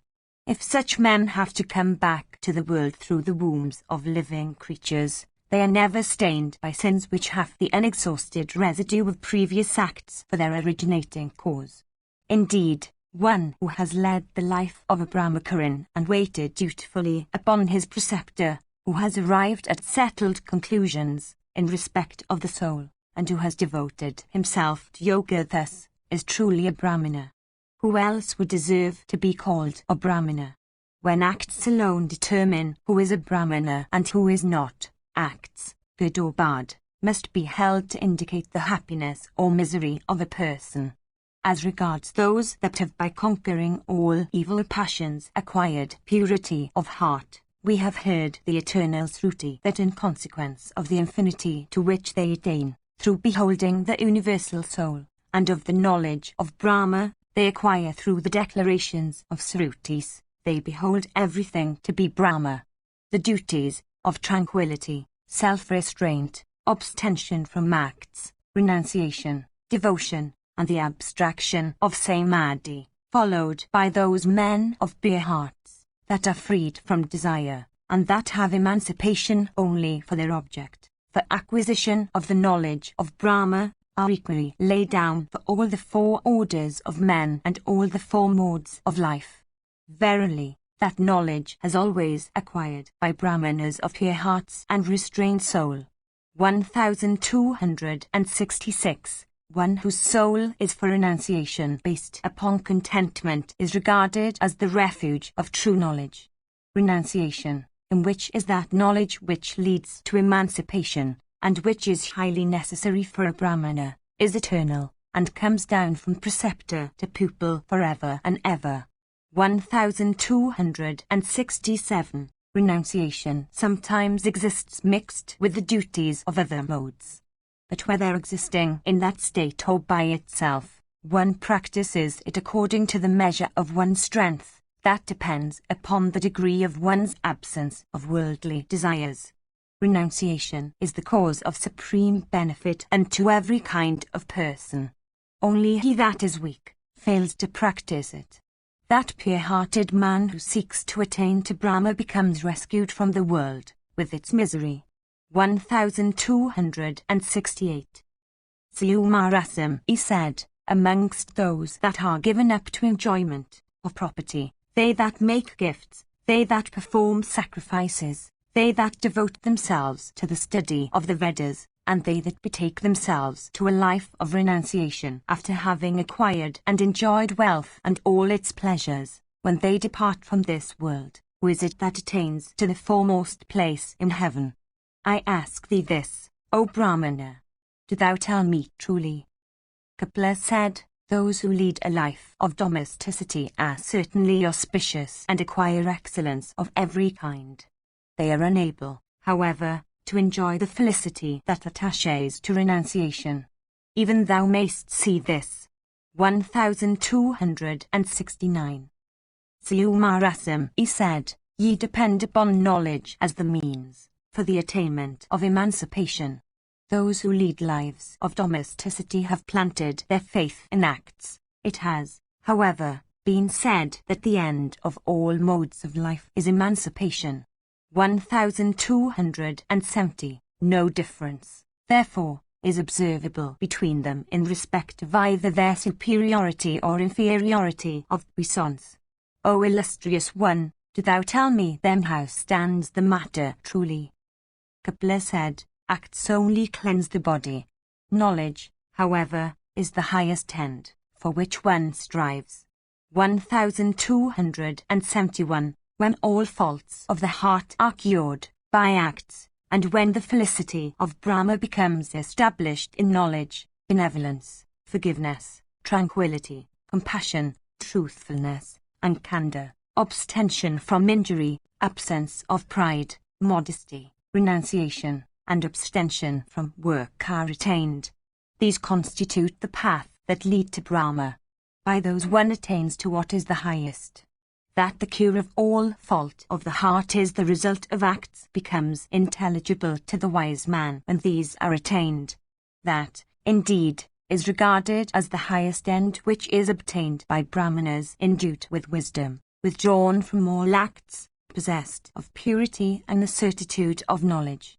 One who succeeds in acquiring a knowledge of the Vedas, of that which is taught by the Vedas, viz., Brahma as represented in acts, and the minutiae of acts, is said to be conversant with the Vedas.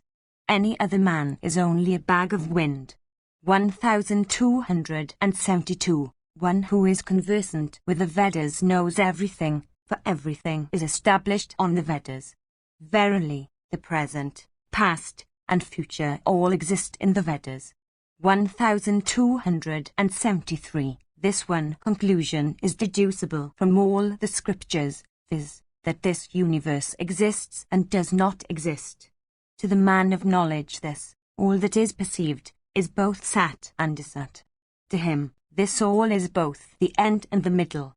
1274. This truth rests upon all the Vedas, viz., that when complete renunciation takes place one obtains what is sufficient. Then again the highest contentment follows and rests upon emancipation. 1275, which is absolute, which exists as the soul of all mortal and immortal things, which is well known as such universal soul, which is the highest object of knowledge as being identical with all mobile and immobile things, which is full, which is perfect felicity, which is without duality, which is the foremost of all things, which is Brahma, which is unmanifest, and the cause also, whence the unmanifest has sprung, and which is without deterioration of any kind. 1276. Ability to subdue the senses, forgiveness, and abstention from work in consequence of the absence of desire, these three are the cause of perfect felicity. With the aid of these three qualities, men having understanding for their eyes succeed in reaching that Brahma which is uncreate, which is the prime cause of the universe, which is unchangeable and which is beyond destruction. I bow to that Brahma, which is identical with him that knows it. 1277. Section Glxxi. Yudhishthira said, the Vedas, O Bharata, discourse of religion, profit, and pleasure. Tell me, however, O grandsire, the attainment of which, amongst these three, is regarded as superior. Bhishma said, I shall, in this connection, recite to thee the ancient narrative of the benefit that Gandhara in days of old had conferred upon one who was devoted to him. Once on a time a Brahmana destitute of wealth sought to acquire virtue, induced by the desire of fruit. He continually set his heart upon wealth for employing it in the celebration of sacrifices. For achieving his purpose he set himself to the practice of the austerest penances. Resolved to accomplish his purpose, he began to worship the deities with great devotion. But he failed to obtain wealth by such worship of the deities. He thereupon began to reflect, saying unto himself, "What is that deity, hitherto unadored by men, who may be favourably disposed towards me without delay?" While reflecting in this strain with a cool mind, he beheld stationed before him that retainer of the deities, viz., the cloud called Gandhara. As soon as he beheld that mighty armed being, the Brahmana's feelings of devotion were excited, and he said unto himself, "This one will surely bestow prosperity upon me." Indeed, his form indicates as much. He lives in close proximity to the deities. He has not as yet been adored by other men. He will verily give me abundant wealth without any delay. The Brahmana, then, having concluded thus, worshipped that cloud with tupas and perfumes and garlands of flowers of the most superior kind, and with diverse kinds of offerings. Thus worshipped, the cloud became very soon pleased with his worshipper and uttered these words fraught with benefit to that Brahmana: "The wise have ordained expiation for one guilty of Brahmanicide, or of drinking alcohol, or of stealing, or of neglecting all meritorious vows. There is no expiation, however, for one that is ungrateful." 1278. Expectation hath a child named iniquity. Aya, again, is regarded to be a child of envy. Cupidity is the child of deceit. Ingratitude, however, is barren, and hath no offspring. After this, that Brahmana, stretched on a bed of kusa grass, and penetrated with the energy of Gandhara, beheld all living beings in a dream. Indeed, in consequence of his absence of passion, penances, and devotion, that Brahmana of cleansed soul, standing aloof from all carnal enjoyments, beheld in the night that effect of his devotion to Gandhara. Indeed, O Yudhishthira, he beheld the high-souled Mahabharata of great effulgence stationed in the midst of the deities, employed in giving his orders. That the gods seemed to be engaged in bestowing kingdoms and riches upon men, induced by their good deeds, and in taking them away when men fell off from goodness. 1279. Then, O bull of Bharata's race, Gandhara of great effulgence, bending himself low, prostrated himself on the ground before the gods in the presence of all the Yakshas. At the command of the gods, the high-souled Mahabharata addressed the prostrate Gandhara and said, "What does Gandhara want?" Thereupon Gandhara replied, "If, indeed, the gods are pleased with me, that Brahmana reverences me greatly. I pray for some favor being shown to him, something, that is, that may bring him happiness."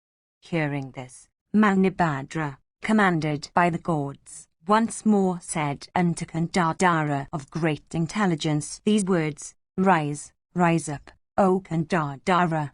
Thy suit is successful. Be thou happy. If this Brahmana be desirous of wealth, let wealth be given to him, that is, as much wealth as this thy friend desires. At the command of the gods I shall give him untold wealth."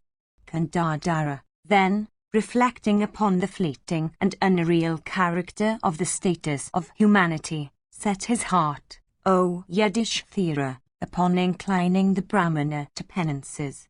Indeed, Gandhara said, "I do not, O giver of wealth, beg for wealth on behalf of this Brahmana. I desire the bestowal of another favor upon him. I do not solicit for this devotee of mine mountains of pearls and gems or even the whole earth with all her riches. I desire, however, that he should be virtuous. Let his heart find pleasure in virtue. Let him have virtue for his stay. Let virtue be the foremost of all objects with him. Even this is the favor that meets with my approval. Mahabharata said, the fruits of virtue are always sovereignty and happiness of diverse kinds. Let this one enjoy those fruits, always freed from physical pain of every kind. Bhishma continued, thus addressed. Gandhara, however, of great celebrity, repeatedly solicited virtue loan for that Brahmana. The gods were highly pleased at it. Then Mahabharata said, the gods are all pleased with thee as also with this Brahmana. This one shall become a virtuous person. He shall devote his mind to virtue. The cloud, Gandhara, became delighted, O Yudhishthira, at thus having been successful in obtaining his wish. The boon that he had got was one that was unattainable by anybody else. The Brahmana then beheld scattered round him many delicate fabrics of cloth. Without minding them at all, although so costly, the Brahmana came to disnourish the world. The Brahmana said, when this one doth not set any value upon good deeds, who else will? I had better go to the woods for leading a life of righteousness. 1280. Bhishma continued, cherishing a distaste for the world, and through the grace also of the gods, that foremost of Brahmanas entered the woods and commenced to undergo the austerest of penances, subsisting upon such fruits and roots as remained after serving the deities and guests. The mind of that regenerate person, O monarch, was firmly set upon virtue. Gradually, the Brahmana, renouncing fruits and roots, betook himself to leaves of trees as his food. Then, renouncing leaves, he took to water only as his subsistence. After that he passed many years by subsisting upon air alone. All the while, his strength did not diminish. This seemed exceedingly marvelous. Devoted to virtue and engaged in the practice of the severest austerities, after a long time he acquired spiritual vision. He then reflected, saying unto himself, if, being gratified with anybody, I give him wealth, my speech would never be untrue. 1281. With a face lighted up by smiles, he once more began to undergo severe austerities. And once more, having won higher success, he thought that he could, by a fiat of the will, then create the very highest objects.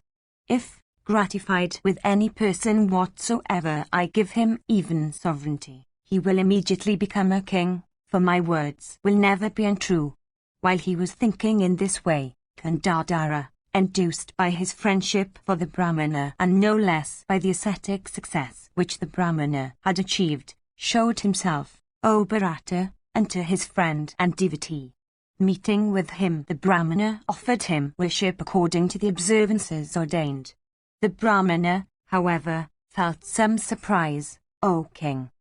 Then Gandhara addressed the Brahmana, saying, Thou hast now got an excellent and spiritual eye. Behold with this vision of thine the end that is attained by kings, and survey all the worlds besides. The Brahmana then, with his spiritual vision, beheld from a distance thousands of kings sunk in hell. Gandhara said, after having worshipped me with devotion thou didst get sorrow for thy share. What then would have been the good done to thee by me, and what the value of my favour? Look, for what end men desire the gratification of carnal enjoyments. The door of heaven is closed unto men. Bhishma continued, the Brahmana then beheld many men living in this world, embracing lust, and wrath, and cupidity, and fear, and pride, and sleep, and procrastination, and inactivity. Gandhara said, with these vices, all human beings are enchained. The gods are afraid of men. These vices, at the command of the gods, mar and disconcert on every side. 1282. No man can become virtuous unless permitted by the gods. In consequence of their permission, thou hast become competent to give away kingdoms and wealth through thy penances. Bhishma continued, thus addressed the righteous Sut Brahmana, bending his head unto that cloud, prostrated himself on the ground, and said, Thou hast, indeed, done me a great favour. Unconscious of the great affection shown by thee towards me, I had through the influence of desire and cupidity, failed to display good will towards thee. Then Gandhara said unto that foremost of regenerate persons, I have forgiven thee, and having embraced him with his arms disappeared therein then. The Brahmana then roamed through all the worlds, having attained to ascetic success through the grace of Gandhara. Through the puissance gained from virtue and penances, one acquires competence to sail through the skies and to fructify all one's wishes and purposes, and finally attain to the highest end. The gods and brahmanas and yakshas and all good men and charanas always adore those that are virtuous, but never those that are rich or given up to the indulgence of their desires. The gods are truly propitious to thee since thy mind is devoted to virtue. In wealth there may be a very little happiness, but in virtue the measure of happiness is very great. Section Klxxi. Yudhishthira said, amongst the diverse kinds of sacrifices, all of which, of course, are regarded to have but one object, viz., the cleansing of the heart, O the glory of God, tell me, O grandsire, what that sacrifice is which has been ordained for the sake only of virtue and not for the acquisition of either heaven or wealth. 1283. Bhishma said, in this connection I shall relate to thee the history, formerly recited by Narada, of a Brahmana who for performing sacrifices, lived according to the Anshar mode. Narada said, in one of the foremost of kingdoms that was distinguished again for virtue, there lived a Brahmana, devoted to penances and living according to the Anshar mode. That Brahmana was earnestly engaged in adoring Vishnu in sacrifices. 1284. He had samaka for his food, as also Suryapani and Shuvakala and other kinds of proverbs that were bitter and disagreeable to the taste. In consequence, however, of his penances, all these tasted sweet. 1285. Abstaining from injuring any creature, and leading the life of a forest recluse, he attained to ascetic success. With roots and fruits, O scorcher of foes, he used to adore Vishnu in sacrifices that were intended to confer heaven upon him. 1286. The Brahmana, whose name was Satya, had a wife named Pushkaradarini. She was pure-minded, and had emaciated herself by the observance of many austere vows. Herself having been of a benevolent disposition, and her husband being thus addicted to sacrifices that were cruel, she did not approve of the conduct of her lord. Summoned, however, to take her seat by his side as his spouse, for the performance of a sacrifice, she feared to incur his curse and, therefore, comforted herself with his conduct. The garments that invested her body consisted of the cast-off plumes of peacocks. Although unwilling, she still performed that sacrifice at the command of her lord who had become its haughtrey. In that forest, near to the Brahmana's asylum, lived a neighbour of his, viz., the virtuous Panada of Sukra's race, having assumed the form of a deer. He addressed that Brahmana, whose name was Satya, in articulate speech and said unto him these words, Thou wouldst be acting very improperly. 1287. If this sacrifice of thine were accomplished in such a manner as to be defective in mantras and other particulars of ritual, I, therefore, ask thee to slay and cut me in pieces for making libations therewith on thy sacrificial fire. Do this, and becoming blameless ascend to heaven. Then the presiding goddess of the solar disk, viz., Savitri, came to that sacrifice in her own embodied form and insisted upon that Brahmana in doing what he desired by the deer to do.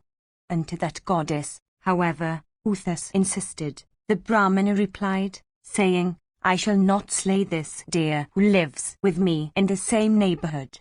1288. Thus addressed by the Brahmana, the goddess Savitri desisted and entered the sacrificial fire from desire of surveying the netherworld, and wishing to avoid the sight of other defects in that sacrifice.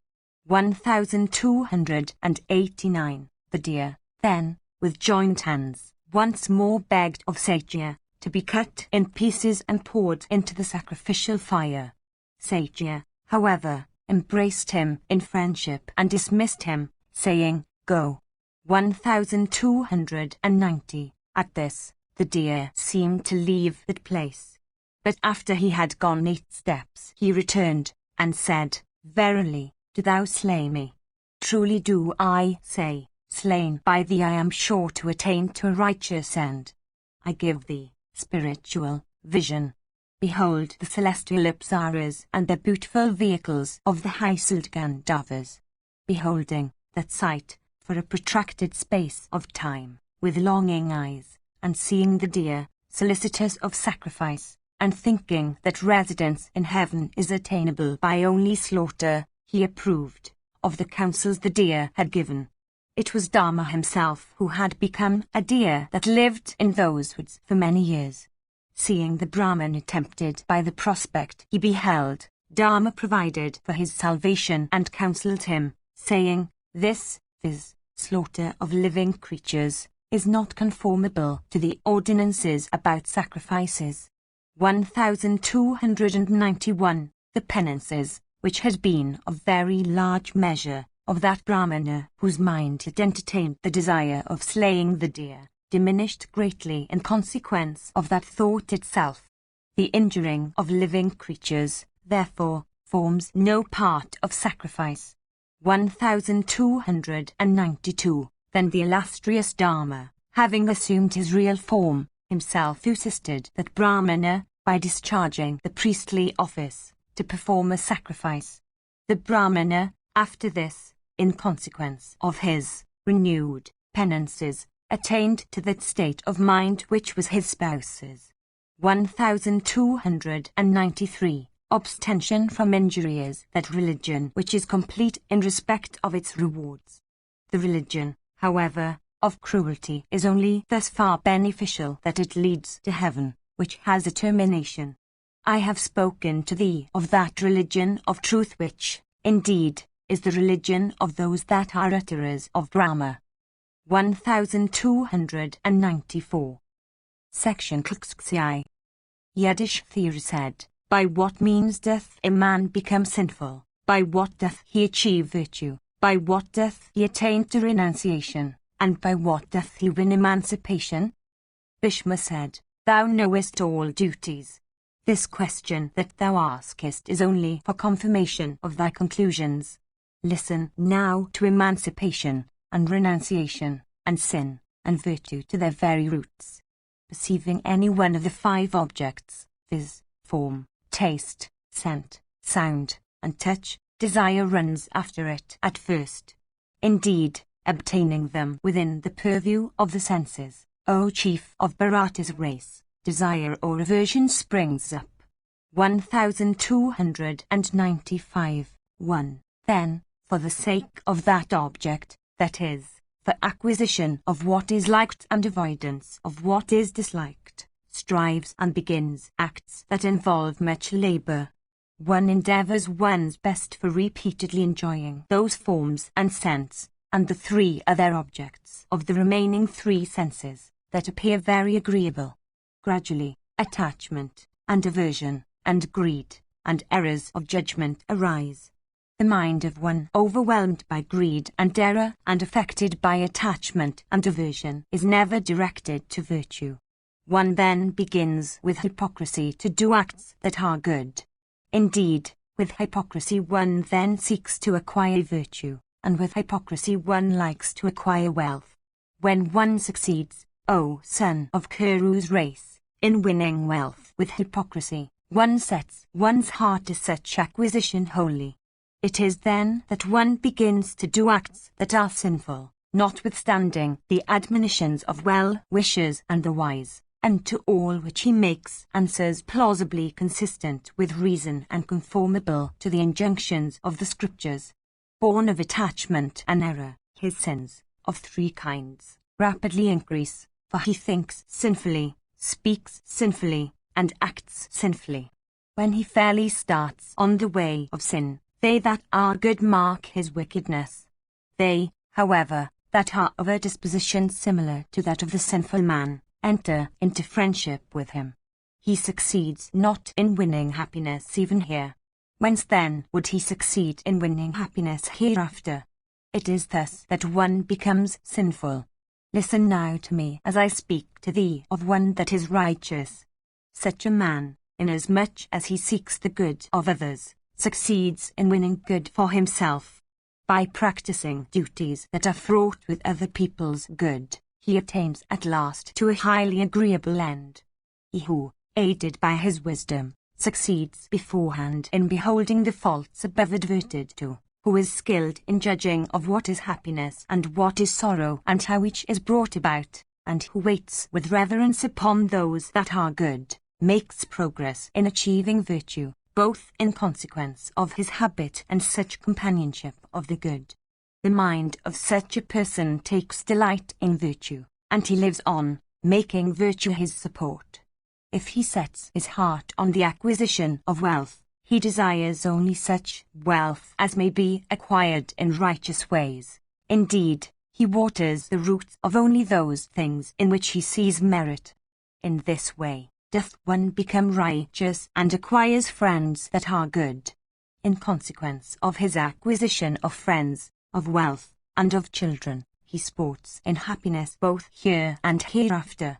The mastery, in respect of enjoyment, that a living creature attains over sound, touch, taste, form, and scent, O Bharata, represents the fruit of virtue. 1296. Remember this.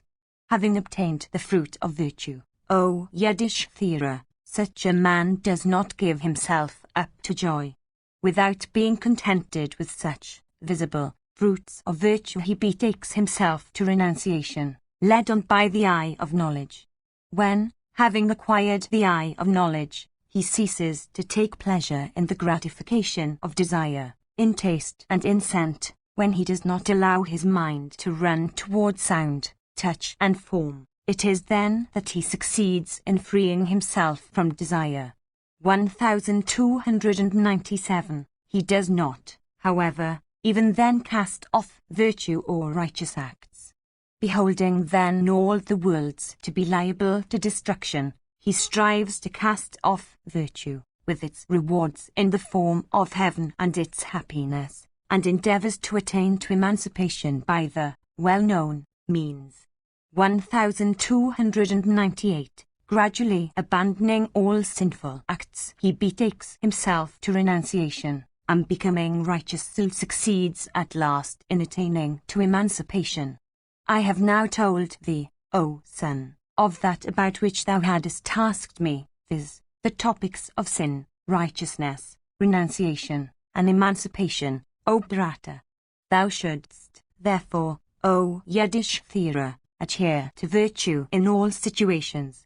Eternal is the success, O son of Kunti, of thee that adherest to righteousness.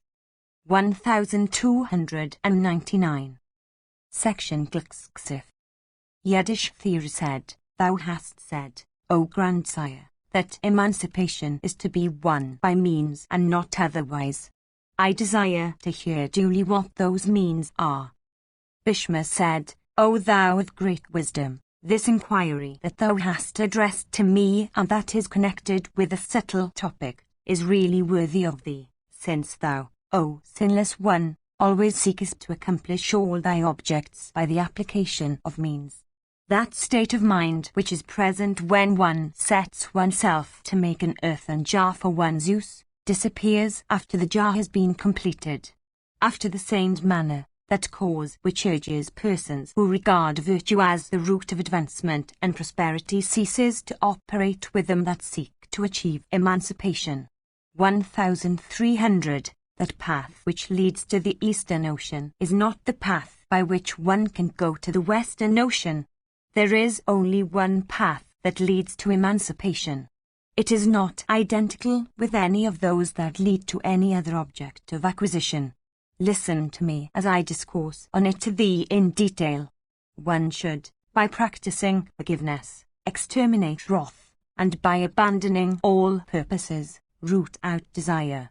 By practicing the quality of Sattva 1301, one should conquer sleep. By heedfulness one should keep off fear, and by contemplation of the soul one should conquer breath. 1302, desire, aversion, and lust, one should dispel by patience, error, ignorance, and doubt, by study of truth. By pursuit after knowledge one should avoid insouciance and inquiry after things of no interest. 1303, by frugal and easily digestible fare one should drive off all disorders and diseases. By contentment one should dispel greed and stupefaction of judgment, and all worldly concerns should be avoided by a knowledge of the truth. 1304, by practicing benevolence one should conquer iniquity, and by regard for all creatures one should acquire virtue. One should avoid expectation by the reflection that it is concerned with the future, and one should cast off wealth by abandoning desire itself. The man of intelligence should abandon affection by recollecting that everything here is transitory. He should subdue hunger by practicing yoga. By practicing benevolence one should keep off all ideas of self-importance, and drive off all sorts of craving by adopting contentment. By exertion one should subdue procrastination, and by certainty all kinds of doubt, by taciturnity, loquaciousness, and by courage, every kind of fear. 1305, speech and mind are to be subdued by the understanding, and the understanding, in its turn, is to be kept under control by the eye of knowledge. Knowledge, again, is to be controlled by acquaintance with the soul, and finally the soul is to be controlled by the soul. 1306, this last is attainable by those that are of pure acts and endued with tranquility of soul. 1307, the means being the subjugation of those 5 impediments of yoga of which the learned speak. By casting off desire and wrath and covetousness and fear and sleep, one should, restraining speech, practice what is favorable to yoga, viz., contemplation, study, gift, truth, modesty, candor, forgiveness, purity of heart, purity in respect of food, and the subjugation of the senses. By these one's energy is increased, sins are dispelled, wishes crowned with fruition, and knowledge, of diverse kinds, gained. When one becomes cleansed of one's sins and possessed of energy and frugal of fare and the master of one's senses, one then, having conquered both desire and wrath, seeks to attain to Brahma. The avoidance of ignorance, by listening to and studying the scriptures, the absence of attachment, in consequence of renunciation, freedom from desire and wrath, by adoption of contentment and forgiveness, the puissance that is won by yoga, the absence of pride and haughtiness, freedom from anxiety, by subjugation of every kind of fear, absence of attachment of anything like home and family, these constitute the path of emancipation. That path is delightful, stainless, and pure. Similarly, the restraining of speech, of body, and of mind, when practiced from the absence of desire, constitutes also the path of emancipation.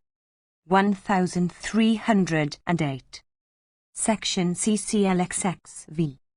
Bhishma said, in this connection is cited the old narrative of the discourse that took place between Narada and Asita Devala.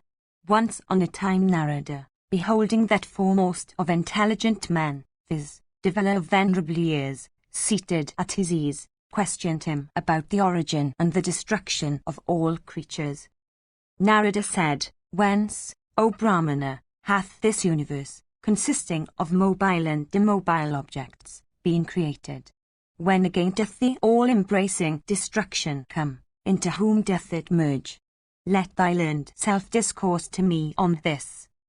As Eta said, those from which the Supreme Soul, when the time comes, moved by the desire of existence in manifold forms, creates all creatures, are said by persons conversant with objects to be the 5 great essences. 1309. After this, time, impelled by the understanding, creates other objects from those 5 primal essences. 1310. He that says that there is anything else besides these, that is, the 5 primal essences, Kala, and the understanding, says what is not true. Know, O Narada, that these 5 are eternal, indestructible, and without beginning and without end. With Kala as their 6th, these 5 primal essences are naturally possessed of mighty energy. Water, space, earth, wind, and heat, these are those 5 essences. Without doubt, there is nothing higher or superior to these, in point of puissance or energy. The existence of nothing else than 5 can be affirmed by anyone agreeably to the conclusions derivable from the Srutis or arguments drawn from reason. If anyone does assert the existence of anything else, then his assertion would verily be idle or vain. Know that these 6 enter into the production of all effects. That of which are all these, which thou perceivest, is called Asat. 1311. These 5, and Kala, or Jiva, the potencies of past acts, and ignorance, these 8 eternal essences are the causes of the birth and destruction of all creatures. 1312. When creatures are destroyed, it is into these that they enter, and when they take birth, it is again from them they do so. Indeed, after destruction, a creature resolves itself into those 5 primal essences. His body is made of earth, his ear has its origin in space, his eye hath light for its cause, his life, motion, is of wind, and his blood is of water, without doubt. The 2 eyes, the nose, the 2 ears, the skin, and the tongue, constituting the 5th, are the senses. These, the learned know, exist for perception of their respective objects. 1313. Vision, hearing, smelling, touching, and tasting are the functions of the senses. The 5 senses are concerned with 5 objects in 5 ways. Know, by the inference of reason, their similitude of attributes. 1314. Form, scent, taste, touch, and sound are the 5 properties that are, respectively, apprehended by the 5 senses in 5 different ways. These 5 properties, viz., form, scent, taste, touch, and sound, are not really apprehended by the senses, for these are inert, but it is the soul that apprehends them through the senses. That which is called chitta is superior to the multitude of senses. Superior to chitta is manas. Superior to manas is buddhi, and superior to buddhi is kshrajna. 1315. At first a living creature perceives different objects through the senses. With manas he reflects over them, and then with the aid of buddhi he arrives at certitude of knowledge. Possessed of buddhi, one arrives at certainty of conclusions in respect of objects perceived through the senses. The 5 senses, chitta, mind, and understanding, which is the 8th in the tail, these are regarded as organs of knowledge by those conversant with the science of Adhyatma. The hands, the feet, the anal duct, the membrum virile, the mouth, forming the 5th in the tail, constitute the 5 organs of action. The mouth is spoken of as an organ of action because it contains the apparatus of speech, and that of eating. The feet are organs of locomotion and the hands for doing various kinds of work. The anal duct and the membrum virile are 2 organs that exist for a similar purpose, viz., for evacuation. The first is for evacuation of stools, the second for that of urine, as also of the vital seed when one feels the influence of desire. Besides these, there is a sixth organ of action. It is called muscular power. These then are the names of the 6 organs of action according to their approved treatises bearing on the subject. I have now mentioned to thee the names of all the organs of knowledge and of action, and all the attributes of the 5 primal essences. 1316. When in consequence of the organs being fatigued, they cease to perform their respective functions, the owner of those organs, because of their suspension, is said to sleep. If, when the functions of these organs are suspended, the functions of the mind do not cease, but on the other hand the mind continues to concern itself with its objects, the condition of the consciousness is called dream. During wakefulness there are 3 states of the mind, viz., that connected with goodness, that with passion, and that with darkness. In dream also the mind becomes concerned with the same 3 states. Those very states, when they appear in dreams, connected with pleasurable actions, come to be regarded with applause. Happiness, success, knowledge, and absence of attachment are the indications of the wakeful man in whom is present the attribute of goodness. Whatever states of goodness, passion, or darkness are experienced by living creatures, as exhibited in acts during their hours of wakefulness, reappear in memory during their hours of sleep when they dream. The passage of our notions as they exist during wakefulness into those of dreams, and that of notions as they exist in dreams into those of wakefulness, become directly apprehensible in that state of consciousness which is called dreamless slumber. That is eternal, and that is desirable. 1317. There are 5 organs of knowledge, and 5 of actions, with muscular power, mind, understanding, and chitta, and with also the 3 attributes of sattva, rajas, and tamas. The tale, it has been said, comes up to 17. The 18th in the enumeration is he who owneth the body. Indeed, he who lives in this body is eternal. All those 17, with avidya or ignorance making 18, dwelling in the body, exist attached to him who owns the body.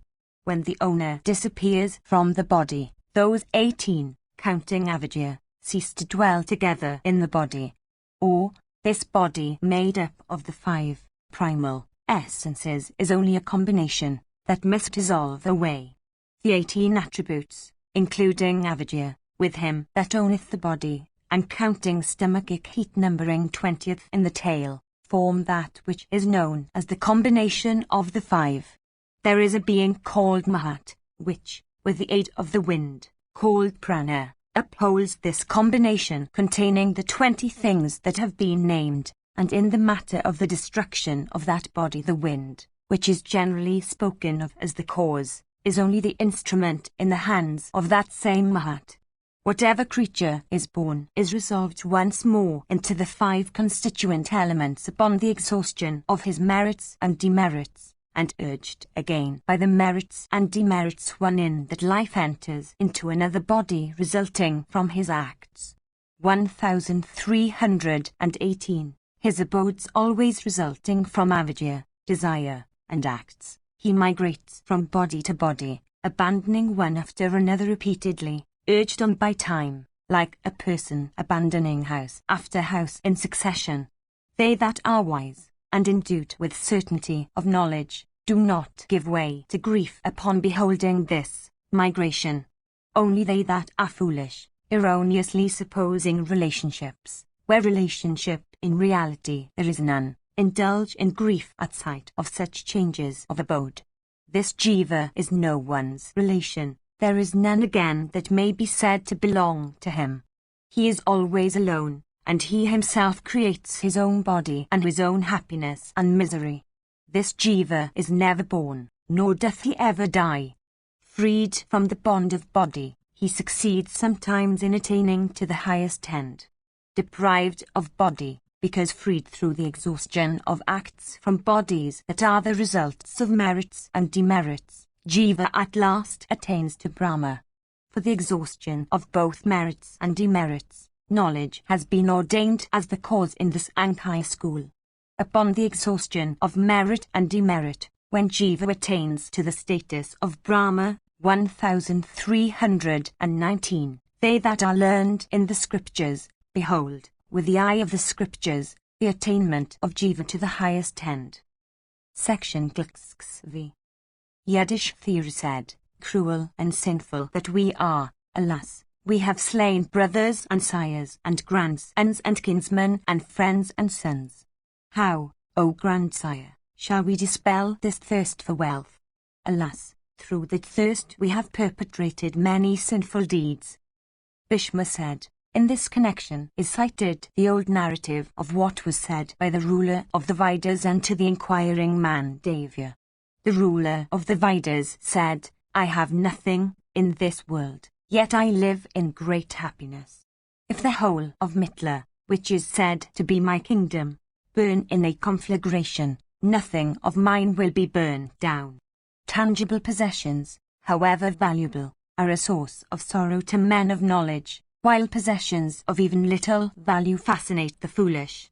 1320. Whatever happiness exists here, derivable from the gratification of desire, and whatever heavenly happiness exists of high value, do not come up to even a 16th part of the felicity that attends the total disappearance of desire. As the horns of a cow grow with the growth of the cow itself, after the same manner the thirst for wealth increases with increasing acquisitions of wealth.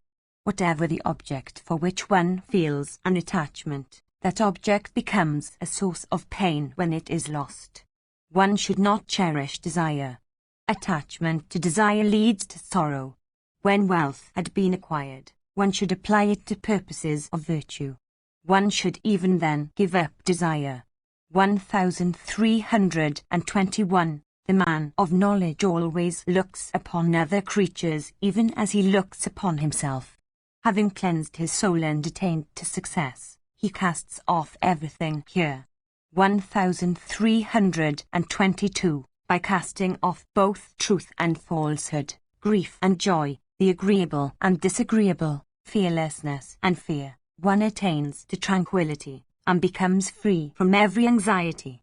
That thirst for earthly things, which is difficult of being cast off by men of foolish understanding, which wanes not with the wane of the body, and which is regarded as a fatal disease by men of knowledge, one who succeeds in casting off is sure to find felicity.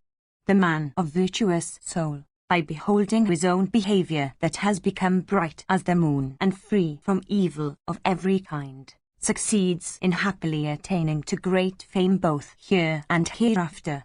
Hearing these words of the king, the Brahmana became filled with joy, and applauding what he heard, Mandavya betook himself to the path of emancipation. Section vi. Yudhishthira said, time, that is fraught with terror unto all creatures, is running his course. What is that source of good after which one should strive? Tell me this, O grandsire. Bhishma said, in this connection is cited the old narrative of a discourse between a sire and a son. Listen to it, O Yudhishthira. Once on a time, O son of Pritha, a regenerate person devoted only to the study of the Vedas had a very intelligent son who was known by the name of Madhavan. Himself conversant with the religion of emancipation, the son one day asked his father, who was not conversant with that religion and who was engaged in following the precepts of the Vedas, this question. The son said, what should a man of intelligence do, O sire, knowing that the period of existence allotted to men runs fast away? Tell me this truly and in proper order, O father, so that, guided by thy instructions, I may set myself to the acquisition of virtue.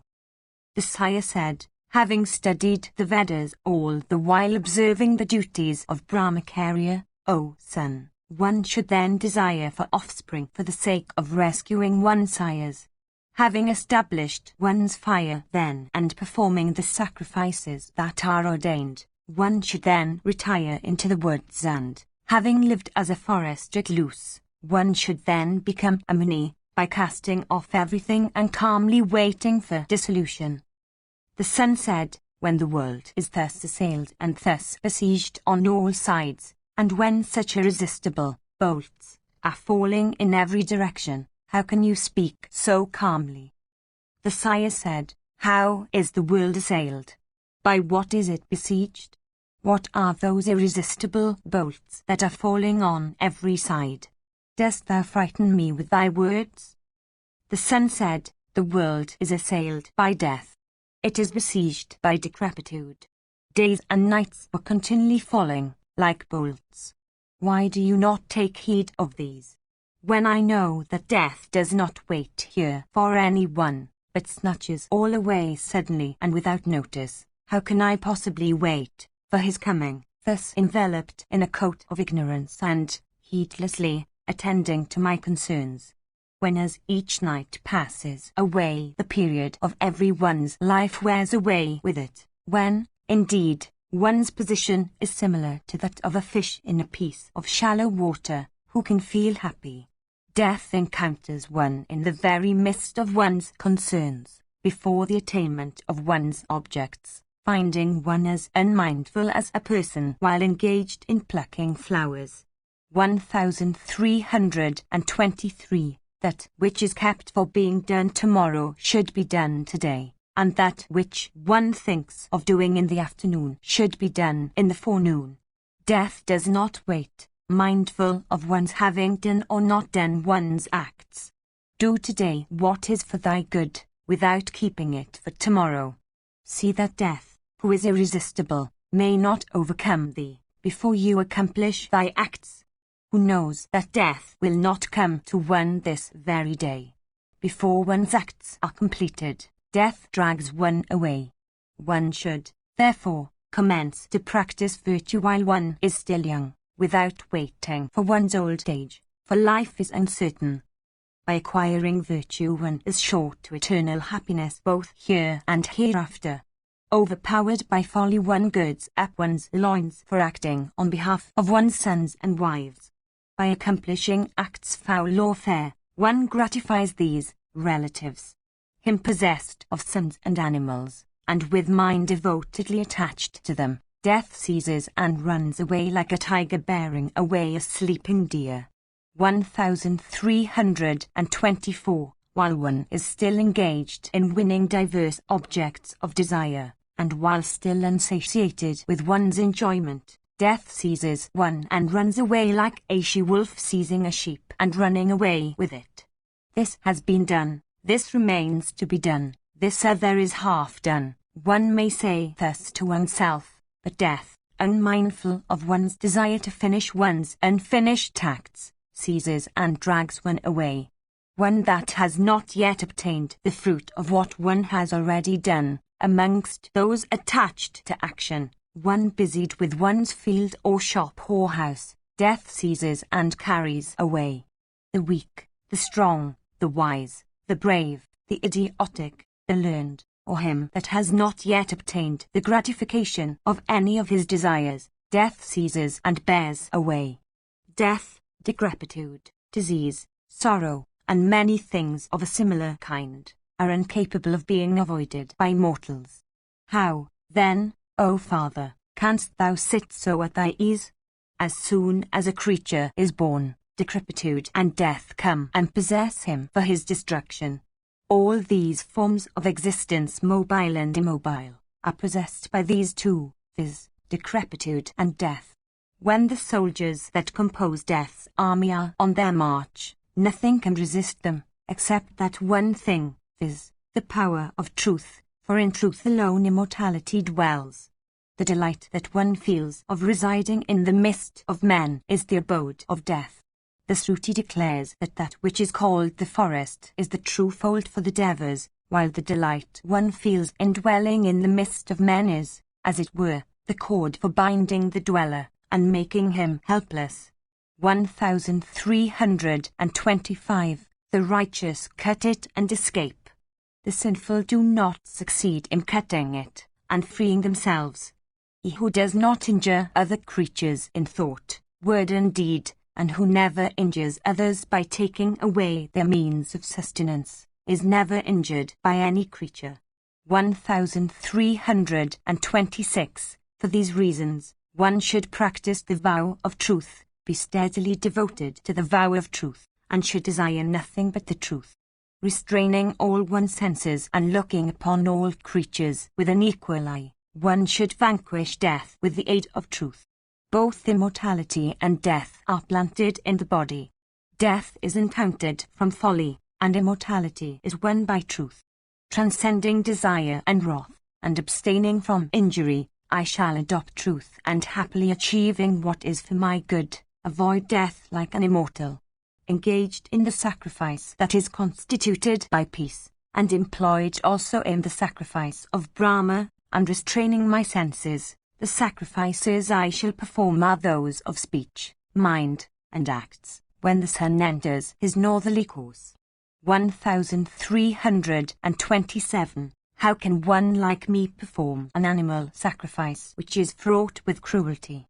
How can one like me, that is possessed of wisdom, perform like a cruel Pisacha, a sacrifice of slaughter after the manner of what is laid down from the Kshatriyas, a sacrifice that is, besides, endued with rewards that are terminable? In myself have I been begotten by my own self. O Father, without seeking to procreate offspring, I shall rest myself on my own self. I shall perform the sacrifice of self, I need no offspring to rescue me.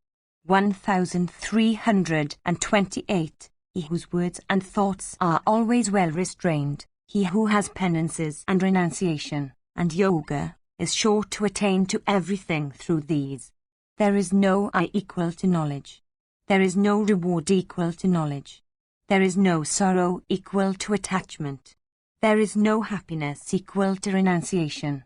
For a Brahmana there can be no wealth like residence in solitude, an equal regard for all creatures, truthfulness of speech, steady observance of good conduct, the total abandonment of the rod of chastisement, simplicity, and the gradual abstention from all acts. 1329. What need hast thou with wealth, and what need with relatives and friends, and what with spouses? Thou art a Brahmana, and thou hast death to encounter. Search thy own self that is concealed in a cave. Whither have thy grandsires gone, and whither thy sire too? 1330.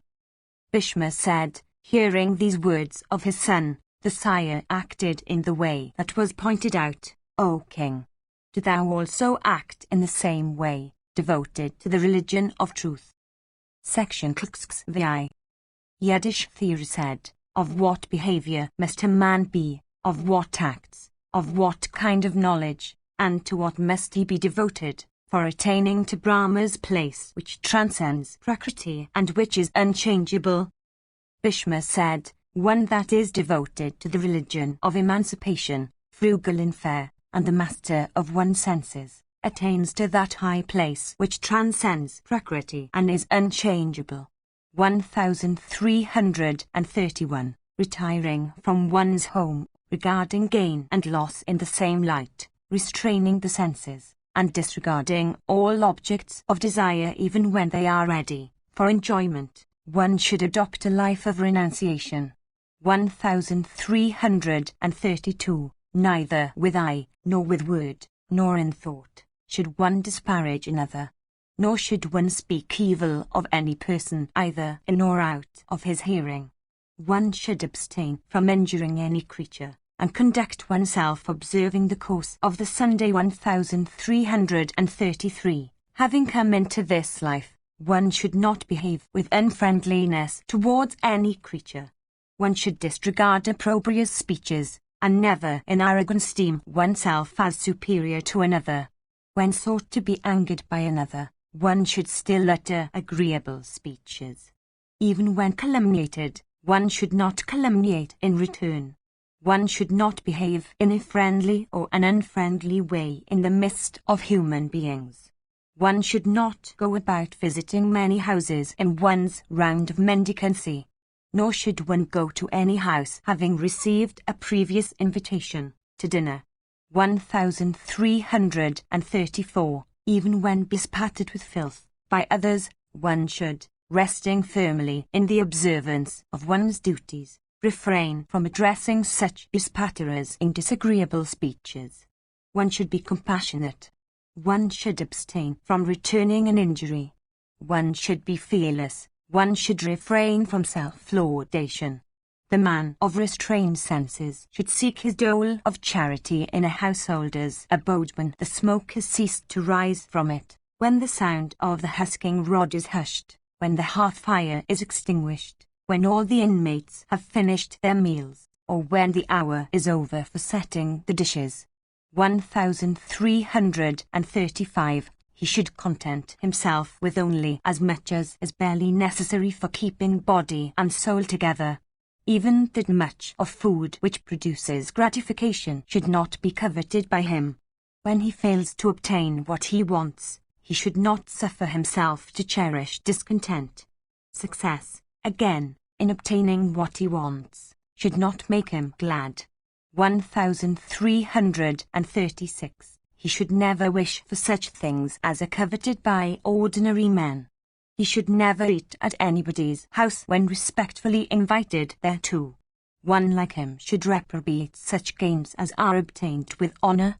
1337. He should never find fault, on account of staleness, etc., with the food placed before him, nor should he applaud its merits. He should covet a bed and a seat that are removed from the haunts of men. The places he should seek are such as a deserted house, the foot of a tree, a forest, or a cave, without allowing his practices to be known by others, or concealing their real nature by appearing to adopt others that are hateful or repulsive. He should enter his own self. 1338. By association with yoga and dissociation from company, he should be perfectly equable, steadily fixed, and uniform. He should not earn either merit or demerit by means of acts.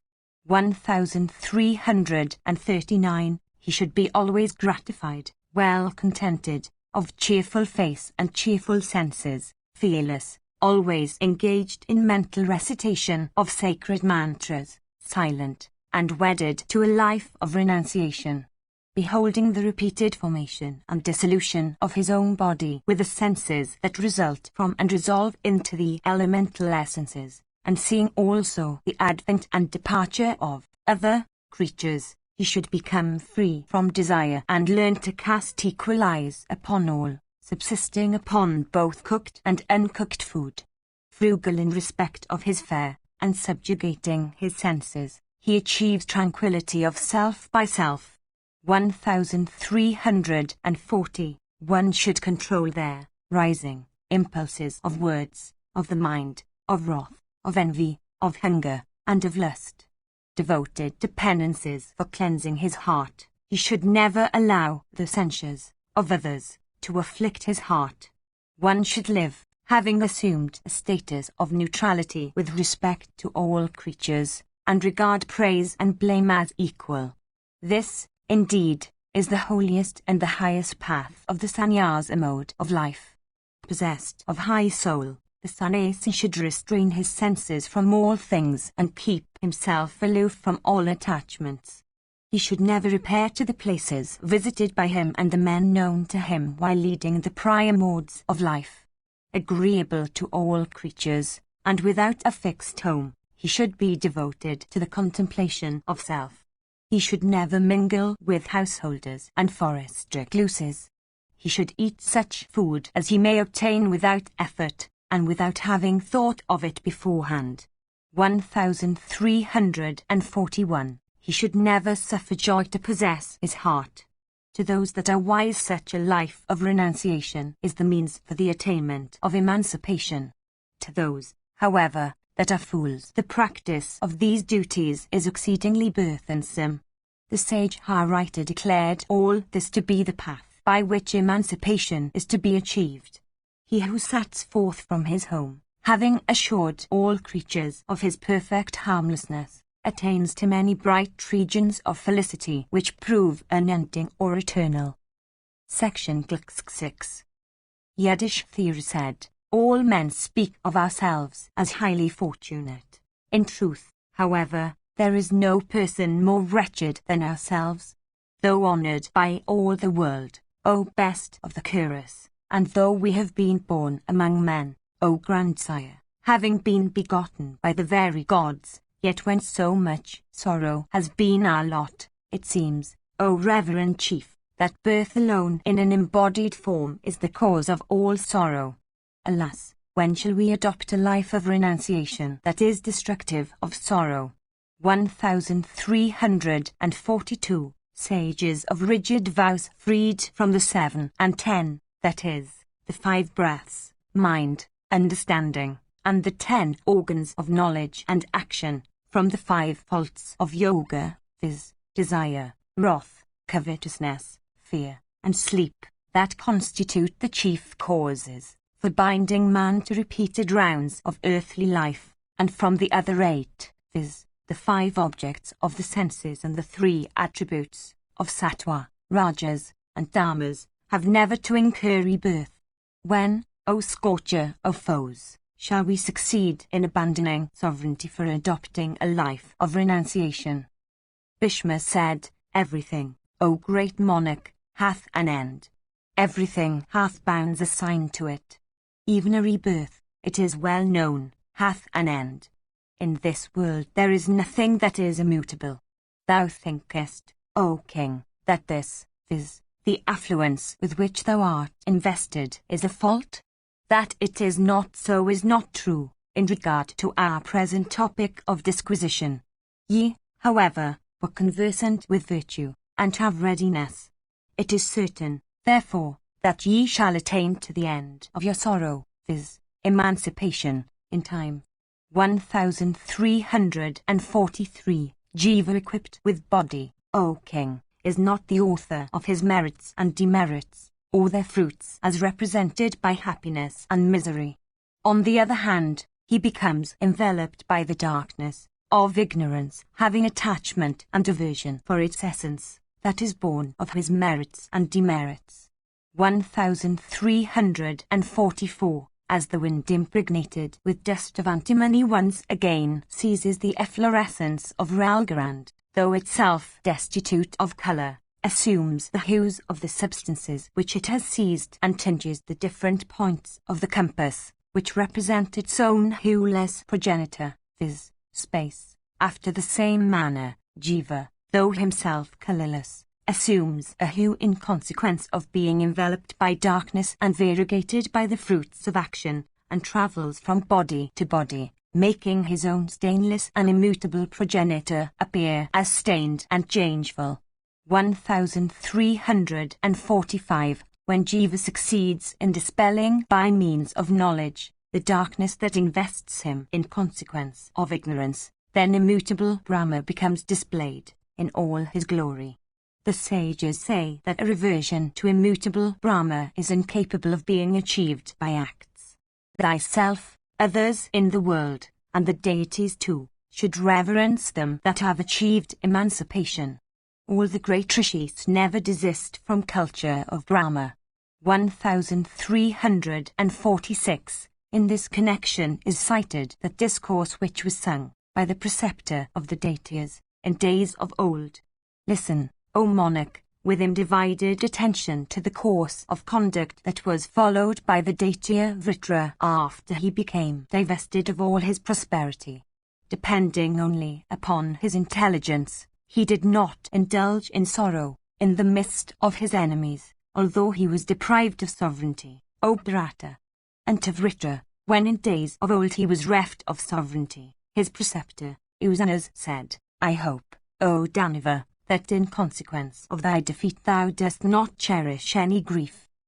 Vritra said, without doubt, having understood, by the aid of truth and penances, the advent and departure of all living creatures, I have ceased to indulge in either grief or joy.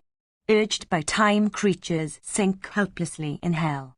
Some again, the sages say, go to heaven.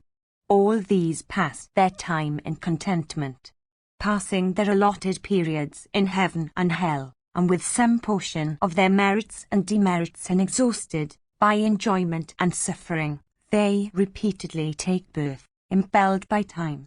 Chained by the bonds of desire, creatures pass through myriads of intermediate lives and fall helplessly into hell. 1347. I have seen that creatures come and go even thus. The lesson inculcated in the scriptures is that one's acquisitions correspond with one's acts. 1348. Creatures take birth as men or as intermediate animals or as gods and go to hell, having acted in lives that are passed in such a way as to deserve them. All creatures, subject to the ordinances of the destroyer, meet with happiness and misery, the agreeable and the disagreeable.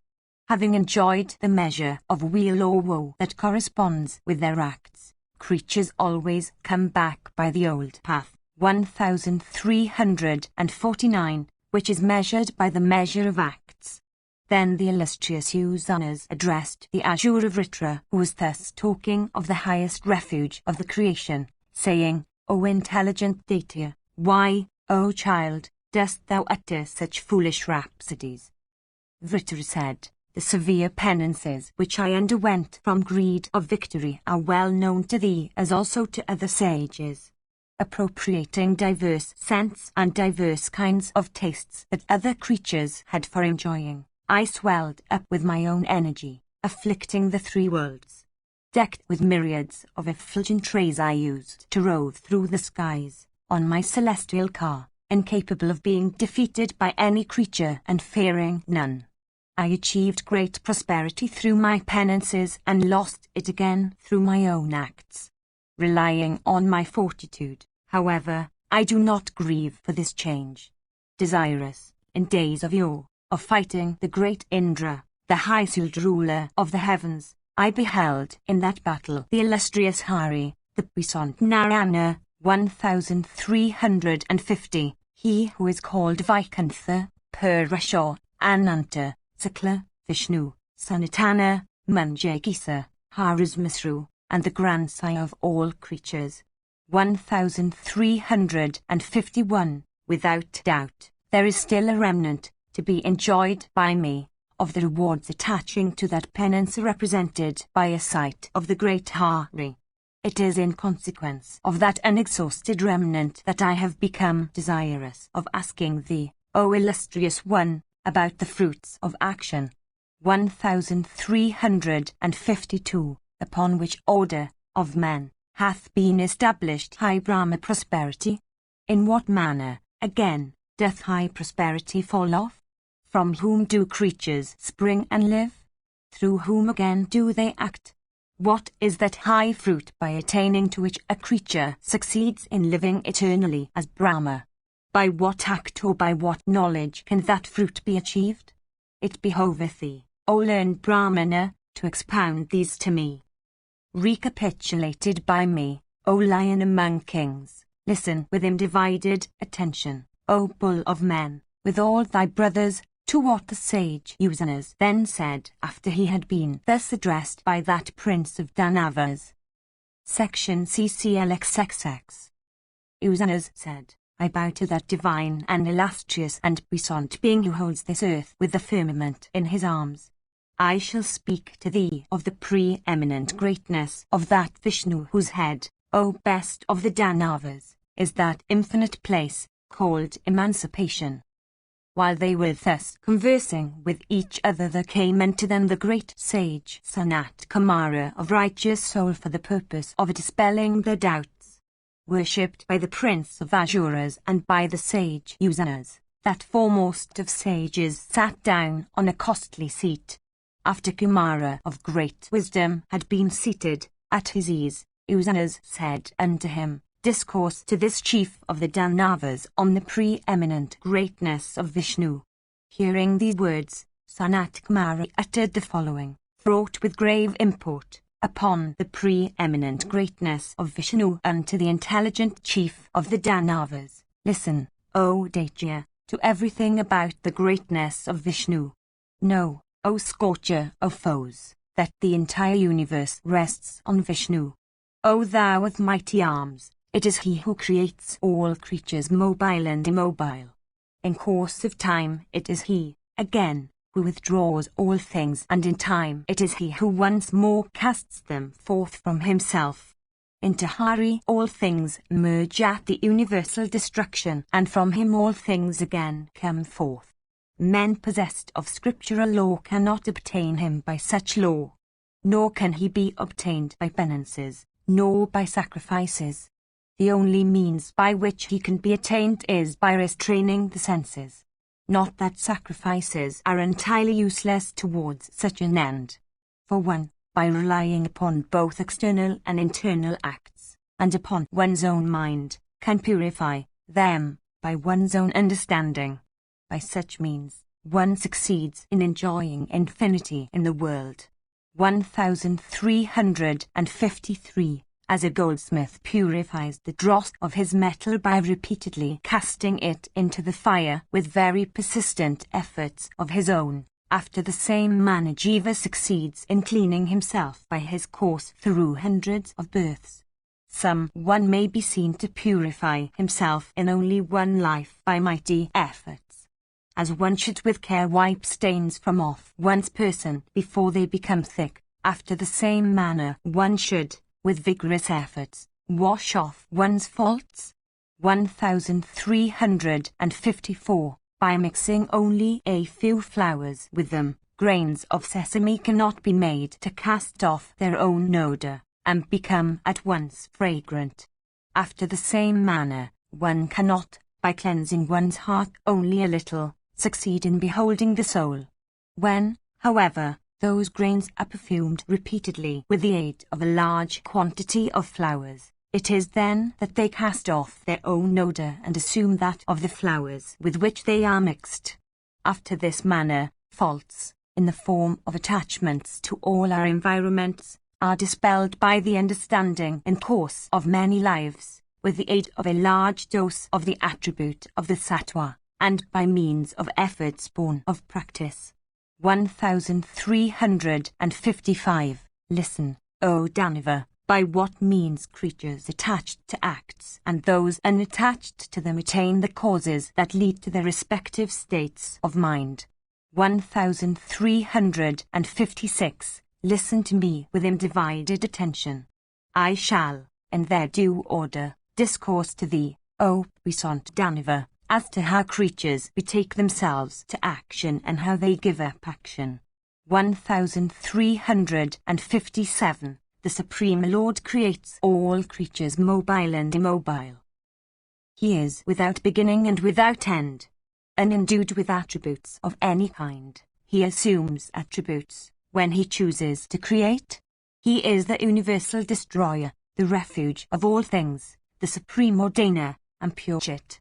1358. In all creatures it is he who dwells as the mutable and the immutable. It is he who, having 11 modifications for his essence, drinketh this universe with his rays. 1359. Know that the earth is his feet. His head is constituted by heaven. His arms, O Daitya, are the several points of the compass or the horizon. The intermediate space is his ears.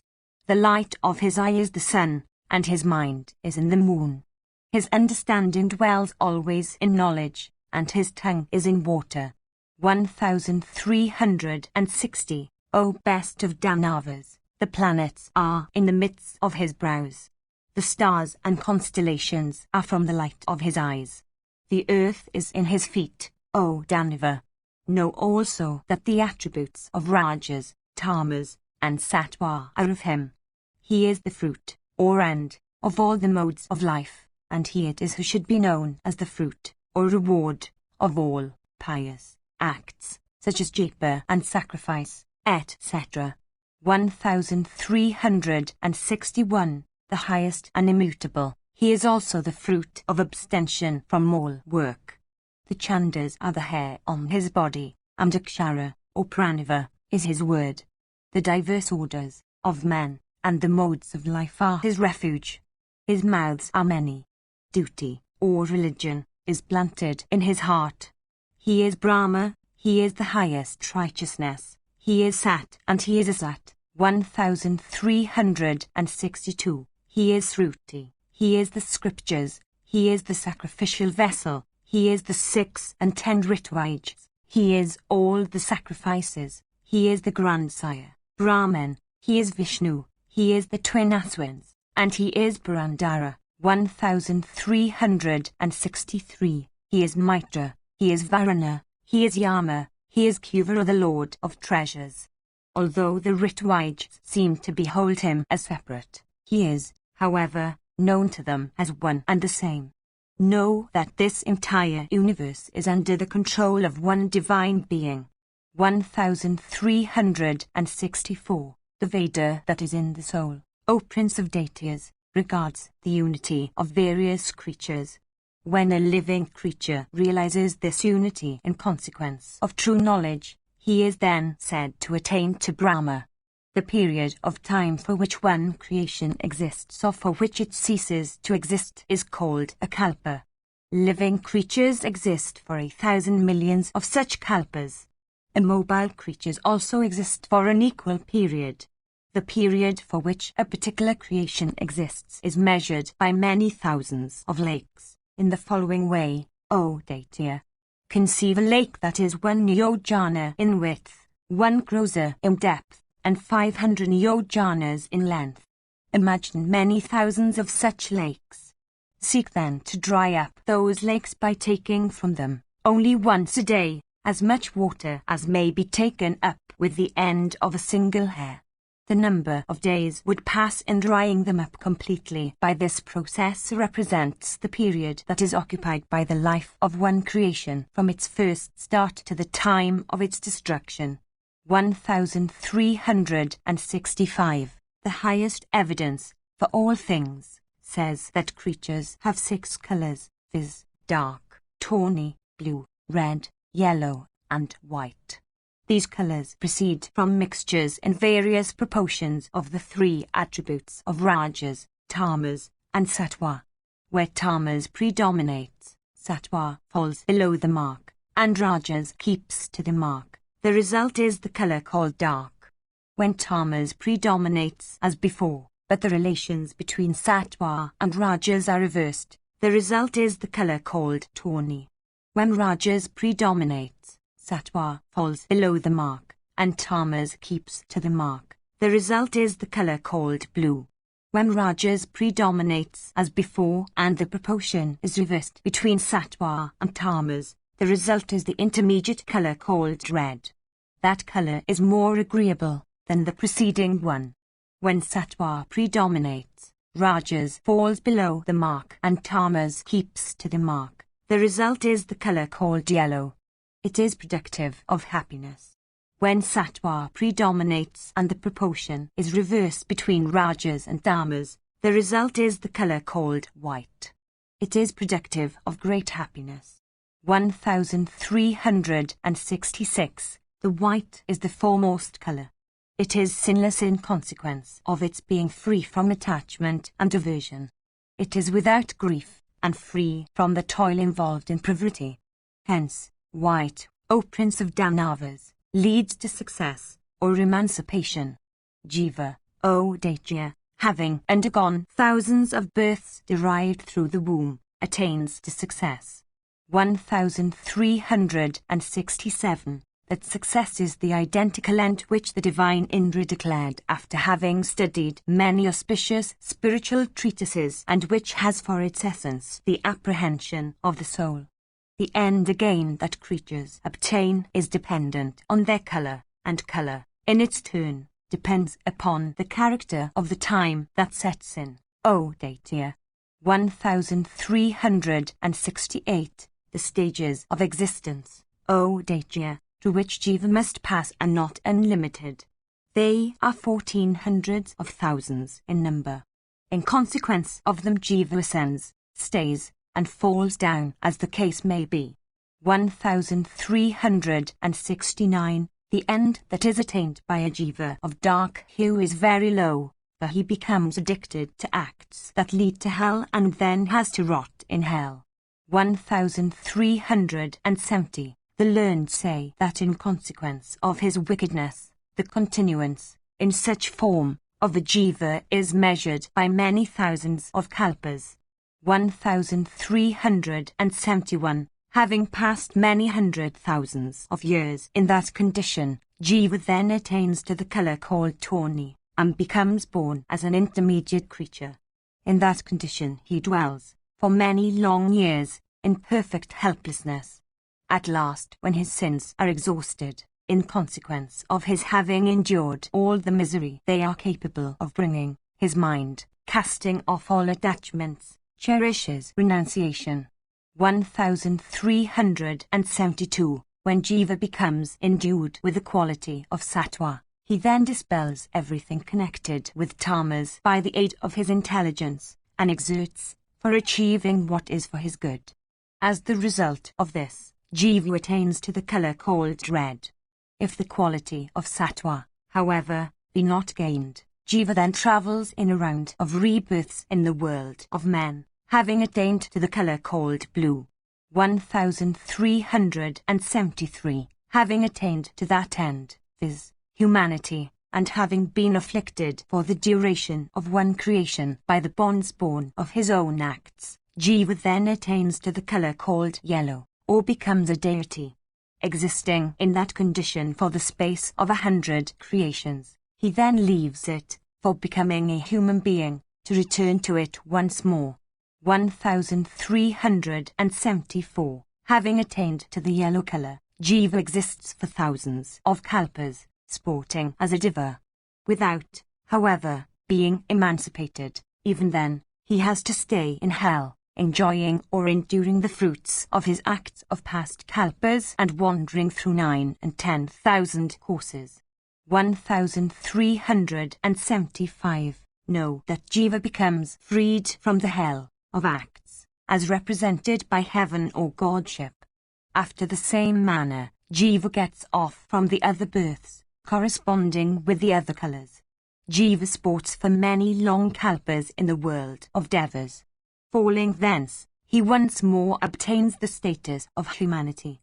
He then stays in that condition for the space of 108 kalpas. He then attains once more to the status of a diva. If while in the status of humanity, for the second time, he falleth through evil acts as represented by Kala, in the form of Kali, he then sinks into the dark color and thus occupies the very lowest of all stages of existence. I shall tell thee now, O foremost of Asuras, how jiva succeeds in effecting his emancipation. Desirous of emancipation, jiva, relying upon 700 kinds of acts, every one of which is characterized by a predominance of the attribute of sattva, gradually courses through red and yellow and at last attains to white. Arrived here, jiva travels through several regions that are most adorable and that have the 8 well-known regions of felicity beneath them, and all the while pursues that stainless and effulgent form of existence which is emancipation's self. 1376. Know that the 8, already referred to and which are identical with the 60, subdivided into hundreds, are, and those that are highly effulgent, only creations of the mind, without having any real or independent existence. The highest object of acquisition with one that is white of hue, is that condition, called Duraya, which transcends the 3 other states of consciousness, viz., wakefulness and dreamless slumber. 1377. As regards that yogin who is unable to abandon the felicities that yoga puissance brings about, he has to dwell, in one and the same body, for 1 century of kalpas in auspiciousness and after that in 4 other regions, called Maha, Jhana, Tapas, and Satya. Even that is the highest end of one belonging to the 6th color, and who is unsuccessful though crowned with success, and who has transcended all attachments and passions. 1378. That yogin, again, who falls off from yoga practices after having attained the measure of eminence described already resides in heaven for a century of kalpas with the unexhausted remnant of his past acts, to be exhausted by enjoyment or endurance as the case may be, and with the seven, viz., the five senses of knowledge and mind and understanding, purged of all stains in consequence of their predisposition or proneness towards the attribute of sattva. At the expiry of that period, such a person has to come to the world of men where he attains to great eminence.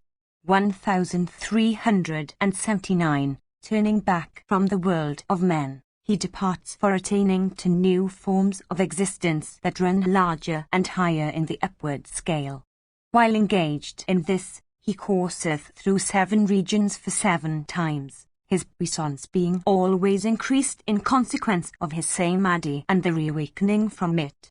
1380. The yogin who is desirous of final emancipation suppresses by yoga knowledge the 7, and continues to dwell in the world of life, freed from attachments, and taking those 7 for certain means of grief. He casts them off and attains afterwards to that state which is indestructible and infinite.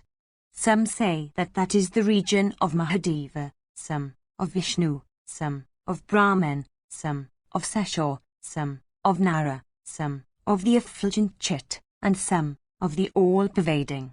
1381. When universal destruction comes, those persons who have succeeded in completely consuming by knowledge their gross and subtle and krona bodies, always enter into Brahma.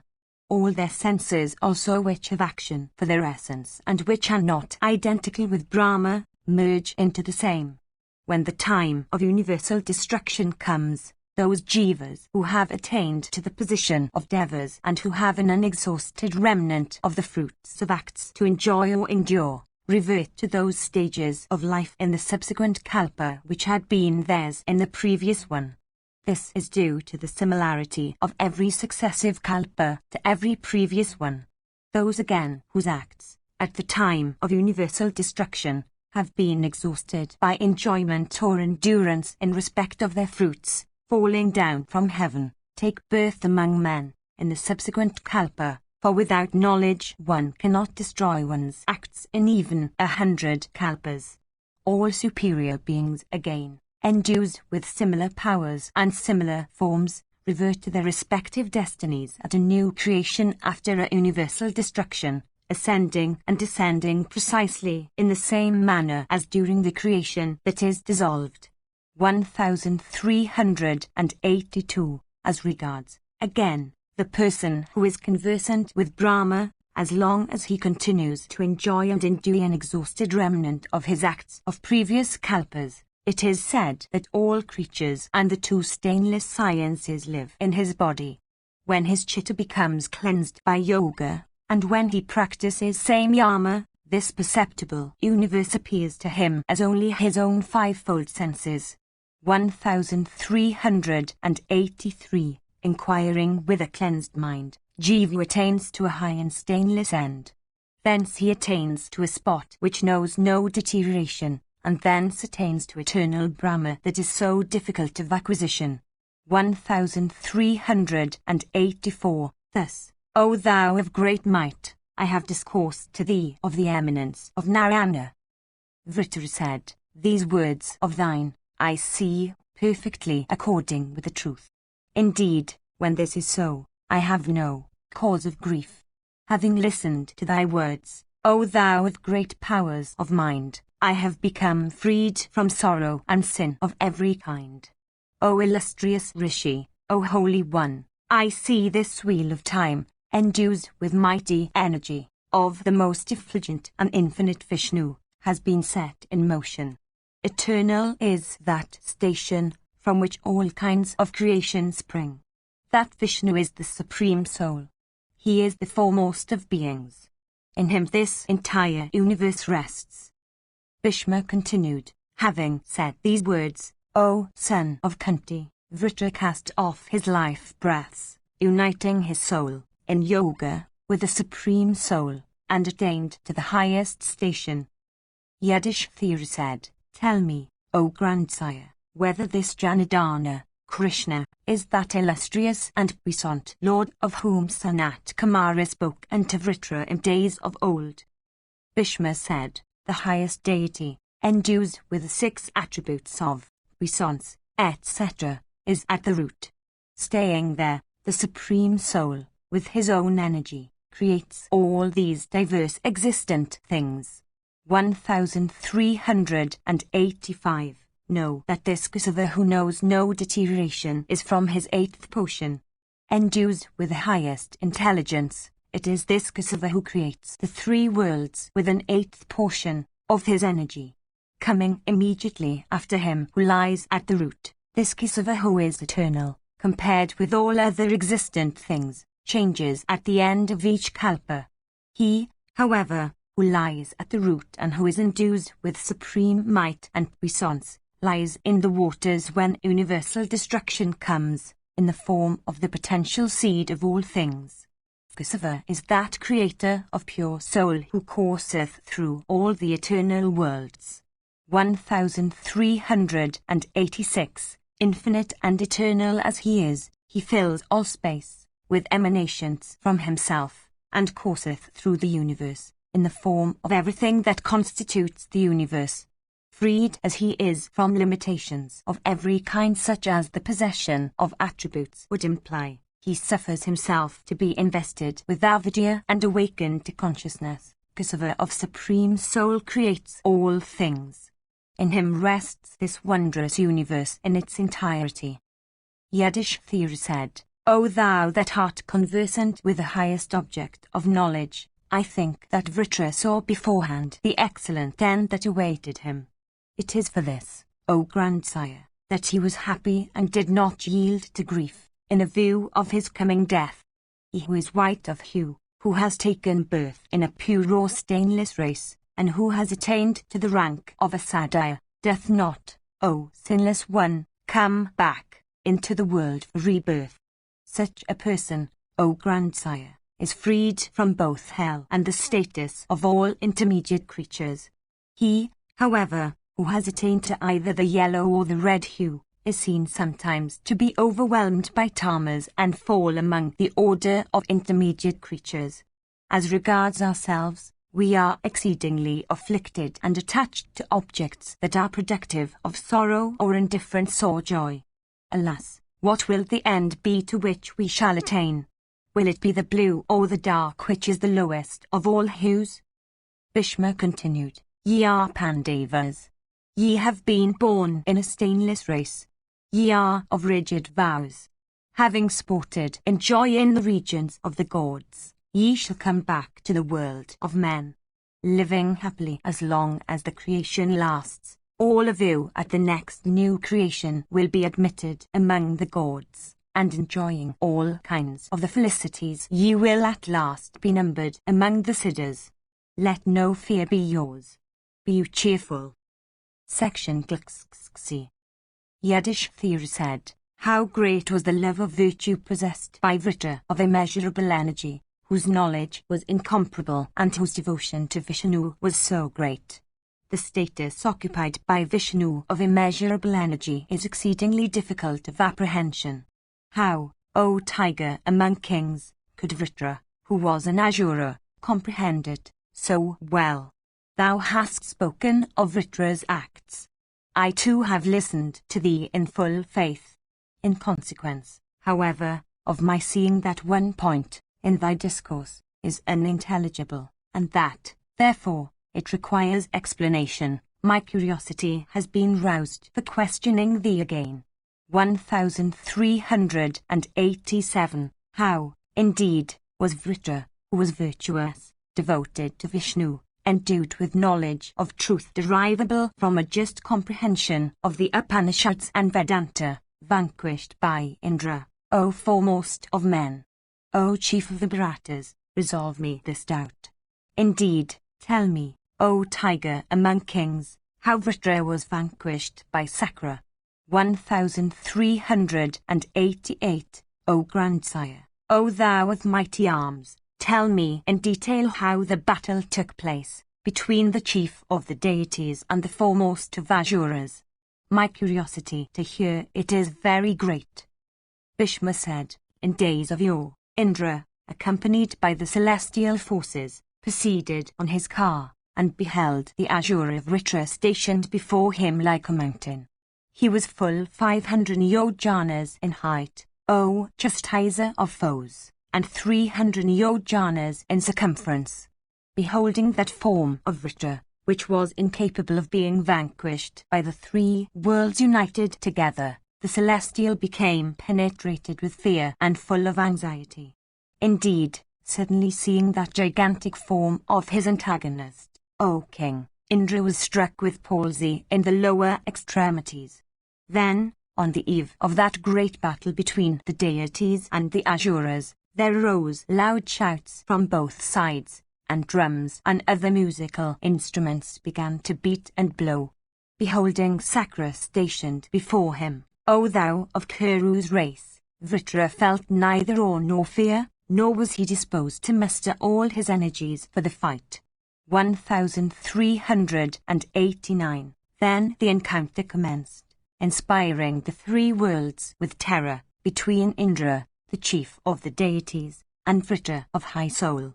The entire welkin was enveloped by the combats of both sides, with swords and axes and lances and darts and spears and heavy clubs and rocks of diverse sizes and bows of loud twang and diverse kinds of celestial weapons and fires and burning brands. All the celestials with grandsire at the head, and all the highly blessed rishis, came to witness the battle, on their foremost of cars, and the Siddhas also, O bull of Bharata's race, and the Gandharvas, with the Apsaras, on their own beautiful and foremost of cars, came there, for the same purpose.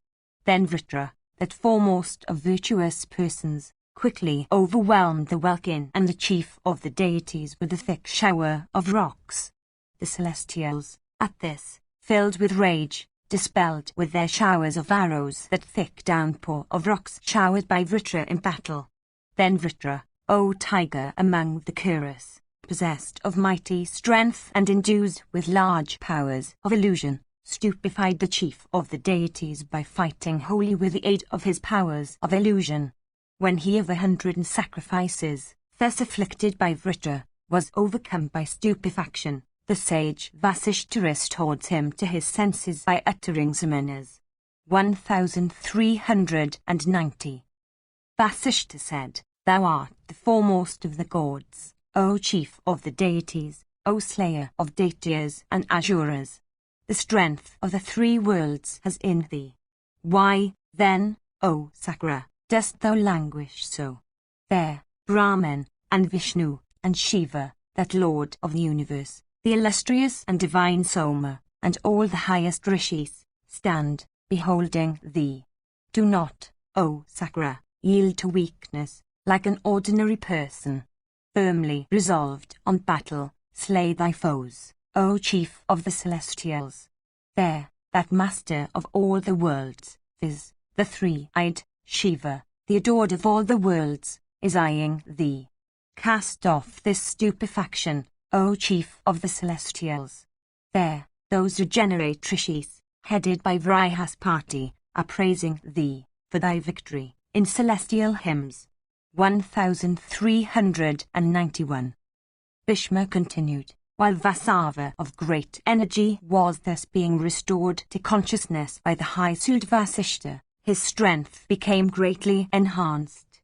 The illustrious chastiser of Parkavan, relying upon his intelligence, had recourse to high yoga and with its aid dispelled these illusions of Vritra. Then Vrihaspati, the son of Angiras, and those foremost of rishis possessed of great prosperity, beholding the prowess of Vritra, repaired to Mahadeva, and impelled by the desire of benefiting the three worlds, urged him to destroy the great Asura.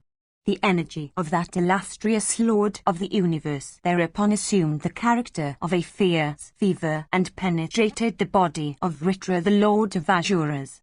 1392. The illustrious and divine Vishnu, adored of all the worlds, bent upon protecting the universe, entered the thunderbolt of Indra. Then Vrihaspati of great intelligence and Vasishta of exceeding energy, and all the other foremost of rishis, repairing to him of 100 sacrifices, viz., the boon-giving Vasava, the adored of all the worlds, addressed him, saying, "Slay Vritra, O puissant one, without delay." Mahabharata said, "Yonder, O Sakra, stands the great Vritra, accompanied by a great force. He is the soul of the universe, capable of going everywhere, endued with large powers of illusion, and possessed of great celebrity. This foremost of Asuras is, therefore, incapable of being vanquished by even the three worlds united together. Aided by yoga, do thou slay him, O chief of the deities. Do not disregard him. For full 60,000 years, O chief of the celestials, Vritra practiced the severest penances for obtaining strength. Brahman gave him the boons he had solicited, viz., the greatness that belongs to yogins, large powers of illusion, excess of might, and superabundant energy. I impart to thee my energy, O Vasava. The Danava has now lost his coolness. Do thou, therefore, slay him now with thy thunderbolt." Sakra said, "Before thy eyes, O foremost of gods, I shall, through thy grace, slay with my thunderbolt this invincible son of Dati." Bhishma continued, "When the great Asura or Daitya was overtaken by that fever, born of Mahadeva's energy, the deities and the rishis, filled with joy, uttered loud cheers. At the same time drums, and conchs of loud blare, and kettle drums and tabors began to beat and blow by thousands. Suddenly all the Asuras became afflicted with a loss of memory. In a trice, their powers of illusion also disappeared.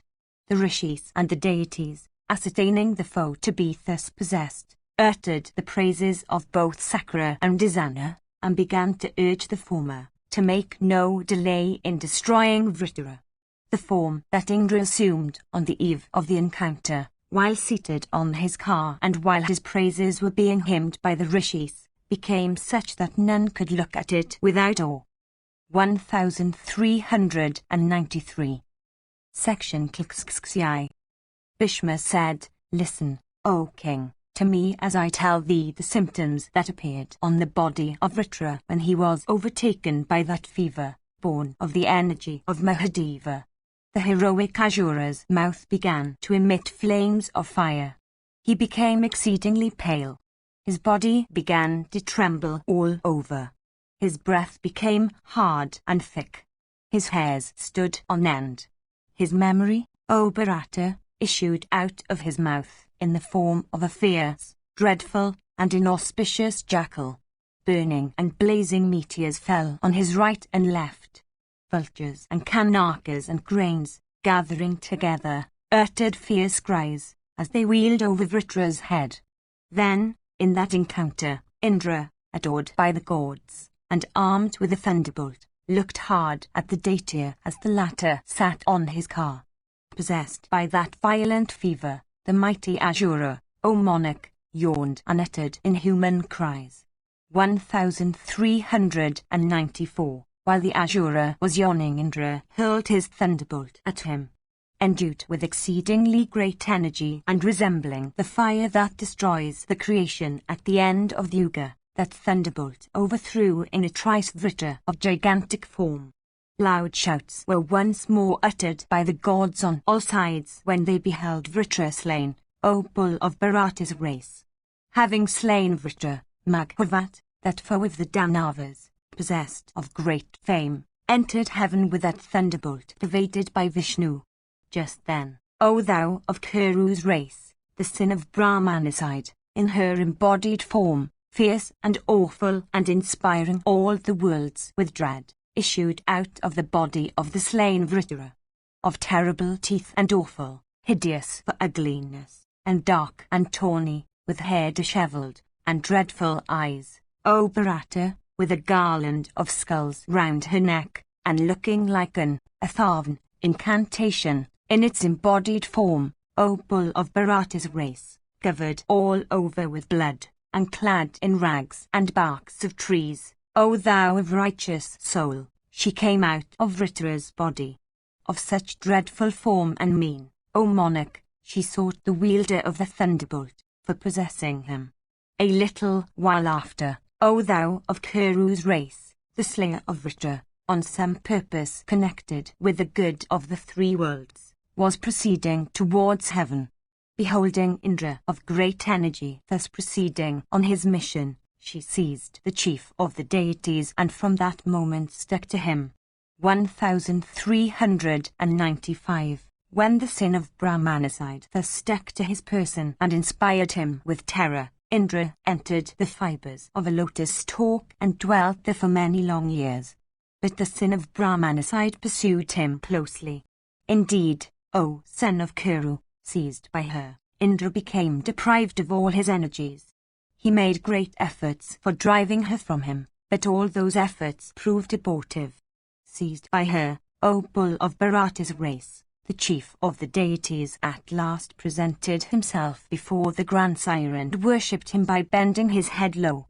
Understanding that Sakra was possessed by the sin of Brahmanicide, 1396, Brahman began to reflect, O best of the Bharatas, upon the means of freeing his suppliant. The grandsire at last, O thou of mighty arms, addressed Brahmanicide in a sweet voice as if from the desire of pacifying her, and said, O amiable one, let the chief of the celestials, who is a favourite of mine, be freed from thee. Tell me, what I shall do for thee. What wish of thine shall I accomplish? Brahmanicide said, when the creator of the three worlds, when the illustrious God adored by the universe, hath been pleased with me, I regard my wishes as already accomplished. Let my residence be now appointed. Desirous of preserving the worlds, this rule had been made by thee. It was thou, O Lord, that didst introduce this important ordinance. 1397. As thou hast been gratified with me, O righteous Lord, O puissant Master of all the worlds, I shall certainly leave Sakra, but grant me an abode to dwell in. Bhishma continued. The grandsire replied unto Brahmanicide, saying, So be it. Indeed, the grandsire discovered means for dispelling Brahmanicide from the person of Indra. The self-create recollected the high Sildagni. The latter immediately presented himself to Brahman and said these words, O illustrious and divine Lord, O thou that art without any defect, I have appeared before thee. It behoveth thee to say what I shall have to accomplish. Brahman said, I shall divide this sin of Brahmanicide into several portions. For freeing Sakra from her, do thou take a fourth portion of that sin. Agni said, How shall I be rescued from her, O Brahman? O puissant Lord, do thou appoint the way. I desire to know the means of my own rescue, in detail, O adored of all the worlds. Brahman said, Unto that man who, overwhelmed by the quality of dharmas, will abstain from offering thee as an oblation, when he beholds thee in thy blazing form, seeds, herbs, and juices, that portion of Brahmanicide which thou wilt take upon thyself shall immediately enter, and leaving thee shall dwell in him. O carrier of oblations, let the fever of thy heart be dispelled. Bhishma said, thus addressed by the grandsire, the eater of oblations and sacrificial offerings accepted his command. A fourth of that sin then entered his person, O king. The grandsire then summoned the trees, the herbs, and all kinds of grass to him, and solicited them to take upon themselves a fourth of that sin. Addressed by him, the trees and herbs and grasses became as much agitated as Agni had been at the request, and they replied unto grandsire, saying, How shall we, O grandsire of all the worlds, be ourselves rescued from this sin? It behoveth thee not to afflict us that have already been afflicted by the fates. O God, we have always to endure heat and cold and the showers of the clouds, driven by the winds, in addition to the cutting and the tearing that we have to suffer at the hands of men. We are willing, O Lord of the three worlds, to take at thy command a portion of this sin of Brahmanicide. Let the means, however, of our rescue be pointed out to us. Brahman said, this sin that you shall take shall possess the man who through stupefaction of judgment will cut or tear any of you when Bhava days come. Bhishma said, thus addressed by the high-souled Brahmin, the trees and herbs and grasses adored the Creator and then went away without tarrying there. The grandsire of all the worlds then summoned the Apsaras and gratifying them with sweet words, O Bharata, said, this foremost of ladies, viz. Brahmanicide, has come out of Indra's person. Solicited by me, do you take a fourth portion of her into your own persons, for saving the chief of the deities. The Apsaras said, O Lord of all the gods, at thy command we are fully willing to take a portion of the sin. But, O grandsire, do thou think of the means by which we ourselves may be freed from the effects of this understanding that we make with thee. Brahman said, let the fever of your heart be dispelled. The portion of the sin that you will take upon yourselves shall leave you for instantly possessing that man who will seek congress with women in their menstrual season. Bhishma continued, thus addressed by the grandsire, O bull of Bharata's race, the diverse tribes of the Apsaras, with cheerful souls, repaired to their respective places and began to sport in delight. The illustrious creator of the three worlds, endued with great ascetic merit, then recollected the waters which immediately came to him, arrived at the presence of Brahman of immeasurable energy. The waters bowed unto him and said these words, we have come before thee, O chastiser of foes, at thy command.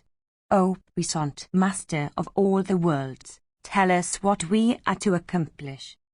Brahman said, this dreadful sin hath taken possession of Indra, in consequence of his having slain Vritra. Take ye a fourth part of Brahmanicide. The waters said, let it be as thou commandest, O master of all the worlds. It behoveth thee, however, O puissant Lord of ours, to think of the means by which we may, in our turn, be rescued from the consequence of this understanding. Thou art the Lord of all the deities, and the supreme refuge of the universe. Who else is there to whom we may pay our adorations so that he may relieve us from distress?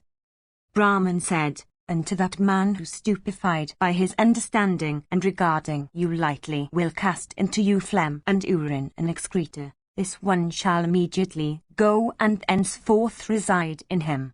It is in this way, verily I say unto ye, that your rescue shall be accomplished. Bhishma continued, then the sin of Brahmanicide, O Yudhishthira, leaving the chief of the deities, proceeded to the abodes that were ordained for her at the grandsire's command.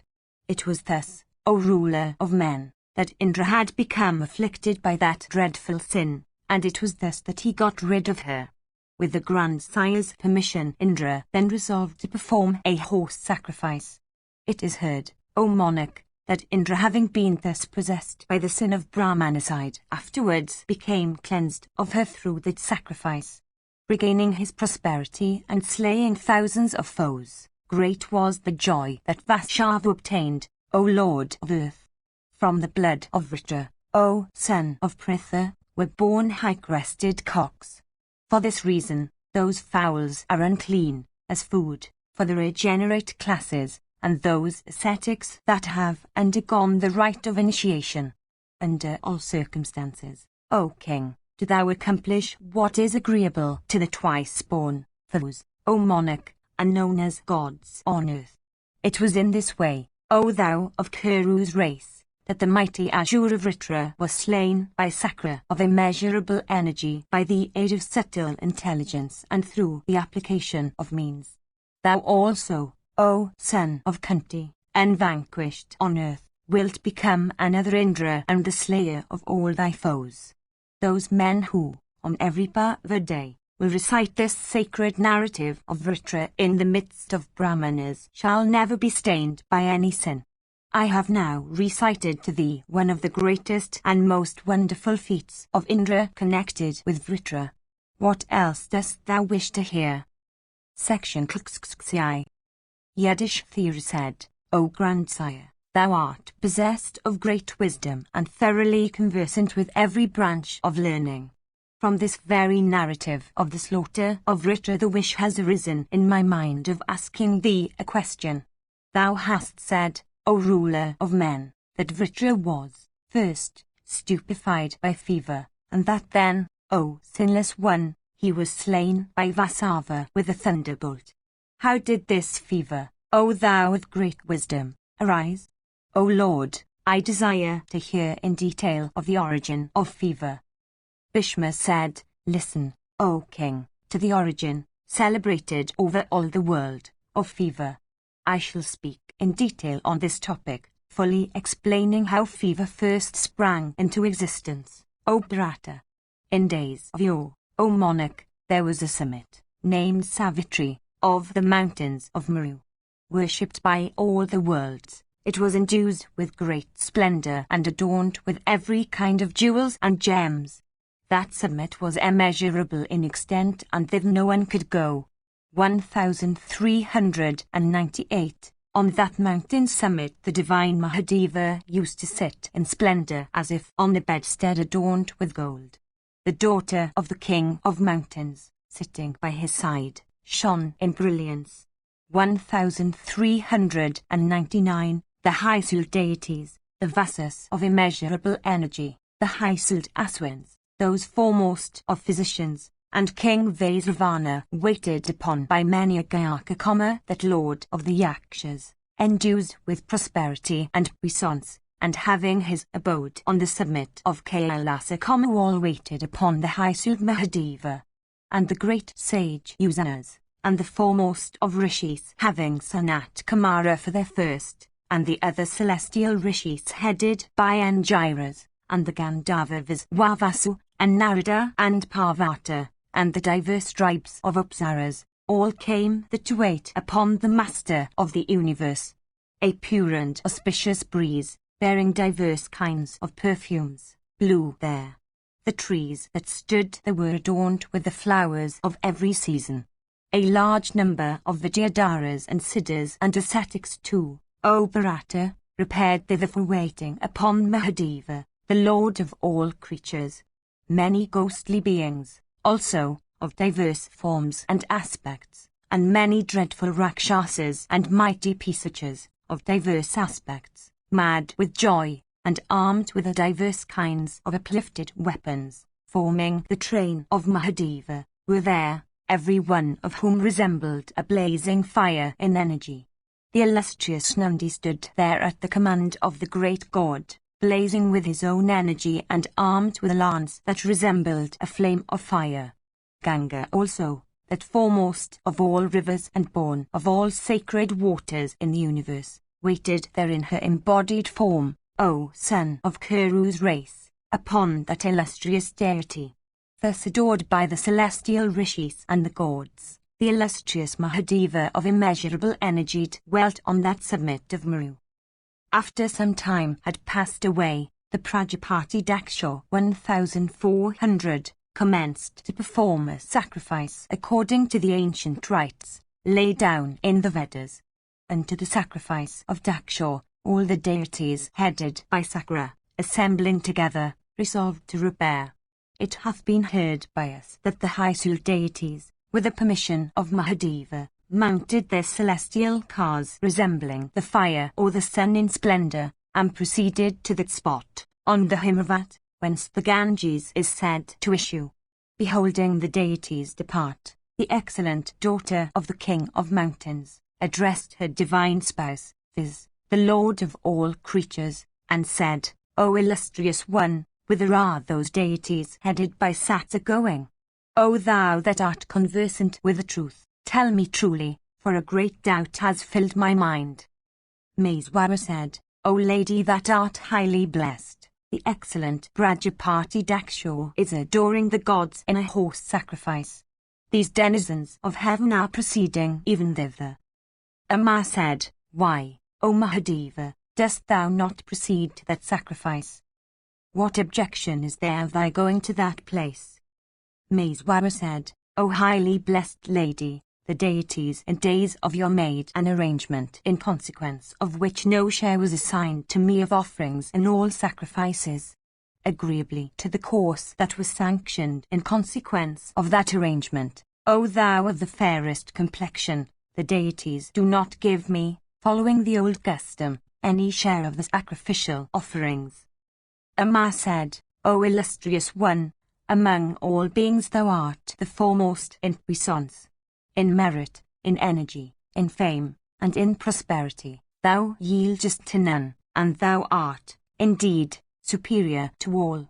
In consequence, however, of this disability in respect of a share in the sacrificial offerings, I am filled with great grief, O sinless one, and a tremor overtakes me from head to foot. Bhishma continued, the goddess Parvati, having said these words unto her divine spouse, the Lord of all creatures, O monarch, remained silent, her heart burning the while in grief. Then Mahadeva, understanding what was in her heart and what her thoughts were, for wiping off that disgrace, addressed Nandi, saying, Wait here, by the goddess. Summoning all his yoga force, that lord of all lords of yoga, that god of gods, that wielder of Pinaka, possessed of mighty energy, quickly proceeded to the place where Daksha was sacrificing, accompanied by all his terrible followers, and destroyed that sacrifice. Amongst these followers of his, some uttered loud cries, and some laughed terribly, and some, O king, extinguished the sacrificial fires with blood, and some, possessed of awful faces, pulling up the sacrificial stakes, began to whirl them. Others began to devour those that were ministering to the sacrifice. Then that sacrifice, thus afflicted on every side, assumed the form of a deer and sought to fly away through the skies. Ascertaining that the sacrifice was running away in that form, the puissant Mahadeva began to pursue him with bow and arrow. In consequence of the wrath that then filled the heart of that foremost of all gods, possessed of immeasurable energy, a dreadful drop of sweat appeared on his forehead. When that drop of sweat fell down on the earth, there forthwith appeared a blazing fire resembling the all-destructive conflagration that appears at the end of a yuga. From that fire issued a dreadful being, O monarch, of very short stature, possessed of blood-red eyes and a green beard. His body was covered entirely with hair like a hawk's or an owl's, and his hair stood erect. Of dreadful aspect, his complexion was dark and his attire blood-red. Like a fire burning a heap of dry grass or straw, that being of great energy quickly consumed the embodied form of sacrifice. Having accomplished that feat, he then rushed towards the deities and the rishis that had assembled there. The deities, filled with fear, fled in all directions. In consequence of that being's dread, the earth, O monarch, began to tremble. 1,401 exclamations of "Oh" and "Alas" arose throughout the universe.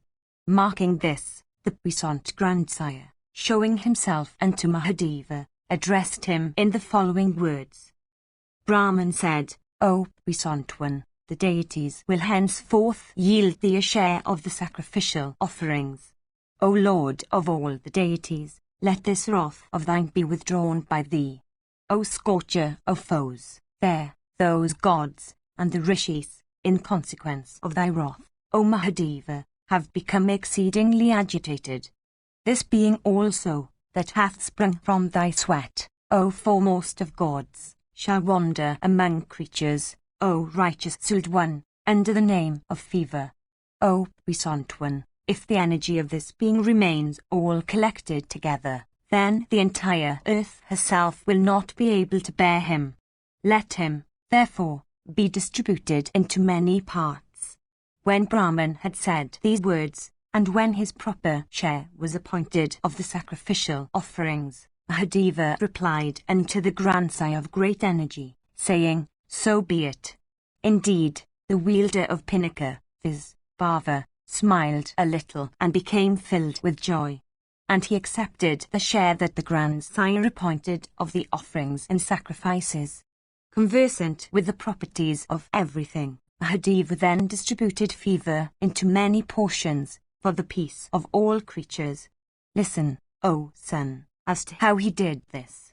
The heat that is perceptible in the heads of elephants, the bitumen of mountains, 1402, the moss that floats on water, the slough of snakes, the sores that appear in the hoofs of bulls, the sterile tracts of earth that are full of saline matter, the dullness of vision of all animals, the diseases that appear in the throats of horses, the crests appearing on the heads of peacocks, the eye disease of the coal, 1403, each of these was named fever by the High-Sud Mahadeva. This is what has been heard by us. The liver disease also of sheep, and the hiccup of parrots are also each known as forms of fever. To this must be added the toil that tigers undergo, for that also, O righteous king, is known as a form of fever. Besides these, O Bharata, amongst men, fever enters all bodies at the time of birth, of death, and on other occasions. This then that is called fever is known to be the dreadful energy of Mahabharata.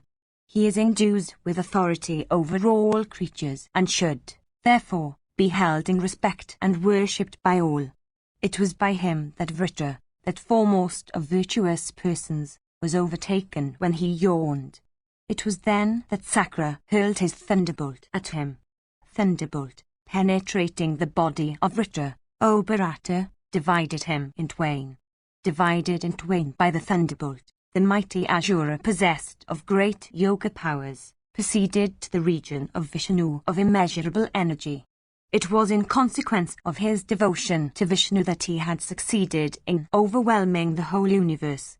And it was in consequence of his devotion to Vishnu that he ascended, when slain, to the region of Vishnu. Thus, O son, adverting to the story of Vritra, have I recited to thee the narrative in detail of fever. Upon what else shall I speak to thee? That man who will read this account of the origin of fever with close attention and cheerful heart shall become free from disease and shall always have happiness for his share. Filled with gladness, he shall have all the wishes accomplished upon which he may set his heart. Section Glxxxif.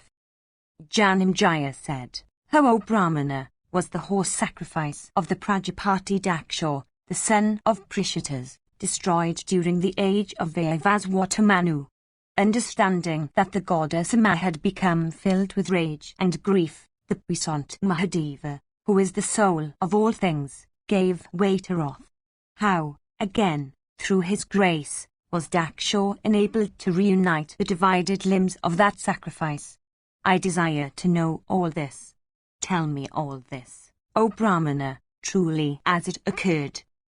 Vaisampayana said, in days of Daksha made arrangements for performing a sacrifice on the breast of Himavat in that sacred region inhabited by rishis and siddhas where the Ganges issues out of the mountains. Overgrown with trees and creepers of diverse kinds, that spot abounded with Gandharvas and Apsaras.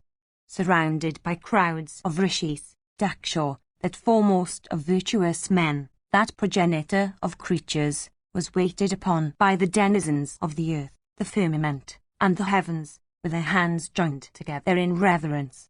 The gods, the Danavas, the Gandharvas, the Pisachas, the snakes, the Rakshasas, the two Gandharvas named Haha and Hu, Tamvaru and Narada, Viswavasu, Viswasana, the Gandharvas and the Apsaras, the Adityas, the Vasas, the Rudras, the Sadhyas, the Maruts, all came there with Indra for sharing in the sacrifice. The drinkers of Soma, the drinkers of smoke, the drinkers of Ajya, the Rishis, and the Baitras came there with the Brahmanas. These, and many other living creatures belonging to the four orders, viz., viviparous and oviparous and filth-born and vegetable, were invited to that sacrifice. The gods also, with their spouses, respectfully invited thereto, came on their celestial cars and seated thereon shone like blazing fires. Beholding them, the Rishi Didachi became filled with grief and wrath, and said, "This is neither a sacrifice nor a meritorious rite of religion, since Rudra is not adored in it. Ye are certainly exposing yourselves to death and chains. Alas, how untoward is the course of time! Stupefied by error, you do not behold that destruction awaits you. A terrible calamity stands at your door in course of this great sacrifice. Ye are blind to it." Having said these words, that great yogin saw into the future with eyes of yoga, contemplation. He beheld Mahadeva and his divine spouse, viz., that giver of excellent boons, seated on the summit of Kailasa, with a high-souled Narada sitting beside the goddess. Conversant with yoga, Didachi became highly gratified, having ascertained what was about to happen. All the deities and others that had come there were of one mind with reference to the omission to invite the Lord of all creatures. Didachi alone, desirous of leaving that spot, then said, "By worshipping one who should not be worshipped, and by refusing to worship him who should be worshipped, a man incurs the sin of homicide forever. I have never before spoken an untruth, and an untruth I shall never speak. Here in the midst of the gods and the rishis I say the truth. The protector of all creatures, the creator of the universe, the Lord of all, the puissant master, the taker of sacrificial offerings, will soon come to this sacrifice, and you all shall see him." Daksha said, "We have many Rudras armed with lances and bearing matted locks on their heads. They are 11 in number. I know them all, but I do not know who this new Rudra, Maeswara, is." Didachi said, "This seems to be the counsel of all that are here, viz., that Maeswara should not be invited. As, however, I do not behold any god that can be said to be superior to him, I am sure that this proposed sacrifice of Daksha will certainly be overtaken by destruction." Daksha said, "Here, in this vessel of gold, intended for the Lord of all sacrifices, is the sacrificial offering sanctified by mantras and rites, according to the ordinance. I intend to make this offering unto Vishnu, who is beyond compare. He is puissant and the master of all, and unto him should sacrifices be performed." Meanwhile, continued Vaisampayana, the goddess sitting with her lord, said these words. Amma said, "What are those gifts, what those vows, and what are those penances, that I should make or undergo by means of which my illustrious husband may be able to obtain a half or a third share of the offerings and sacrifices?" And to his wife, who was agitated with grief and who repeated these words, the illustrious Mahadeva said with a joyous countenance, "Thou dost not know me, O goddess. Thou knowest not, O thou of delicate limbs and low belly, what words are proper to be addressed to the Lord of sacrifices. O lady of large eyes, I know that it is only the sinful, who are bereft of contemplation, that do not understand me. 1404. It is through thy power of illusion that the deities with Indra at the head and the 3 worlds all become stupefied. 1405. It is to me that the chanters utter their praises in sacrifices. It is to me that the same singers sing their Athantaras. It is to me that Brahmanas conversant with the Vedas perform their sacrifices. And it is to me that the Advaryas dedicate the shares of sacrificial offerings." The goddess said, "Persons of even ordinary abilities applaud themselves and indulge in the presence of their spouses. There is no doubt in this." The Holy One said, "O Queen of all the gods, I do not certainly applaud my own self. Behold now, O Lady of slender waist, what I do.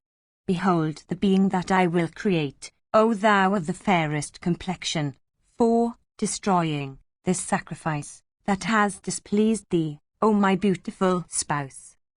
Having said these words unto his spouse Amma, who was dearer to him than his own life, the puissant Mahadeva created from his mouth a terrible being whose very sight could make one's hair stand on its end. The blazing flames that emanated from his body rendered him exceedingly awful to behold. His arms were many in number, and in each was a weapon that struck the beholder with fear.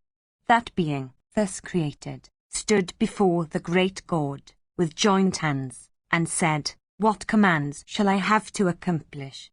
Mahabharata answered him, saying, "Go and destroy the sacrifice of Daksha." Thus ordered, that being of leonine prowess who had issued from the mouth of Mahadeva, desired to destroy the sacrifice of Daksha, without putting forth all his energy and without the assistance of anyone else, for dispelling the wrath of Amma. Urged by her wrath, the spouse of Mahabharata, herself assuming a dreadful form that is known by the name Mahakali, proceeded in the company of that being who had issued from Mahadeva's mouth, for witnessing with her own eyes the act of destruction which was her own, for it was she who had impelled her lord to accomplish it for her sake. That mighty being then set out, having obtained the permission of Mahadeva and having bowed his head unto him. In energy, strength, and form, he resembled Mahabharata himself who had created him. Indeed, he was the living embodiment of Mahadeva's wrath. Of immeasurable might and energy, and of immeasurable courage and prowess, he came to be called by the name of Virabhadra, that dispeller of the goddess's wrath. He then created from the pores of his body a large number of spirit chiefs known by the name of Ramyas.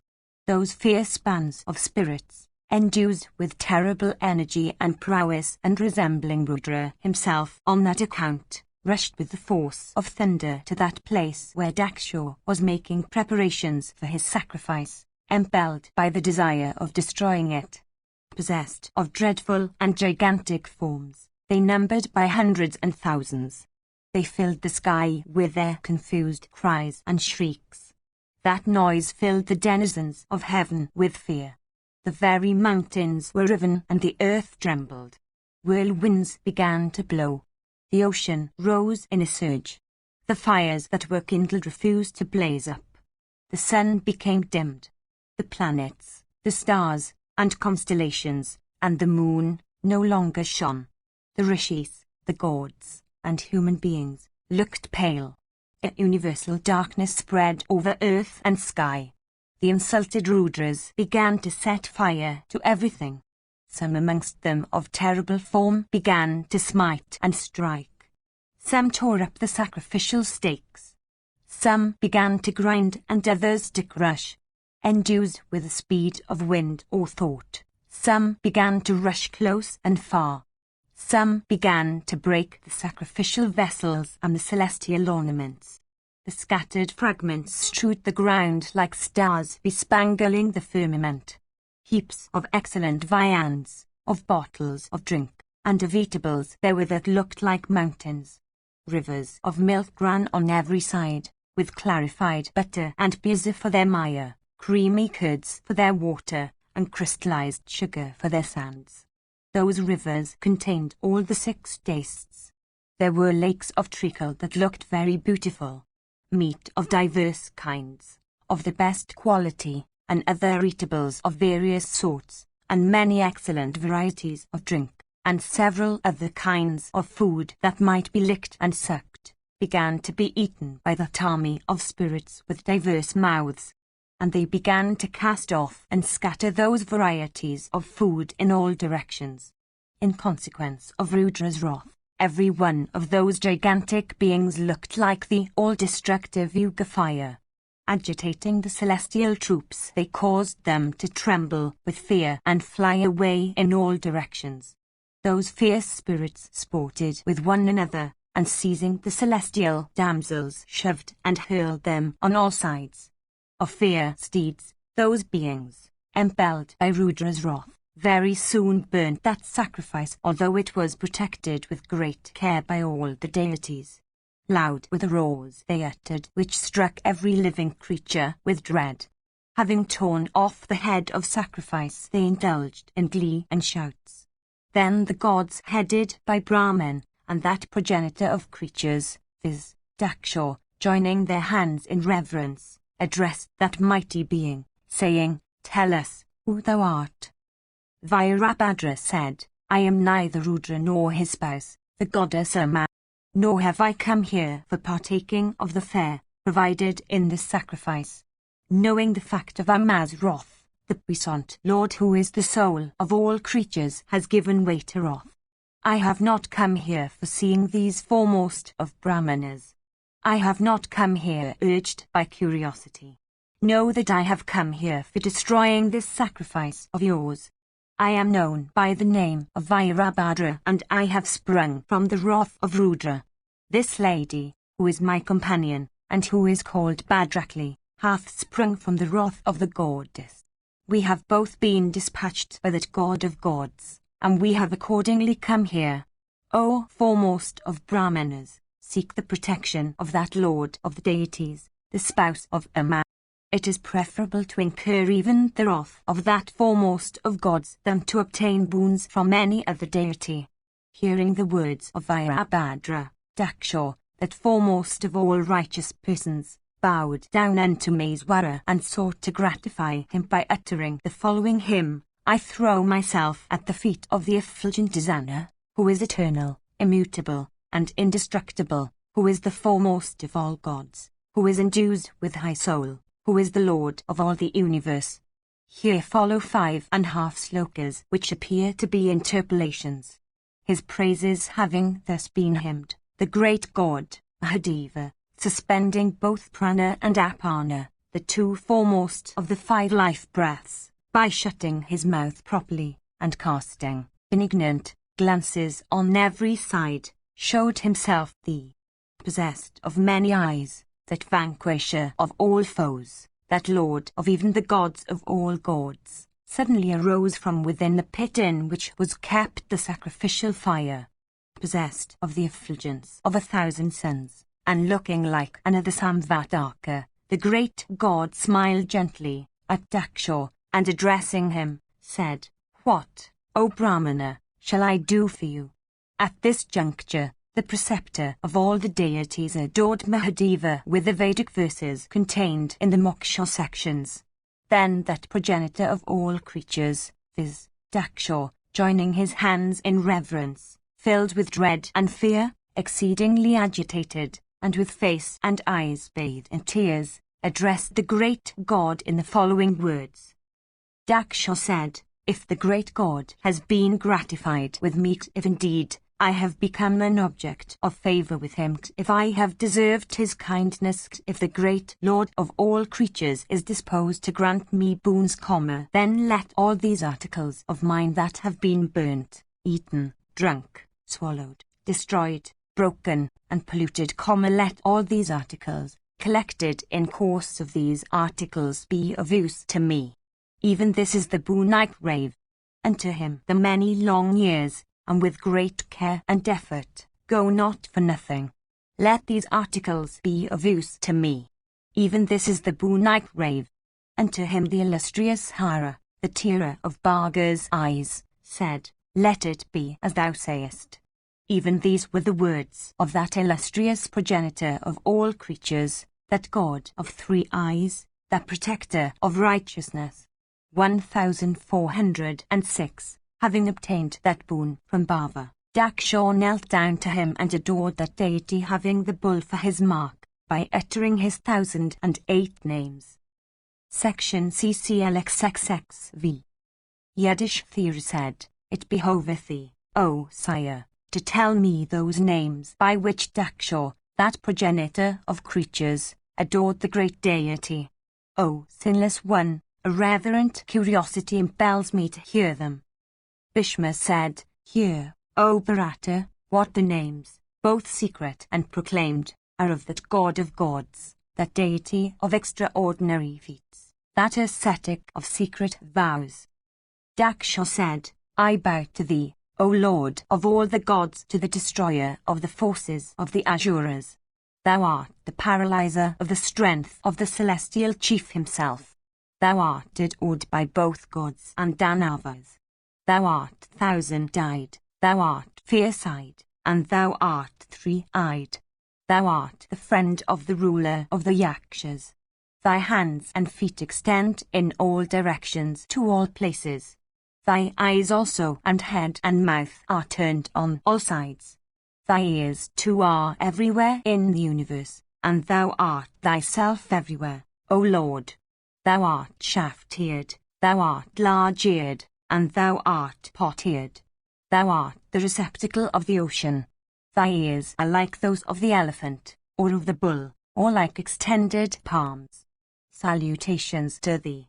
Thou hast 100 stomachs, 100 revolutions, and 100 tongues. I bow to thee.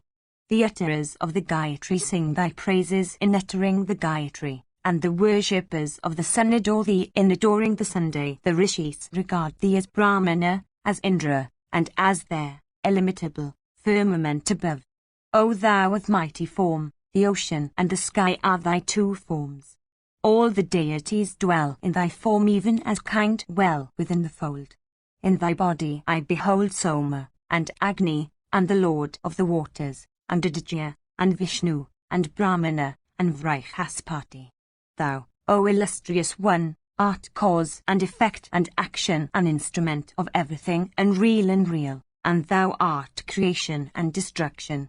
I bow unto thee that art called Bhava and Sava and Rudra. I bow unto thee that art the giver of boons. I bow always unto thee that art the Lord of all creatures. Salutations to thee that art the slayer of Andaka. Salutations to thee that hast 3 matted locks, to thee that hast 3 heads, to thee that art armed with an excellent trident, to thee that hast 3 eyes, and that art, therefore, called Triamvaka and Trinitra. Salutations to thee that art the destroyer of the triple city. Salutations to thee that art called Chanda and Kunda, to thee that art there, universal egg, and also the bearer of the universal egg, to thee that art the holder of the ascetic's stick, to thee that hast ears everywhere, and to thee that art called Dandamanda. Salutations to thee whose teeth and hair are turned upwards, to thee that art stainless and white, and that art stretched all over the universe, to thee that art red, to thee that art tawny, and to thee that hast a blue throat. Salutations to thee that art of incomparable form, that art of dreadful form, and that art highly auspicious. To thee that art Surya, that hast a garland of Suryas round thy neck, and that hast standards and flags bearing the device of Surya.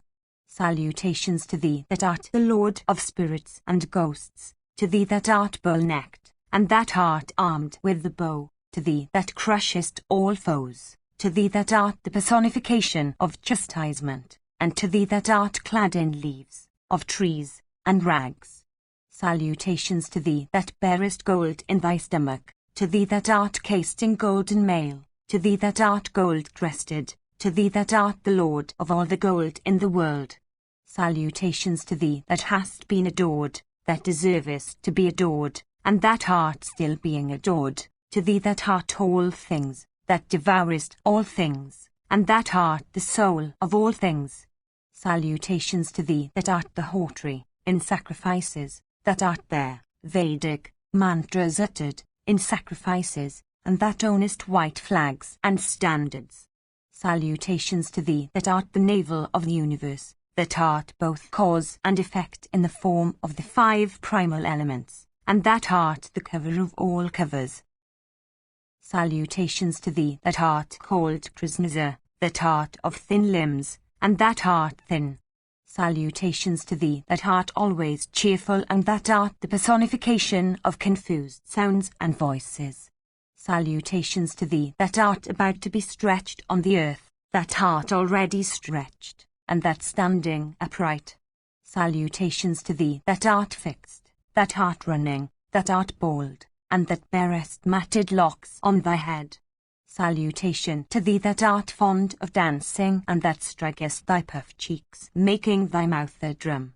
1407. Salutations to thee that art fond of lotuses that blow in rivers, and that art always fond of singing and playing on musical instruments.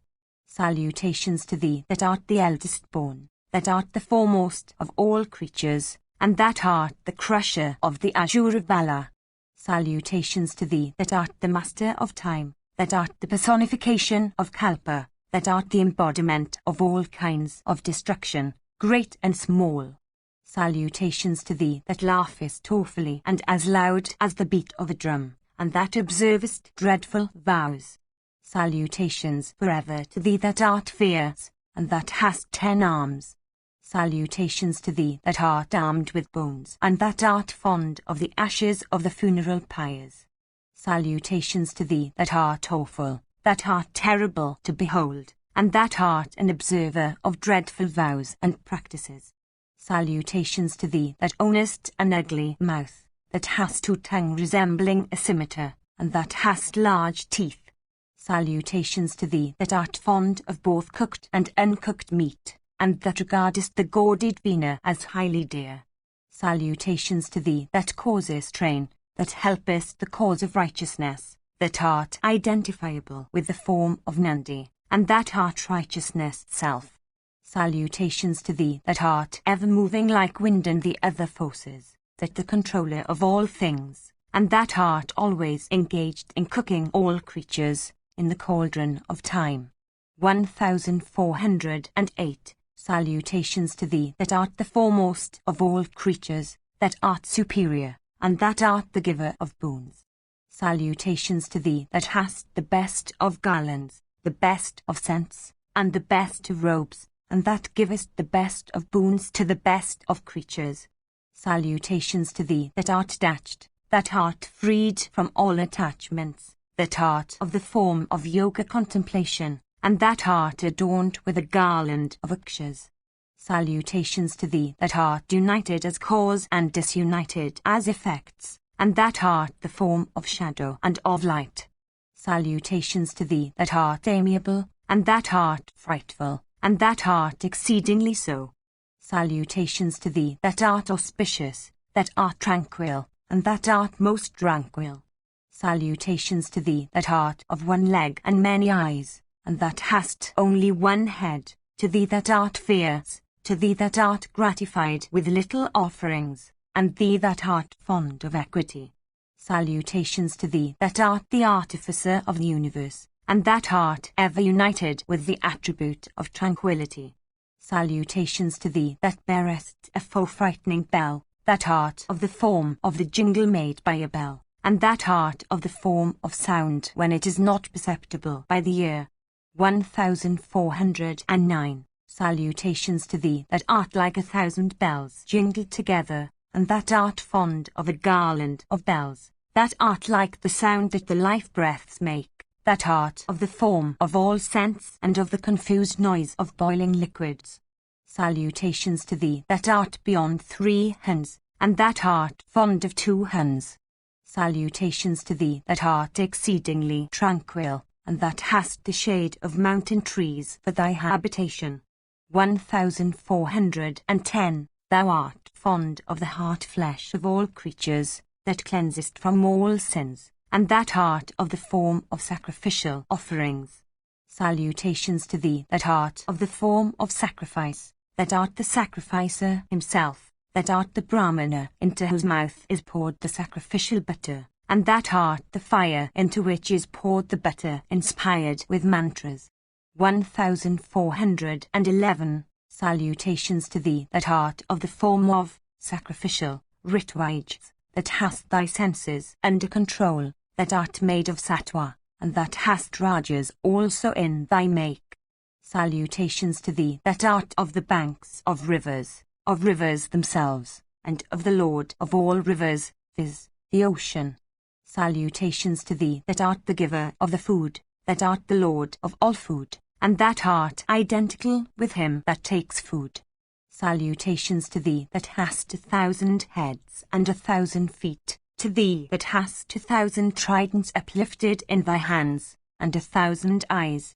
Salutations to thee that art of the form of the rising sun, and that art of the form of a child, that art the protector of attendants all of whom are of the form of children. 1412. And that art, besides, of the form of children's toys. Salutations to thee that art old, that art covetous, that art already agitated, and that art about to be agitated. Salutations to thee that hast locks of hair marked by the current of the Ganges, and that hast locks of hair resembling blades of manjit grass. Salutations to thee that art gratified with the 6 well-known acts, and that art devoted to the performance of the 3 acts. 1413. Salutations to thee that hast assigned the duties of the respective modes of life. Salutations to thee that deservest to be praised in sounds, that art of the form of sorrow, and that art of the form of deep and confused noise. Salutations to thee that hast eyes both white and tawny, as also dark and red. Salutations to thee that hast conquered by vital breaths, that art of the form of weapons, that drivest all things, and that art exceedingly lean. Salutations to thee that always discoursest of religion, pleasure, profit, and emancipation. Salutations to thee that art a Sankhya, that art the foremost of Sankhyas, and that art the introducer of the Sankhya Yoga. 1414. Salutations to thee that hast a car and that art without a car, for thy journeys. 1415. Salutations to thee that hast the intersections of 4 roads for thy car, to thee that hast the skin of a black deer for thy upper garments, and that hast a snake for thy sacred thread. Salutations to thee that art as Anna, that art of body as hard as thunderbolt, and that art of green locks. Salutations to thee that art of 3 eyes, that art the Lord of Amvika, that art manifest, and that art unmanifest. 1416. Salutations to thee that art desire, that art the giver of all desires, that art the killer of all desires, and that art the discriminator between the gratified and the ungratified. Salutations to thee that art all things, the giver of all things, and the destroyer of all things. Salutations to thee that art the hues which appear in the evening sky. Salutations to thee that art of mighty strength, that art of mighty arms, that art a mighty being, and that art of great effulgence. Salutations to thee that lookest like a mighty mass of clouds, and that art the embodiment of eternity. Salutations to thee that art of well-developed body, that art of emaciated limbs, that bearest matted locks on thy head, and that art clad in barks of trees and skins of animals. Salutations to thee that hast matted locks as effulgent as the sun or the fire, and that hast barks and skins for thy attire. Salutations to thee that art possessed of the effulgence of 1,000 suns, and that art ever engaged in penances. Salutations to thee that art the excitement of fever, and that art endued with matted locks drenched with the waters of the Ganges, characterized by hundreds of eddies. Salutations to thee that repeatedly revolvest the moon, the yugas, and the clouds. 1417. Thou art food, thou art he who eats that food, thou art the giver of food, thou art the grower of food, and thou art the creator of food. Salutations to thee that cookest food and that eatest cooked food, and that art both wind and fire. O Lord of all the lords of the gods, thou art the 4 orders of living creatures, viz., the viviparous, the oviparous, the filth-born, and plants. Thou art the creator of the mobile and immobile universe, and thou art their destroyer. O foremost of all persons conversant with Brahma, they that are conversant with Brahma regard thee as Brahma. The utterers of Brahma say that thou art the supreme source of mind, and the refuge upon which space, wind, and light rest. Thou art the riches and the samans, and the syllable Om. O foremost of all deities, those utterers of Brahma that sing the samans constantly sing thee when they utter the syllables Hei Hei, Huva Hei, and Huva Hoi. 1418. Thou art made up of the yajases, of the riches, and of the offerings poured on the sacrificial fire. The hymns contained in the Vedas and the Upanishads adore thee. 1419. Thou art the Brahmanas and the Kshatriyas, the Vaisyas, and the Sudras, and the other castes formed by intermixture. Thou art those masses of clouds that appear in the sky. Thou art lightning, and thou art the roar of thunder. Thou art the year, thou art the seasons, thou art the month, and thou art the fortnight. Thou art Tuga, thou art the time represented by a twinkle of the eye. Thou art Kashthar, thou art the constellations, thou art the planets, thou art Kala. Thou art the tops of all trees, thou art the highest summits of all mountains. Thou art the tiger among the lower animals, thou art Garuda among birds, and thou art Anantu among snakes. Thou art the ocean of milk among all oceans, and thou art the bow among instruments for hurling weapons. Thou art the thunder among weapons, and thou art truth among vows. Thou art aversion, and thou art desire. Thou art attachment, and thou art stupefaction of judgment. Thou art forgiveness, and thou art unforgiveness. Thou art exertion, and thou art patience. Thou art cupidity, thou art lust, and thou art wrath. Thou art victory, and thou art defeat. Thou art armed with mace, and thou art armed with shaft. Thou art armed with the bow, and thou bearest the katanga and the charjara in thy hands. Thou art he who cuttest down and piercest and smitest. Thou art he who leads all creatures, and he who gives them pain and grief. Thou art righteousness, which is marked by 10 virtues. Thou art wealth or profit of every kind, and thou art pleasure. Thou art Ganga, thou art the oceans, thou art the rivers, thou art the lakes, and thou art the tanks. Thou art the thin creepers, thou art the thicker creeping plants, thou art all kinds of grass, and thou art the deciduous herbs. Thou art all the lower animals, and thou art the birds. Thou art the origin of all objects and acts, and thou art that season which yields fruits and flowers. Thou art the beginning, and thou art the end of the Vedas. Thou art the Gayatri, and thou art Tom. Thou art green, thou art red, thou art blue, thou art dark, thou art of bloody hue, thou art of the colour of the sun, thou art tawny, thou art brown, and thou art dark blue. 1420. Thou art without colour, thou art of the best colour, thou art the maker of colours, and thou art without comparison. Thou art of the name of gold, and thou art fond of gold. Thou art Indra, thou art Yama, thou art the giver of boons, thou art the lord of wealth, and thou art Agni. Thou art the eclipse, thou art the fire called Chitrabhanu, thou art Ra'u, and thou art the Sunday, thou art the fire upon which sacrificial butter is poured.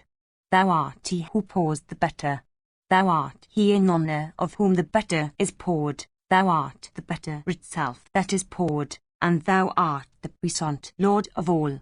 Thou art those sections of the Brahmans that are called Trishupana. Thou art all the Vedas, and thou art the sections called Satarudraya in the Ajases. Thou art the holiest of holies, and the auspicious of all auspicious things. Thou animatest the inanimate body. Thou art the chit that dwellest in the human form. Invested with attributes, thou becomest subject to destruction. Thou art Jiva, that is he who is never subject to destruction when uninvested with attributes. Thou art full, yet thou becomest liable to decay and death in the form of the body, which is Jiva's accompaniment. Thou art the breath of life, and thou art Sattva. Thou art Rajas, thou art Tamas, and thou art not subject to error. Thou art the breaths called Prana, Apana, Samana, Udana, and Vyana. Thou art the opening of the eye and shutting of the eye. Thou art the act of sneezing, and thou art the act of yawning. Thou art of red eyes which are ever turned inwards. Thou art of large mouth and large stomach. 1421. The bristles on thy body are like needles. Thy beard is green. Thy hair is turned upwards. Thou art swifter than the swiftest. Thou art conversant with the principles of music, both vocal and instrumental, and fond of both vocal and instrumental music. 1422. Thou art a fish roving in the waters, and thou art a fish entangled in a net. Thou art full, thou art fond of sports, and thou art of the form of all quarrels and disputes. Thou art time, thou art bad time, thou art time that is premature, and thou art time that is overmature.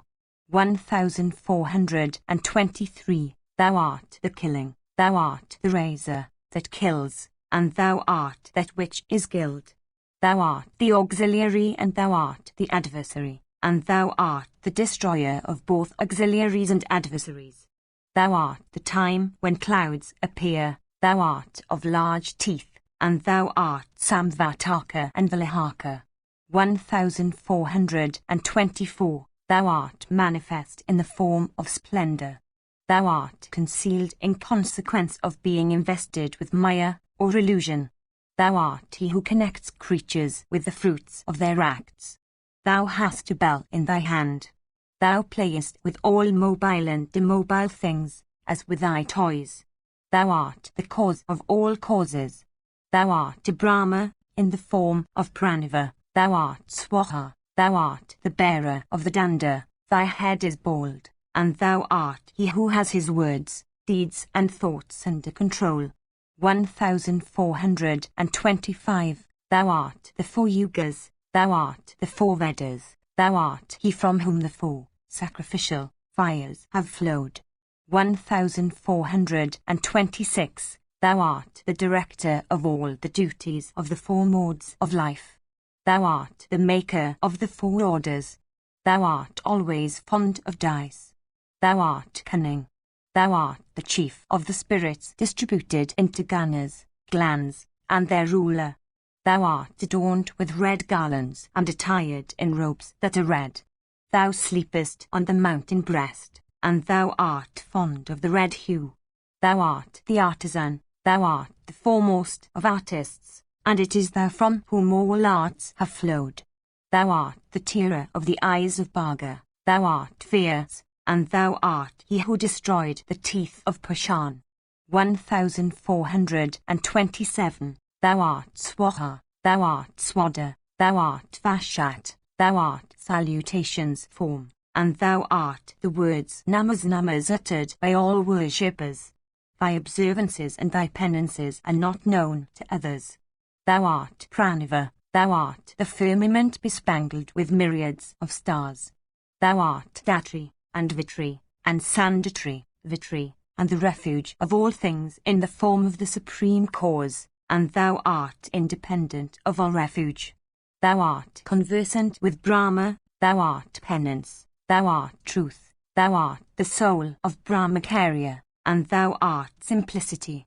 1428. Thou art the soul of creatures, thou art the creator of all creatures, thou art absolute existence, and thou art the cause whence the past, the present, and the future have sprung. Thou art earth, thou art firmament, and thou art heaven. Thou art eternal, thou art self-restrained, and thou art the great God. Thou art initiated, and thou art not initiated.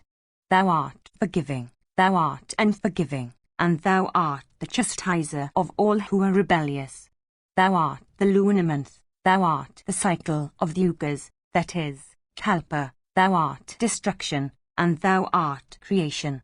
Thou art lust, thou art the vital seed, thou art subtle, thou art gross, and thou art fond of garlands made of kankara flowers. Thou hast a face like that of Nandi, thou hast a face that is terrible, thou hast a handsome face, thou hast an ugly face, and thou art without a face. Thou hast four faces, thou hast many faces, and thou hast a fiery face when engaged in battles. Thou art gold-stomached, that is, Narayana, thou art unattached to all things like a bird, unattached to the earth whence it derives its food and to which it belongs. Thou art Ananta, the lord of mighty snakes, and thou art Virat, hugest of the huge. Thou art the destroyer of unrighteousness, Thou art called Mahapaswa, thou art Chandradhara, and thou art the chief of the spirit glands. Thou lodest like a cow, thou wert the protector of kine, and thou hast the lord of bulls for thy attendant. 1429. Thou art the protector of the three worlds. Thou art Govinda, thou art the director of the senses, and thou art incapable of being apprehended by the senses. Thou art the foremost of all creatures, thou art fixed, thou art immobile, thou tremblest not, and thou art of the form of trembling. 1430. Thou art incapable of being resisted, thou art the destroyer of all poisons, thou art incapable of being born in battle, and thou art incapable of being transcended. Thou canst not be made to tremble, thou canst not be measured, thou canst not be vanquished, and thou art victory. 1431. Thou art of swift speed, thou art the moon, thou art Yama, the universal destroyer, thou bearest, without flinching, cold and heat and hunger and weakness and disease. Thou art all mental agonies, thou art all physical diseases, thou art the curer of all diseases, and thou art those diseases themselves which thou curest. Thou art the destroyer of my sacrifice which had endeavoured to escape in the form of deer. Thou art the advent and the departure of all diseases. Thou hast a high crest. Thou hast eyes like lotus petals. Thy habitation is in the midst of a forest of lotuses. Thou bearest the ascetic's staff in thy hands. Thou hast the three Vedas for thy three eyes. Thy chastisements are fierce and severe. Thou art the destroyer of the egg, whence the universe springs. Thou art the drinker of both poison and fire. Thou art the foremost of all deities. Thou art the drinker of Soma. Thou art the lord of the Maruts. 1432. Thou art the drinker of nectar. Thou art the master of the universe. Thou shinest in glory, and thou art the lord of all the shining ones. Thou protectest from poison and death, and thou drinkest milk and Soma. Thou art the foremost of the protectors of those that have fallen off from heaven, and thou protectest him who is the first of the deities. 1433. Gold is thy vital seed. Thou art male, thou art female, thou art neuter. Thou art an infant, thou art a youth, thou art old in years with thy teeth worn out. Thou art the foremost of Nagas, thou art Sakra, thou art the destroyer of the universe, and thou art its creator. Thou art Prajapati, and thou art adored by the Prajapatis. Thou art the supporter of the universe, thou hast the universe for thy form. Thou art endued with great energy, and thou hast faces turned towards all directions. The sun and the moon are thy two eyes, and the grandsire is thy heart. Thou art the ocean. The goddess Saraswati is thy speech, and fire and wind are thy might. Thou art day and night. Thou art all acts, including the opening and the shutting of the eye. Neither Brahman, nor Govinda, nor the ancient rishis were competent to understand thy greatness, O auspicious deity. Truly, those subtle forms which thou hast are invisible to us. Rescue me and, oh, protect me as the sire protects the son of his loins. Oh, protect one. I deserve thy protection. I bow to thee, O sinless one. Thou, O illustrious one, art full of compassion for thy devotees. I am always devoted to thee. Let him be always my protector who stayeth alone on the other side of the ocean, in a form that is difficult to be apprehended, and overwhelming many thousands of persons. 1434. I bow to that soul of yoga who is beheld in the form of an effulgent light by persons that have their senses under control, that are possessed of the attribute of sattva, that have regulated their breaths, and that have conquered sleep. 1435. I bow to him who is endued with matted locks, who bears the ascetic's staff in his hand, who is possessed of a body having a long abdomen, who has a commander tied to his back, and who is the soul of Brahman. I bow to him who is the soul of water, in whose hair are the clouds, in the joints of whose body are the rivers, and in whose stomach are the four oceans.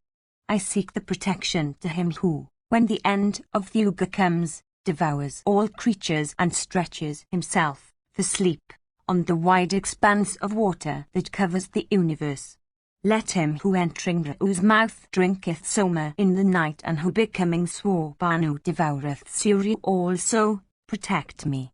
1436. The deities, who are mere infants and who have all sprung from the after Brahman's creation, enjoy their respective shares in a sacrificial offerings.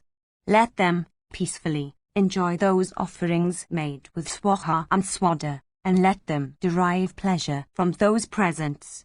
I bow to them. 1437. Let those beings that are of the stature of the thumb and that dwell in all bodies, always protect and gratify me.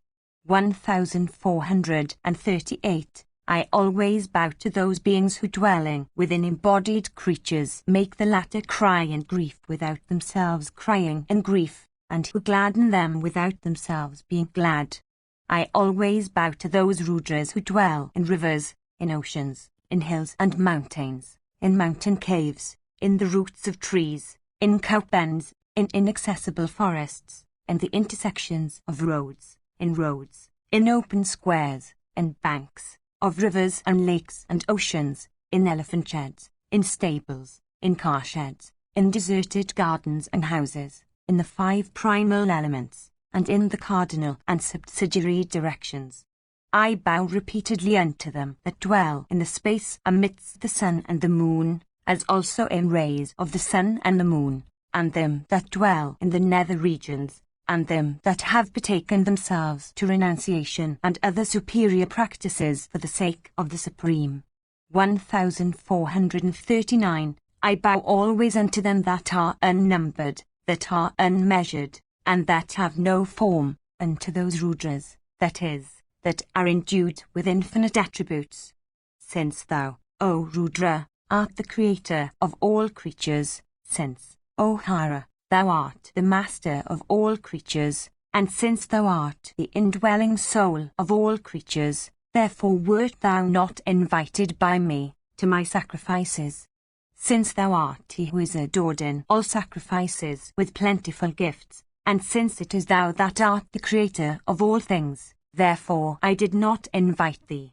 Or, perhaps, O God, stupefied by thy subtle illusion, I failed to invite thee.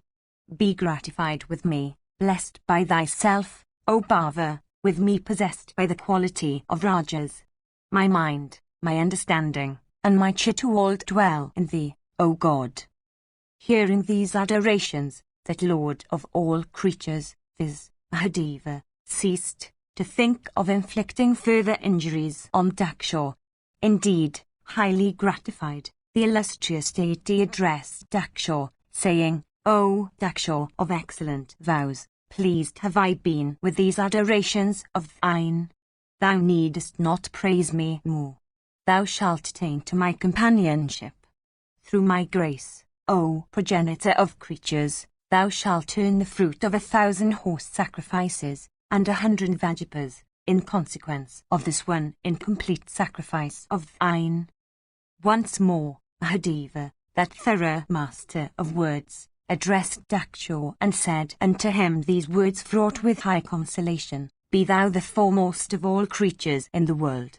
Thou shouldst not, O Daksha, entertain any feelings of grief for these injuries inflicted on thy sacrifice.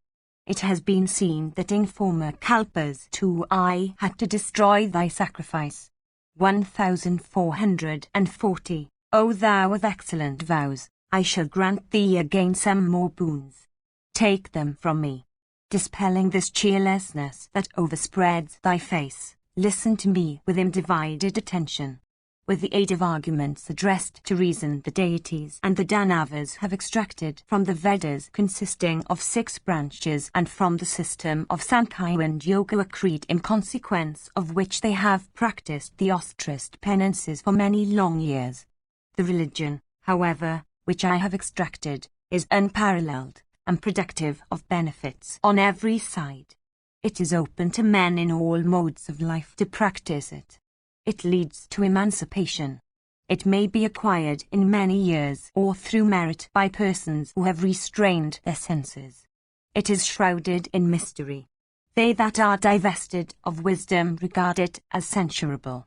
It is opposed to the duties laid down in respect of the 4 orders of men and the 4 modes of life, and agrees with those duties in only a few particulars. They that are well skilled in the science of drawing conclusions from premises can understand its propriety, and they who have transcended all the modes of life are worthy of adopting it. In days of yore, O Daksha, this auspicious religion called Pasupata had been extracted by me. The proper observance of that religion produces immense benefits. Let those benefits be thine, O highly blessed one.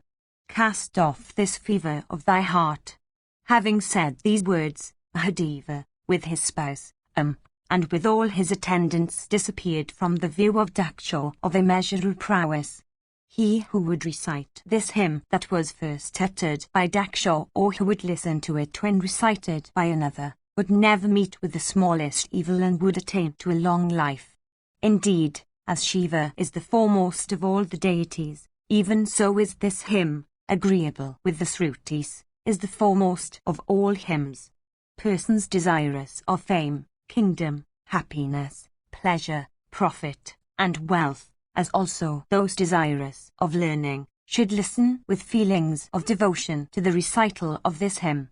One suffering from disease, one distressed by pain, one plunged into melancholy, one afflicted by thieves or by fear, one under the displeasure of the king in respect of his charge, becomes freed from fear by listening or reciting this hymn. By listening to or reciting this hymn, one, in even this earthly body of his, attains to equality with the spirits forming the attendants of Mahadeva. One becomes endued with energy and fame, and cleansed of all sin, through the virtue of this hymn. Neither Rakshasas, nor Pisachas, nor ghosts, nor Vinyakas, create disturbances in his house where this hymn is recited. That woman, again, who listens to this hymn with pious faith, observing the while the practices of Brahmacharya, wins worship as a goddess in the family of her sire and that of her husband. 1441. All the acts of that person become always crowned with success who listens or recites with rapt attention to the whole of this hymn.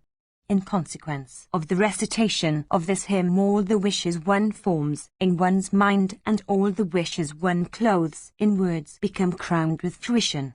That man obtains all objects of enjoyment and pleasure and all things that are wished for by him, who, practicing self-restraint, makes according to due rites offerings unto Mahadeva, Gaha, Anandi, and after that utters their names without delay, in proper order and with devotion. Such a man, departing from this life, ascends to heaven, and has never to take birth among the intermediate animals or birds. This was said even by the priest Vyasa, the son of Parasara. Section v. Yudhishthira said, Tell me, O grandsire, what is a Dhyatma with respect to man and whence it arises?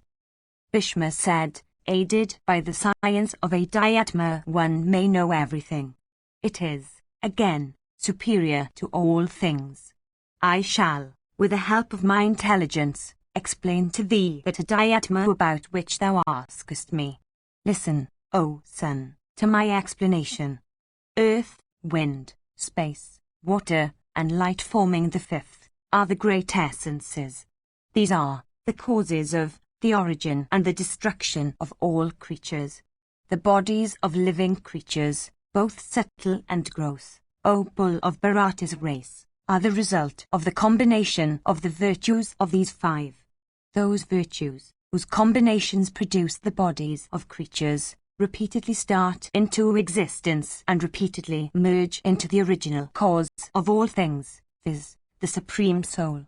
1442. From those 5 primal essences are created all creatures, and into those 5 great elements all creatures resolve themselves, repeatedly, like the infinite waves of the ocean rising from the ocean and subsiding into that which causes them. As a tortoise stretches forth its legs and withdraws them again into itself, even so the infinite number of creatures spring from, and enter, these 5 great fixed essences. Verily, sound springs from space, and all dense matter is the attribute of earth. Life is from wind. Taste is from water. Form is said to be the property of light. The entire mobile and immobile universe is thus these 5 great essences existing together in various proportions. When destruction comes, the infinite diversity of creatures resolve themselves into those 5, and once more, when creation begins, they spring from the same 5. The Creator places in all creatures the same 5 great essences in proportions that he thinks proper. Sound, the ears, and all cavities, these 3, have space for their producing cause. Taste, all watery or juicy substances, and the tongue, are said to be the properties of water. Form, the eye, and the digestive fire in the stomach, are said to partake of the nature of light. Scent, the organ of smelling, and the body, are the properties of earth. Life, touch, and action are said to be the properties of wind.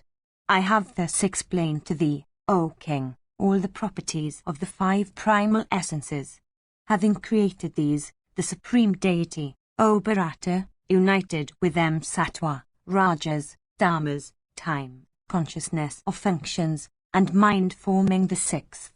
1443. That which is called the understanding dwells in the interior of what thou seest above the soles of the feet and below the crown of the head.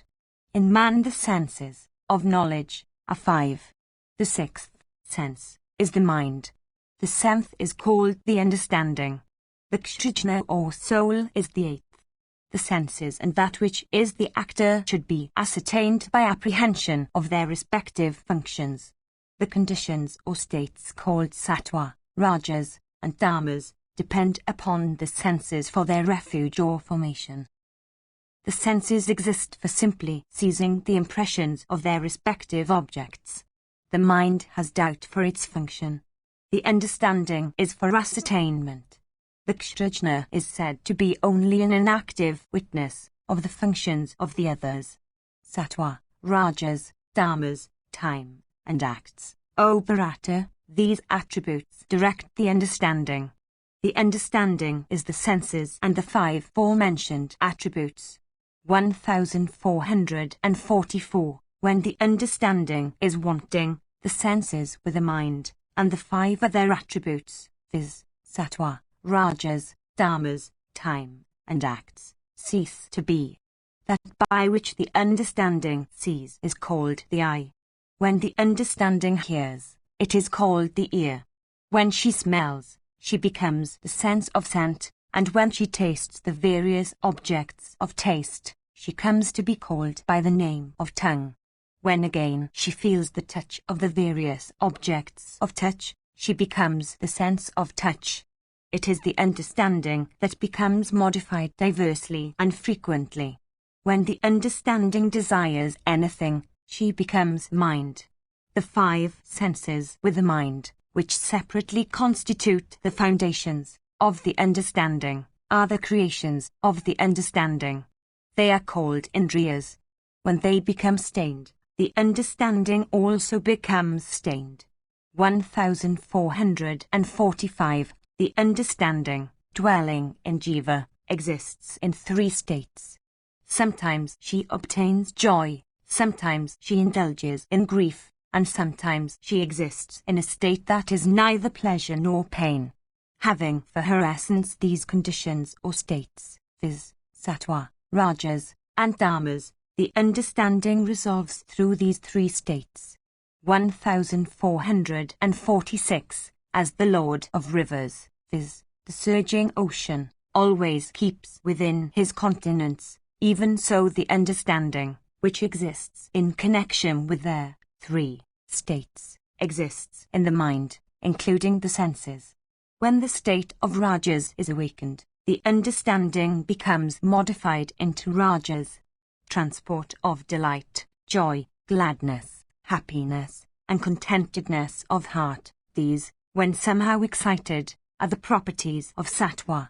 Heart-burning, grief, sorrow, discontentedness, and unforgivingness, 1447, arising from particular causes, are the result of rajas. Ignorance, attachment and error, heedlessness, stupefaction and terror, meanness, cheerlessness, sleep, and procrastination, these, when brought about by particular causes, are the properties of dharmas. Whatever state of either body or mind, connected with joy or happiness, arises, should be regarded as due to the state of sattva. Whatever, again, is fraught with sorrow and is disagreeable to oneself should be regarded as arising from rajas. Without commencing any such act, one should turn one's attention to it, for avoiding it. Whatever is fraught with error or stupefaction in either body or mind, and is inconceivable and mysterious, should be known as connected with dharmas. Thus, have I explained to thee that things in this world dwell in the understanding. By knowing this one becomes wise. What else can be the indication of wisdom? Know now the difference between these 2 subtle things, viz., understanding and soul. One of these, viz., the understanding, creates attributes. The other, viz., the soul, does not create them.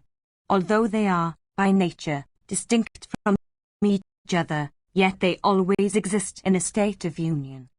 A fish is different from the water in which it dwells, but the fish and the water must exist together. The attributes cannot know the soul. The soul, however, knows them. They that are ignorant regard the soul as existing in a state of union with the attributes like qualities existing with their possessors.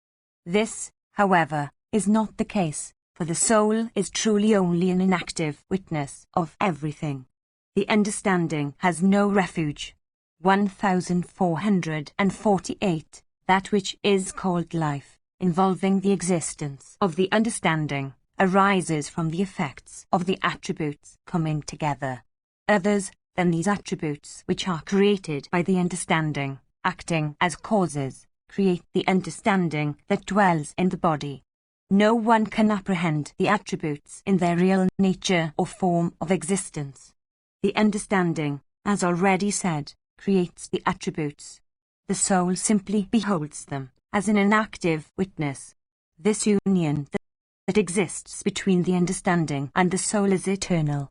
The indwelling understanding apprehends all things through the senses which are themselves inanimate and unapprehending. Really the senses are only like lamps that throw their light for discovering objects to others without themselves being able to see them. Even this is the nature of the senses, the understanding, and the soul. Knowing this, one should live cheerfully, without yielding to either grief or joy. Such a man is said to be beyond the influence of pride. That the understanding creates all these attributes is due to her own nature, even as a spider weaves threads in consequence of her own nature. These attributes should be known as the threads the spider weaves. When destroyed, the attributes do not cease to exist. Their existence ceases to be visible. When, however, a thing transcends the ken of the senses, its existence, or otherwise, is affirmed by inference. This is the opinion of one set of persons. Others affirm that with destruction the attributes cease to be. Untying this knotty problem addressed to the understanding and reflection, and dispelling all doubt, one should cast off sorrow and live in happiness. 1449. As men unacquainted with its bottom become distressed when they fall upon this earth which is like a river filled with the waters of stupefaction, even so is that man afflicted who falls away from that state in which there is a union with the understanding. 1450. Men of knowledge, however, conversant with the diatma and armed with fortitude, are never afflicted, because they are capable of crossing to the other shore of those waters. Indeed, knowledge has an efficient raft in that river. Men of knowledge have not to encounter those frightful terrors which alarm them that are destitute of knowledge. As regards the righteous, none of them attains to an end that is superior to that of any other person amongst them. Indeed, the righteous show, in this respect, an equality. As regards the man of knowledge, whatever acts have been done by him in past times, while he was steeped in ignorance, and whatever acts fraught with great iniquity he does, after attainment of knowledge, he destroys both by knowledge as his sole means. Then again, upon the attainment of knowledge he ceases to perpetrate these two evils, viz., censuring the wicked acts of others and doing any wicked acts himself under the influence of attachment. 1451. Section vi. Yiddish theory said, living creatures always stand in fear of sorrow and death. Tell me, O grandsire, how the occurrence of these two may be prevented. Bhishma said, in this connection, O Bharata, is cited the old narrative of the discourse between Narada and Saimanga. Narada said, while others salute their superiors by only a bend of the head, thou salutest thy superiors by prostrating thyself on the ground till thy chest comes into contact with the ground. Thou seemest to be engaged in crossing the river of life with thy hands. 1452. Thou seemest to be always free from sorrow and exceedingly cheerful. I do not see that thou hast the least anxiety. Thou art always content and happy, and thou seemest to sport in felicity like a child. Saimanga said, O giver of honours, I know the truth about the past, the present, and the future. Hence I never become cheerless.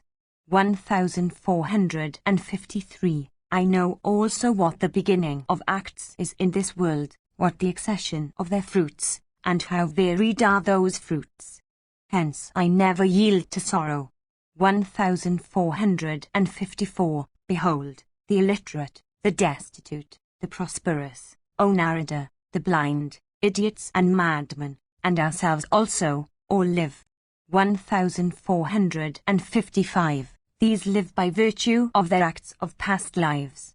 The very deities, who exist freed from diseases, exist, in that state, by virtue of their past acts. The strong and the weak, all, live by virtue of past acts. It is fitting, therefore, that thou shouldst hold us in esteem. The owners of thousands live. The owners of hundreds also live. They that are overwhelmed with sorrow live. Behold, we too are living. When we, O Narada, do not give way to grief, what can the practice of the duties of religion, or the observance of religious acts do to us? And since all joys and sorrows also are not unending, they are, therefore, unable to agitate us at all. 1456. That for which men are said to be wise, indeed, the very root of wisdom, is the freedom of the senses from error. It is the senses that yield to error and grief. One whose senses are subject to error can never be said to have attained wisdom. That pride which is indulged in by a man subject to error is only a form of the error to which he is subject. As regards the man of error, he has neither this world nor the next. It should be remembered that griefs do not last forever, and that happiness cannot be had always. 1457. Worldly life with all its vicissitudes and painful incidents, one like me would never adopt. Such a one would not care for desirable objects of enjoyments, and would not think at all of the happiness their possession may bring about, or, indeed, of the griefs that present themselves. 1458. One capable of resting on one's own self would never covet the possessions of others, would not think of gains unacquired, would not feel delighted at the acquisition of even immense wealth, and would not yield to sorrow at the loss of wealth. Neither friends, nor wealth, nor high birth, nor scriptural learning, nor mantras, nor energy, can succeed in rescuing one from sorrow in the next world. It is only by conduct that one can attain to felicity there. The understanding of the man unconversant with yoga can never be directed towards emancipation. One unconversant with yoga can never have happiness, patience, and the resolution to cast off sorrow. These two indicate the advent of happiness. Anything agreeable leads to pleasure. Pleasure induces pride. Pride, again, is productive of sorrow. For these reasons, I avoid all these: grief, fear, pride, these that stupefy the heart, and also pleasure and pain, I behold as an unconcerned witness, since my body is endued with life and moves about. 1459. Casting off both wealth and pleasure, and thirst and error, I wander over the earth, freed from grief and every kind of anxiety of heart. Like one that has drunk nectar, I have no fear, here or hereafter, of death, or iniquity, or cupidity, or anything of that kind. I have acquired this knowledge, O Brahmana, as the result of my severe and indestructible penances. It is for this reason, O Narada, that grief, even when it comes to me, does not succeed in afflicting me. Section VI. Yudhishthira said, Tell me, O grandsire, what is beneficial for one that is unconversant with the truths of the scriptures, that is always in doubt, and that abstains from self-restraint and the other practices having for their object the knowledge of the soul. Bhishma said, worshipping the preceptor, always waiting reverentially on those that are aged, and listening to the scriptures, when recited by competent brahmanas, these are said to be of supreme benefit to a person like the one thou hast described. In this connection also is cited the old narrative of the discourse between Galava and the celestial rishi Narada. Once on a time Galava, desirous of obtaining what was for his benefit, addressed Narada, freed from error and fatigue, learned in the scriptures, gratified with knowledge, a thorough master of his senses, and with soul devoted to yoga, and said, Those virtues, O moon, by the possession of which a person becomes respected in the world, I see, dwell permanently in thee. Thou art freed from error and, as such, it behoveth thee to remove the doubts that fill the minds of men like ourselves that are subject to error and that are unacquainted with the truths of the world. We do not know what we should do, for the declarations of the scriptures generate an inclination for the acquisition of knowledge simultaneously with the inclination for acts. It behoveth thee to discourse to us on these subjects. 1460. O illustrious one, the different asramas approve different courses of conduct. This is beneficial, this other is beneficial. The scriptures exhort us often in this wise. 1461. Beholding the followers of the four asramas, who are thus exhorted by the scriptures and who fully approve of what the scriptures have laid down for them, thus travelling in diverse courses, and seeing that ourselves also are equally content with our own scriptures, we fail to understand what is truly beneficial. If the scriptures were all uniform, then what is truly beneficial would have become manifest. In consequence, however, of the scriptures being multifarious, that which is truly beneficial becomes invested with mystery. For these reasons, that which is truly beneficial seems to me to be involved in confusion. Do thou then, O illustrious one, discourse to me on the subject. I have approached thee for this, O, instruct me. Narada said, The asramas are four in number, O child. All of them serve the purposes for which they have been designed, and the duties they preach differ from one another. Ascertaining them first from well-qualified preceptors, reflect upon them, O Galava. 1462. Behold, the announcements of the merits of those Asramas are varied in respect of their form, divergent in respect of their matter, and contradictory in respect of the observances they embrace. 1463. Observed with gross vision, verily, all the Asramas refuse to clearly yield their true intent, which, of course, is knowledge of self. Others, however, endued with subtle sight, behold their highest end. 1464. That which is truly beneficial, and about which there is no doubt, viz., good offices to friends, and suppression of enemies, and the acquisition of the aggregate of three, viz., religion, profit, and pleasure, has been declared by the wise to be supreme excellence. 1465. Abstention from sinful acts, constancy of righteous disposition, good behavior towards those that are good, and pious, these, without doubt, constitute excellence. Mildness towards all creatures, sincerity of behavior, and the use of sweet words, these, without doubt, constitute excellence. An equitable apportionment of what one has among the deities, the patrons, and guests, and adherents to servants, these, without doubt, constitute excellence. Truthfulness of speech is excellent. The knowledge, however, of truth is very difficult of acquisition.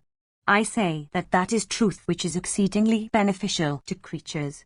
1466. The renunciation of pride, the suppression of heedlessness, contentment, living by one's own self, these are said to constitute supreme excellence. The study of the Vedas, and of their branches, according to the well-known rules, and all inquiries and pursuits having for their sake the acquisition of knowledge, these, without doubt, are excellent. One desirous of achieving what is excellent should never enjoy sound and form and taste and touch and scent to excess, and should not enjoy them for their sake alone. Wandering in the night, sleep during the day, indulgence in idleness, roguery, arrogance, excessive indulgence, and total abstention from all indulgence in objects of the senses, should be relinquished by one desirous of achieving what is excellent. 1467. One should not seek self-elevation by depreciating others. Indeed, one should, by one's merits alone, seek distinction over persons that are distinguished, but never over those that are inferior. Men really destitute of merit and filled with a sense of self-admiration depreciate men of real merit by asserting their own virtues and affluence.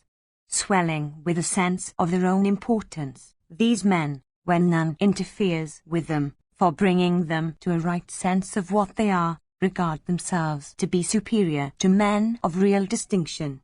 One possessed of real wisdom and endued with real merits, acquires great fame by abstaining from speaking ill of others and from indulging in self-praise.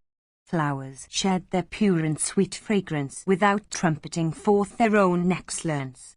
Similarly, the effulgent sun scatters his splendors in the firmament in perfect silence. After the same manner those men blaze in the world with celebrity who by the aid of their intelligence cast off these and similar other faults, and who do not proclaim their own virtues. The fool can never shine in the world by bruiting about his own praise. The man, however, of real merit and learning obtains celebrity even if he be concealed in a pit. Evil words, uttered with whatsoever vigour of voice, die out in no time. Good words, uttered however softly, blaze forth in the world. As the sun shows his fiery form in the gem called Suryakanta, even so the multitude of words, of little sense, that fools filled with vanity utter, display only the meanness of their hearts. For these reasons, men seek the acquisition of wisdom of various kinds. It seems to me that of all acquisitions that of wisdom is the most valuable. One should not speak until one is asked, nor should one speak when one is asked improperly. Even if possessed of intelligence and knowledge, one should still sit in silence like an idiot, until one is asked to speak and asked in proper form. One should seek to dwell among honest men devoted to righteousness and liberality and the observance of the duties of their own order. One desirous of achieving what is excellent should never dwell in a place where a confusion occurs in the duties of the several orders. 1468. A person may be seen to live who abstains from all works, for earning the means of his living, and who is well content with whatever is got without exertion. By living amid the righteous, one succeeds in acquiring pure righteousness. After the same manner, one, by living amid the sinful, becomes stained with sin. 1469. As the touch of water or fire or the rays of the moon immediately conveys the sensation of cold or heat, after the same manner the impressions of virtue and vice become productive of happiness or misery. They that are eaters of Vyasa eat without taking any notice of the flavors of the edibles placed before them. They, however, that eat carefully discriminating the flavors of the viands prepared for them, should be known as persons still tied by the bonds of action. 1470. The righteous man should leave that place where Brahmana discourses on duties unto disciples desirous of acquiring knowledge, as based on reasons of the soul, but who do not inquire after such knowledge with reverence. 1471. Who, however, will leave that spot where exists in its entirety that behavior between disciples and preceptors which is consistent with what has been laid down in the scriptures. What learned man desirous of respect being paid to himself will dwell in that place where people bruit about the faults of the learned even when such have no foundation to stand upon. 1472. Who is there that will not leave that place, like a garment whose end has caught fire, where covetous men seek to break down the barriers of virtue? One should remain and dwell in that place, among good men of righteous disposition, where persons endued with humility are engaged in fearlessly practicing the duties of religion. There where men practice the duties of religion for the sake of acquiring wealth and other temporal advantages, one should not dwell, for the people of that place are all to be regarded as sinful.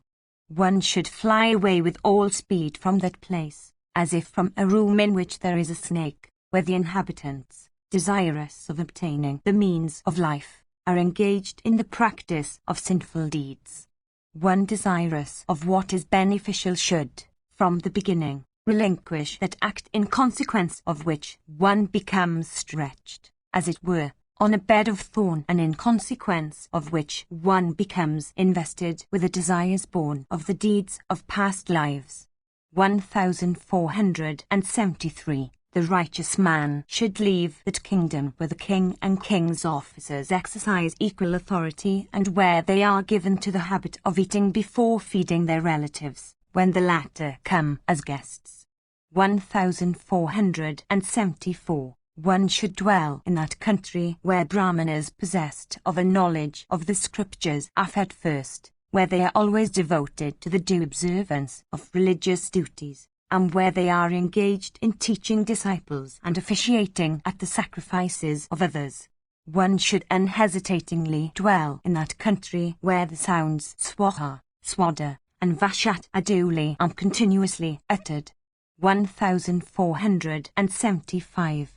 One should leave that kingdom, like poison meat, where one sees Brahmanas obliged to betake themselves to unholy practices, being tortured by want of the means of life.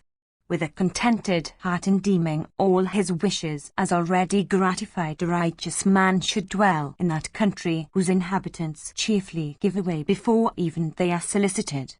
One should live and move about, among good men devoted to acts of righteousness, in that country where chastisement falleth upon those that are wicked, and where respect and good offices are the portion of those that are of subdued and cleansed souls. one should unhesitatingly dwell in that country whose king is devoted to virtue and which the king rules virtuously, casting off desires and possessed of prosperity, and where severe chastisement is dealt to those that visit self-controlled men with the consequences of their wrath, those that act wickedly towards the righteous, those that are given to acts of violence, and those that are covetous. 1476. Kings endued with such a disposition bring about prosperity to those that dwell in their kingdoms when prosperity is on the point of leaving them. 1477. I have thus told thee, O son, in answer to thy inquiry, what is beneficial or excellent. No one can describe, in consequence of its exceedingly high character, what is beneficial or excellent for the soul. 1478. Many and high will the excellences be, through the observance of the duties laid down for him, of the man who for earning his livelihood during the time of his sojourn here conducts himself in the way indicated above and who devotes his soul to the good of all creatures. 1479. Section 6. Yiddish theory said, how, O grandsire, should a king like us behave in this world, keeping in view the great object of acquisition? What attributes, again, should he always possess so that he may be freed from attachments? Bhishma said, I shall in this connection recite to thee the old narrative that was uttered by Arishthanmayan to Sagara, who had sought his counsel. Sagara said, what is that good, O Brahmana, by doing which one may enjoy felicity here? How, indeed, may one avoid grief and agitation? I wish to know all this. Bhishma continued, thus addressed by Sagara, Arishthanmai of Takshaya's race, conversant with all the scriptures, regarding the questioner to be every way deserving of his instructions, said these words. 1480. The felicity of emancipation is true felicity in the world. The man of ignorance knows it not, attached as he is to children and animals and possessed of wealth and corn. An understanding that is attached to worldly objects and a mind suffering from thirst, these two baffle all skillful treatment. The ignorant man who is bound in the chains of affection is incapable of acquiring emancipation. 1481. I shall presently speak to thee of all the bonds that spring from the affections. Hear them with attention. Indeed, they are capable of being heard with profit by one that is possessed of knowledge. Having procreated children in due time and married them when they become young men, and having ascertained them to be competent for earning their livelihood, do thou free thyself from all attachments and rove about in happiness. When thou seest thy dearly cherished wife grown old in years and attached to the son she has brought forth, do thou leave her in time, keeping in view the highest object of acquisition, viz., emancipation. Whether thou obtainest a son or not, having during the first years of thy life duly enjoyed with thy senses the objects that are addressed to them, free thyself from attachments and rove about in happiness. Having indulged the senses with their objects, thou shouldst suppress the desire of further indulging them. Freeing thyself then from attachments, thou shouldst rove in felicity, contenting thyself with what is obtained without effort and previous calculation, and casting an equal eye upon all creatures and objects.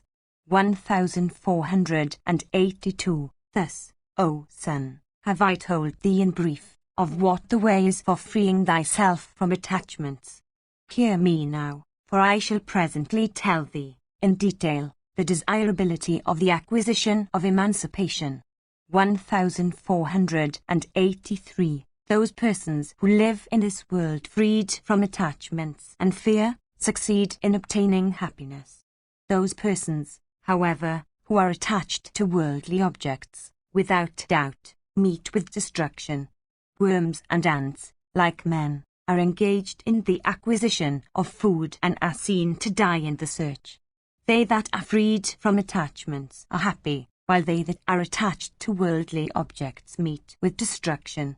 If thou desirest to attain to emancipation, thou shouldst never bestow thy thoughts on thy relatives, thinking, how shall these exist without me? A living creature takes birth by himself, and grows by himself, and obtains happiness and misery, and death by himself.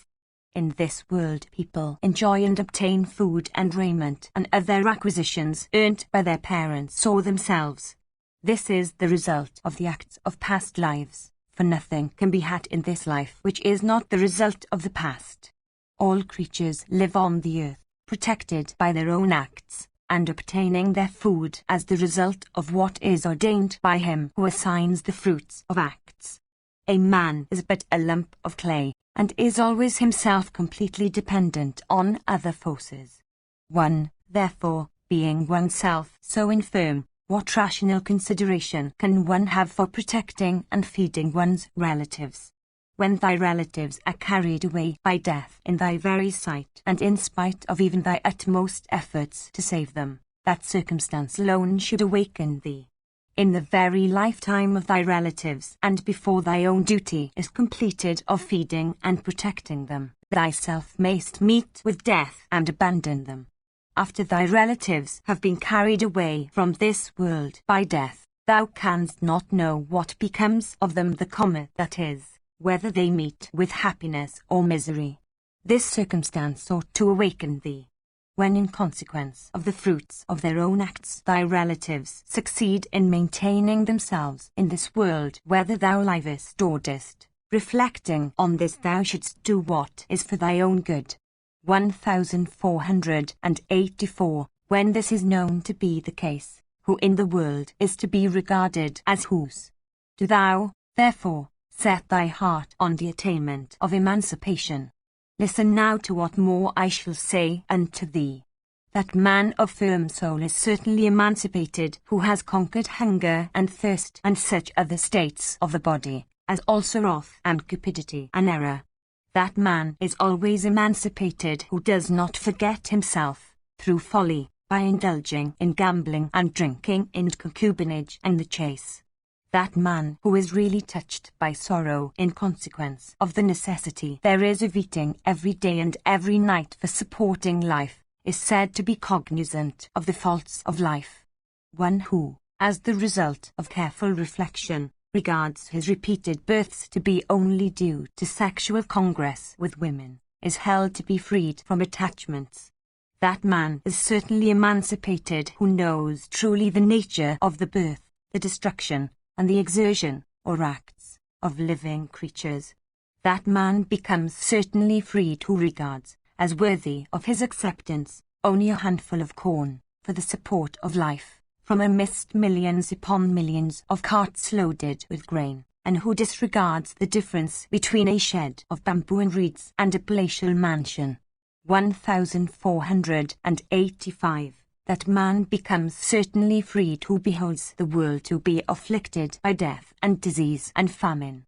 1486. Indeed, one who beholds the world to be such succeeds in becoming contented, while one who fails to behold the world in such a light meets with destruction. That man who is contented with only a little is regarded as freed. That man who beholds the world as consisting of eaters and edibles, and himself as different from both, and who is never touched by pleasure and pain which are born of illusion, is regarded as emancipate. That man who regards a soft bed on a fine bedstead and the hard soil as equal, and who regards good sharly rice and hard thick rice as equal, is emancipated.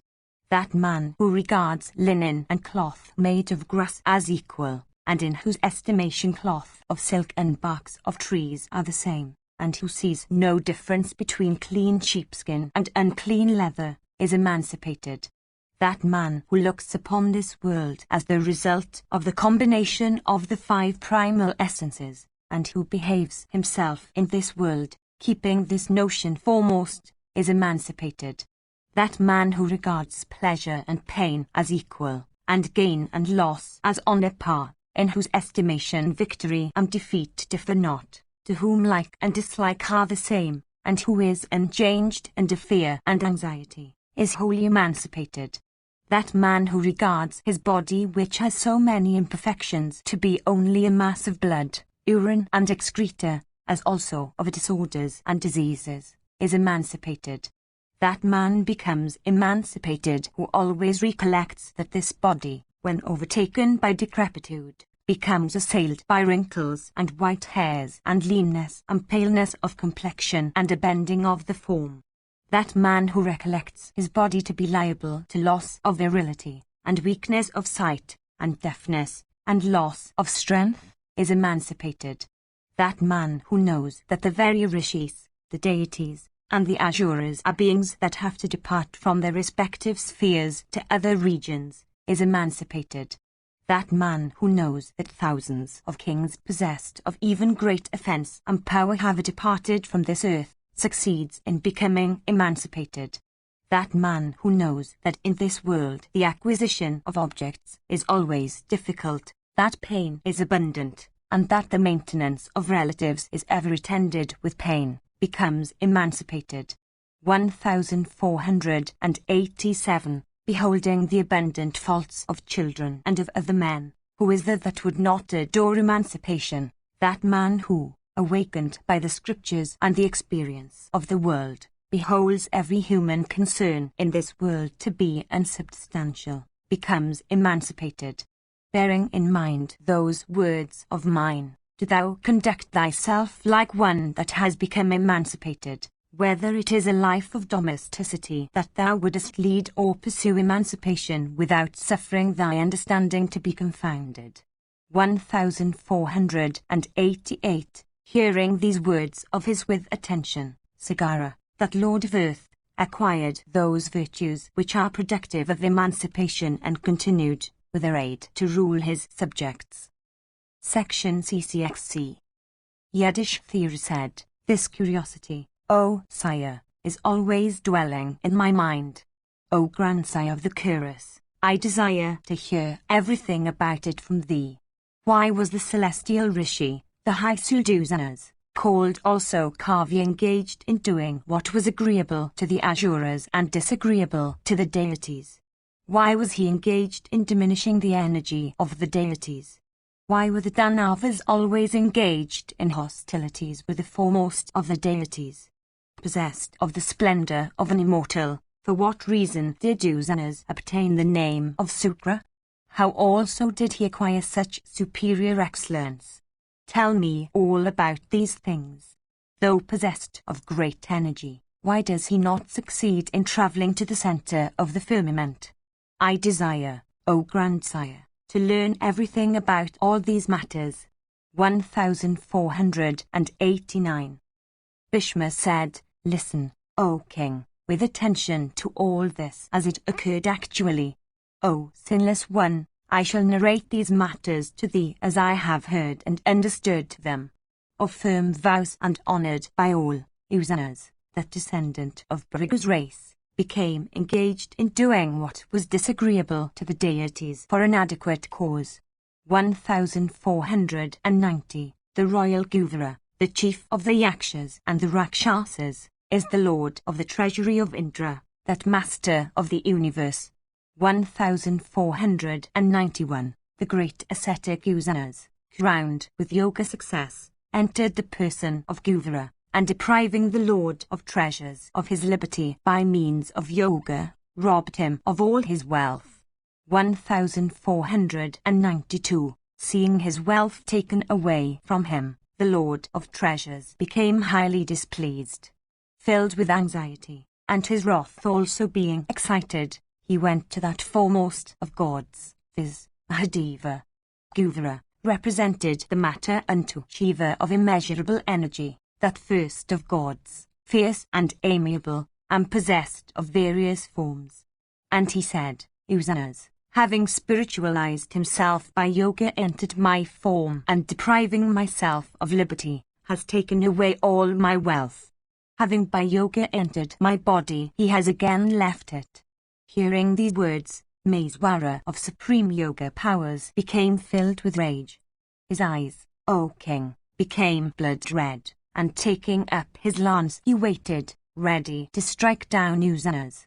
Indeed, having taken up that foremost of weapons, the great god began to say, "Where is he? Where is he?" Meanwhile, Uzanas, having ascertained the purpose of Mahadeva, through yoga power, from a distance, waited in silence. Indeed, having ascertained the fact of the wrath of the high-souled Mahabharata of superior yoga power, the puissant Uzanas began to reflect as to whether he should go to Mahabharata or fly away or remain where he was.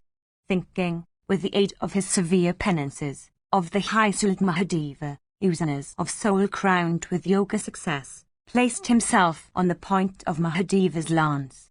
The bow-armed Rudra, understanding that Uzanas, whose penances had become successful and who had converted himself into the form of pure knowledge, was staying at the point of his lance, and finding that he was unable to hurl the lance at one who was upon it, bent that weapon with hand. When the fierce-armed and puissant Mahadeva of immeasurable energy had thus bent his lance into the form of a bow, that weapon came to be called from that time by the name of Pinaka. 1493. The Lord of beholding Bhargava thus brought upon the palm of his hand, opened his mouth. The chief of the gods then threw Bhargava into his mouth and swallowed him at once. The puissant and high-souled Uzanas of Bhrigu's race, entering the stomach of Mahabharata, began to wander there. Yudhishthira said, "How, O king, could Uzanas succeed in wandering within the stomach of that foremost of superior intelligence? What also did that illustrious god do while the Brahmana was within his stomach?" 1494. Bhishma said, "In days of yore, having swallowed up Uzanas, Mahadeva of severe vows entered the waters and remained there like an immovable stake of wood, O king, for millions of years, engaged in yoga meditation. His yoga penances of the ostrich type having been over, he rose from the mighty lake.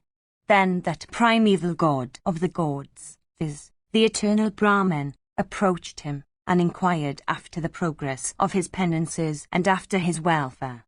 The deity having the bull for his emblem answered, saying, "My penances have been well practiced. Of inconceivable soul, possessed of great intelligence, and ever devoted to the religion of truth, Sankara saw that Uzanas within his stomach had become greater in consequence of those penances of his." 1495. That foremost of Yojans, viz., Uzanas, rich with that wealth of penances and the wealth he had appropriated from Guvara, shone brightly in the three worlds, endued with great energy. 1496. After this, Mahadeva, armed with Pinaka, that soul of yoga, once more betook himself to yoga meditation. Uzanas, however, filled with anxiety, began to wander within the stomach of the great god. The great ascetic began to hymn the praises of the god from where he was, desirous of finding an outlet for escape. Rudra, however, having stopped all his outlets, prevented him from coming out. The great ascetic Uzanas, however, O chastiser of foes, from within Mahadeva's stomach, repeatedly addressed the god, saying, "Show me thy kindness."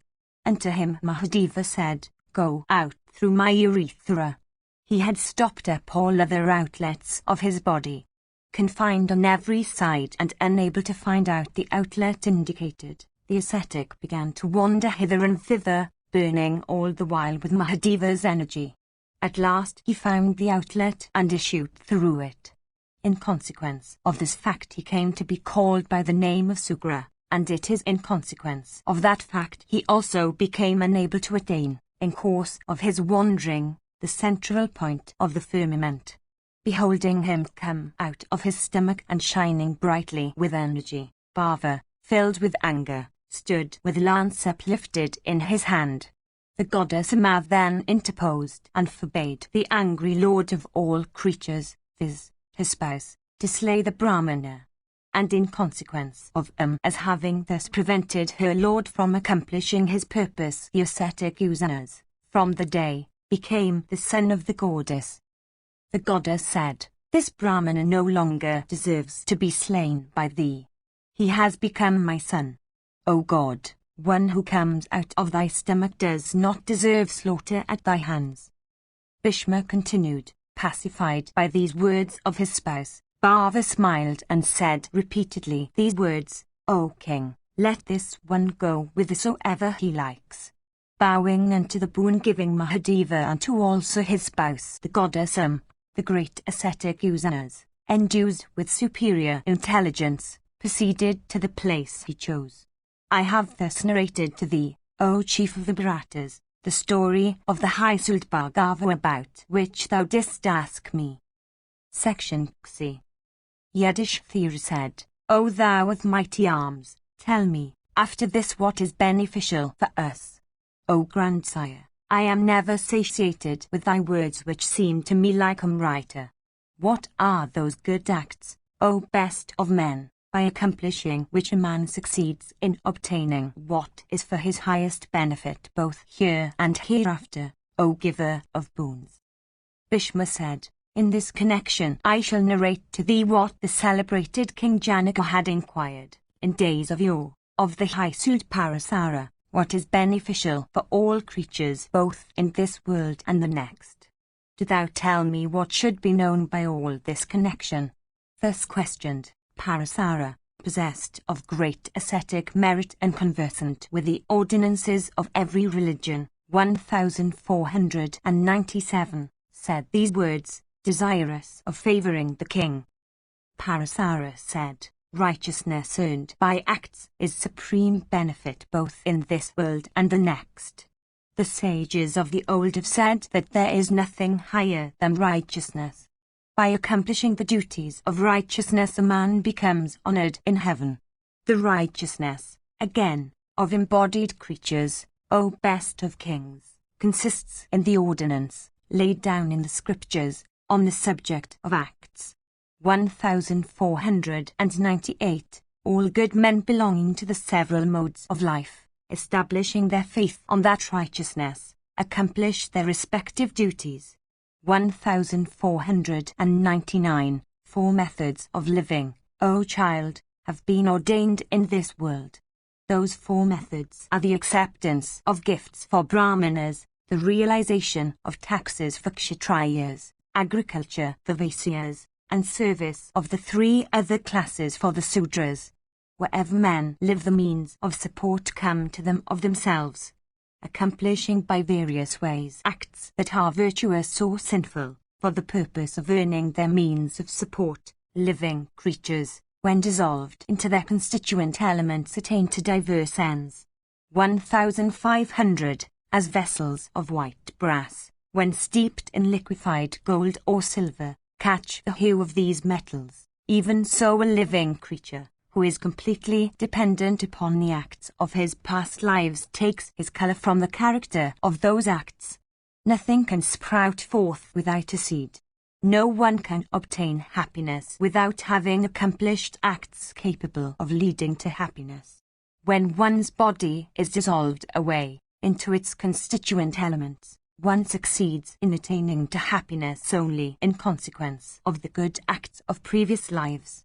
The skeptic argues, O child, saying, I do not behold that anything in this world is the result of destiny or the virtuous and sinful acts of past lives. Inference cannot establish the existence or operation of destiny.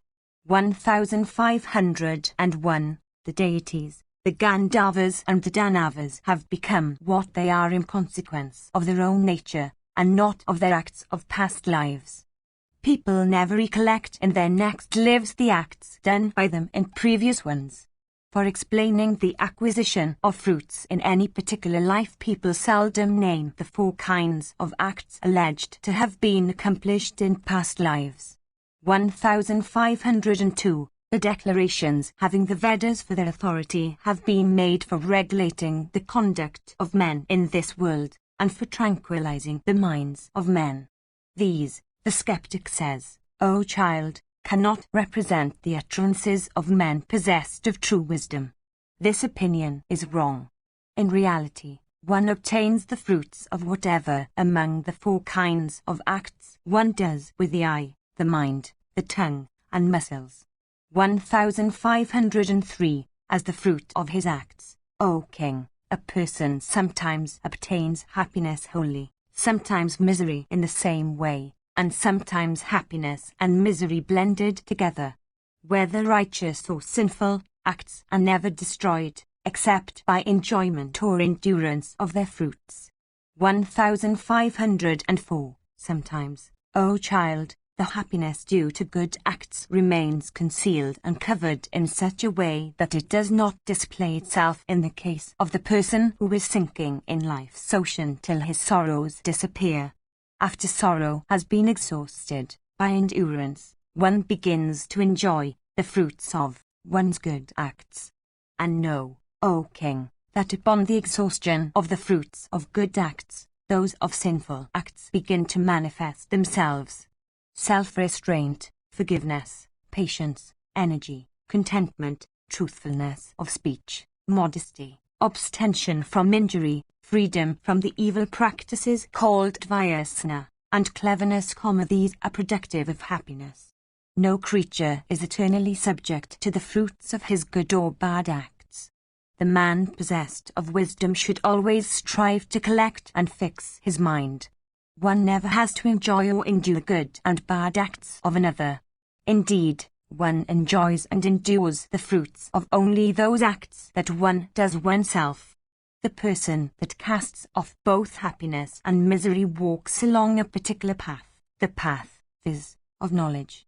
Those men, however, O king, who suffer themselves to be attached to all worldly objects, tread along a path that is entirely different.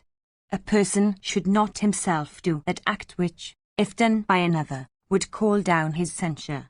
Indeed, by doing an act that one censures in others, one incurs ridicule. A kshatriya bereft of courage, a brahmana that takes every kind of food, a vaisya and endues with exertion, in respect of agriculture and other money-making pursuits, a sudra that is idle, and, therefore, averse to labour, a learned person without good behaviour, one of high birth but destitute of righteous conduct, a brahmana fallen away from truth, a woman that is unchaste and wicked, a yogin endued with attachments, one that cooks food for one's own self, an ignorant person employed in making a discourse, a kingdom without a king, and a king that cherishes no affection for his subjects and who is destitute of yoga, these all, O king, are deserving of pity. 1505. Section Xi. Parasara said, that man who, having obtained this car, viz., his body endues with mind, goes on, curbing with the reins of knowledge the steeds represented by the objects of the senses, should certainly be regarded as possessed of intelligence. The homage, in the form of devotion to and concentrated meditation on the Supreme, by a person whose mind is dependent on itself and who has cast off the means of livelihood, is worthy of high praise, that homage, namely, O regenerate one, which is the result of instructions received from one who has succeeded in transcending acts but not obtained from the mutual discussion of men in the same state of progress. 1506. Having obtained the allotted period of life, O king, with such difficulty, one should not diminish it by indulgence of the senses. On the other hand, man should always exert, by righteous acts, for his gradual advancement. 1507. Among the 6 different colors that Jiva attains at different periods of his existence, he who falls away from a superior color deserves obloquy and censure. Hence, one that has attained to the result of good acts should conduct oneself in such a way as to avoid all acts stained by the quality of rajas.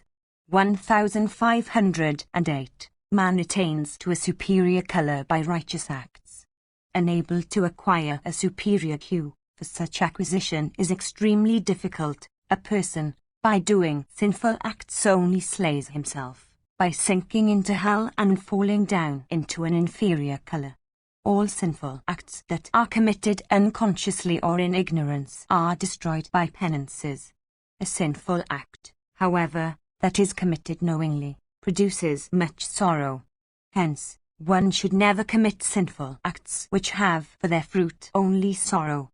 The man of intelligence would never do an act that is sinful in character even if it leads to the greatest advantage, just as a person that is pure would never touch a chandler. 1509. How miserable is the fruit I see of sinful acts. Through sin the very vision of the sinner becomes perverse, and he confounds his body and its unstable accompaniments with the soul. 1510. That foolish man who does not succeed in betaking himself to renunciation in this world becomes afflicted with great grief when he departs to the next world.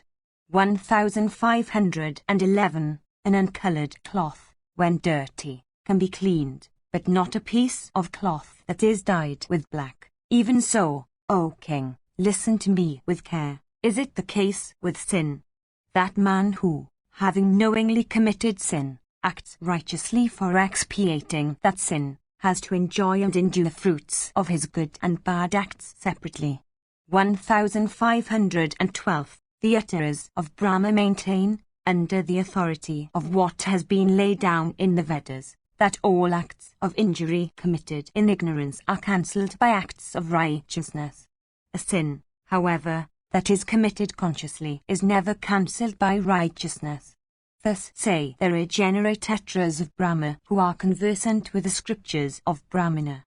As regards myself, my view is that whatever acts are done, be they righteous or sinful, be they done knowingly or otherwise, remain, and are never destroyed unless their fruits are enjoyed or endured. 1513. Whatever acts are done by the mind with full deliberation, produce, according to their grossness or subtlety, fruits that are gross or subtle. 1514. Those acts, however, O thou of righteous soul, which are fraught with great injury, if done in ignorance, do without fail produce consequences, and even consequences that lead to hell, with this difference that those consequences are disproportionate in point of gravity to the acts that produce them.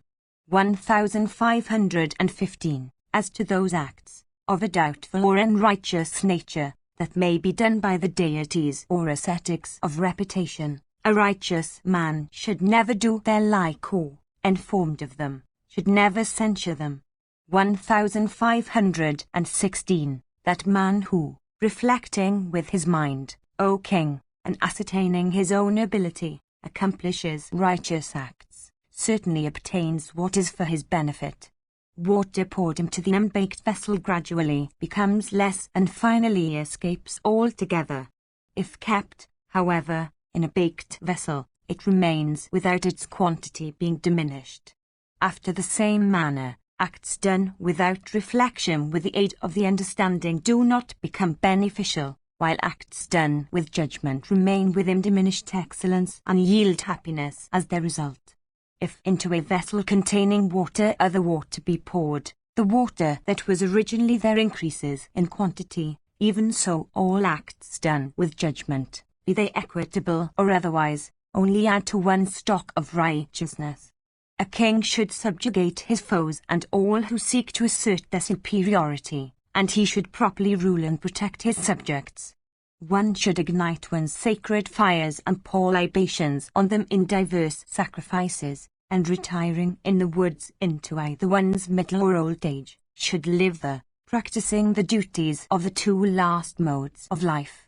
Endued with self-restraint, and possessed of righteous behavior, one should look upon all creatures as on one's own self. One should again reverence one's superiors. By the practice of truth and of good conduct, O king, one is sure to obtain happiness. Section XI. Parasara said, nobody in this world does good to another. Nobody is seen to make gifts to others. All persons are seen to act for their own selves. People are seen to cast off their very parents and their uterine brothers when these cease to be affectionate. What need be said then of relatives of other degrees? 1517. Gifts to a distinguished person and acceptance of the gifts made by a distinguished person both lead to equal merit. Of these two acts, however, the making of a gift is superior to the acceptance of a gift. 1518. That wealth which is acquired by proper means and increased also by proper means should be protected with care for the sake of acquiring virtue. This is an accepted truth. One desirous of acquiring righteousness should never earn wealth by means involving injury to others. One should accomplish one's acts according to one's power, without zealously pursuing wealth. By giving water, whether cold or heated by fire, with a devoted mind, unto a thirsty guest, according to the best of one's power, one earns the merit that attaches to the act of giving food to a hungry man. The high soldiery obtained success in all the worlds by worshipping the ascetics with offerings of only roots and fruits and leaves. The royal son of Sivi also won the highest regions of felicity by having gratified Suru along with his companion with offerings of the same kind. All men, by taking birth, incur debts to gods, guests, servants, Pythrus, and their own selves. Everyone should, therefore, do his best for freeing himself from those debts. One frees oneself from one's debt to the great rishis by studying the Vedas. One pays off one's debts to the gods by performing sacrifices.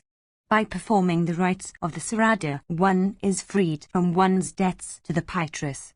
One pays off one's debt to one's fellowmen by doing good offices to them. One pays off the debts one owes to one's own self by listening to Vedic recitations and reflecting on their import, by eating the remnants of sacrifices, and by supporting one's body. One should duly discharge all the acts, from the beginning, that one owes to one's servants. Though destitute of wealth, men are seen to attain to success by great exertions. 1519. Munis, by duly adoring the deities and by duly pouring libations of clarified butter on the sacred fire, have been seen to attain to ascetic success. Richika's son became the son of Vishwamitra. By adoring the deities who have shares in sacrificial offerings, with riches, he attained to success.